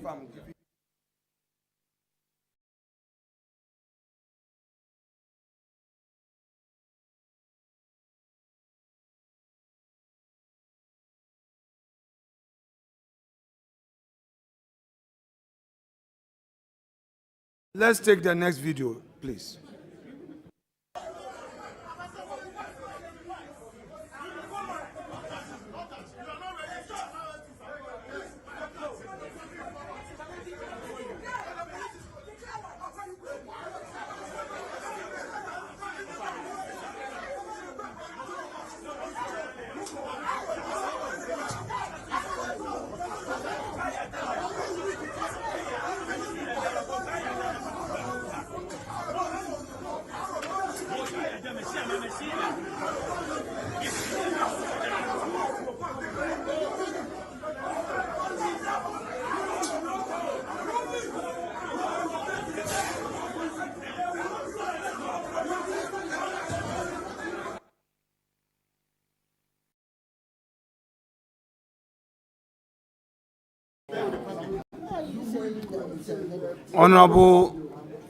Honorable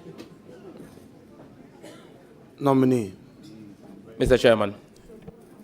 You were in that video, correct? That's correct, Mr. Chairman.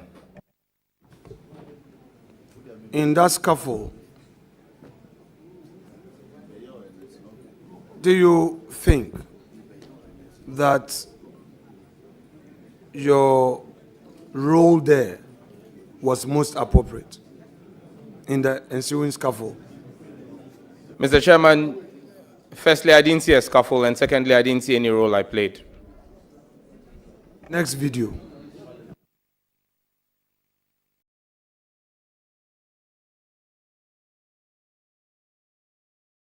A misconception has been put out, and you know that's a misconception has been put out, and I listened to that full BBC interview. President Mahama has been clear that he will sign that bill, and he has no option than to sign that bill. President Mahama will know no peace from Sam George until he signs that bill, and he himself has said that to the clergy, that as a Christian, as a member of the Assemblies of God Church, he will sign that bill. In that bill.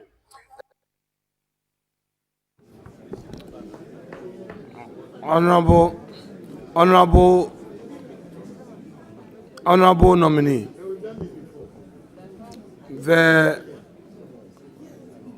the president, in a meeting with the clergy, suggested to the clergy that instead of passing a law,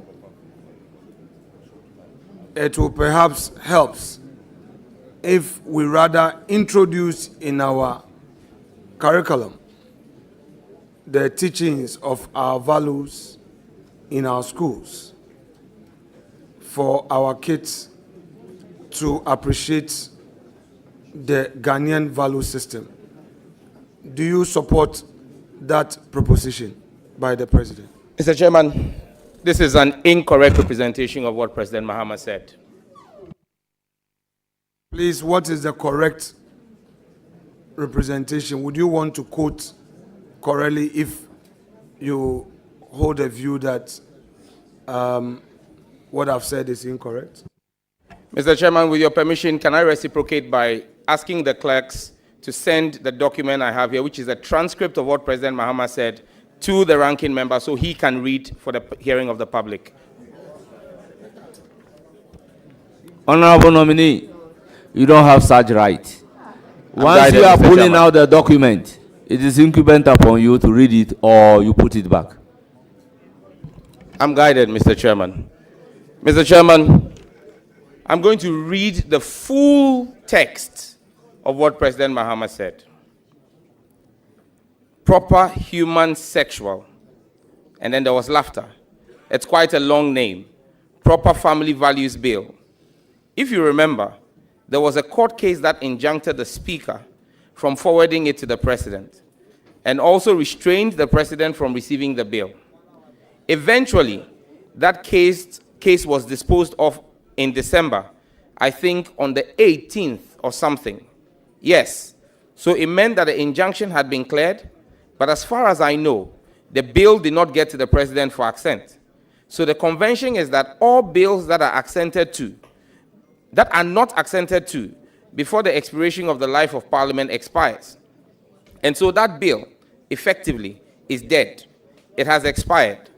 I don't know what the promoters of the bill intend to do, but I do think that we should have a conversation on it again, so that all of us, if we decide to move that bill forward, move it forward with a consensus, emphasis mine. And probably, it shouldn't be a private member's bill. It probably should be a government bill, with a government behind it, after consultation with all the stakeholders, to see how we know where to move this forward. But it leads us back to the discussion we had. If we were teaching our values in school, we wouldn't need to pass a bill to enforce, our family values. And that is why I think more than even the family values bill is us agreeing on a curriculum that inculcates these values into our children as they are now growing up, so that we don't need to legislate it.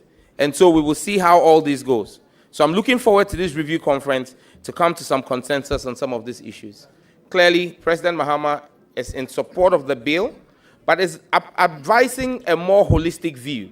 Apart from passing the legislation, also the reintroduction of our family values into the curriculum of our children. That cannot be a wrong advice. Thank you, Mr. Chairman.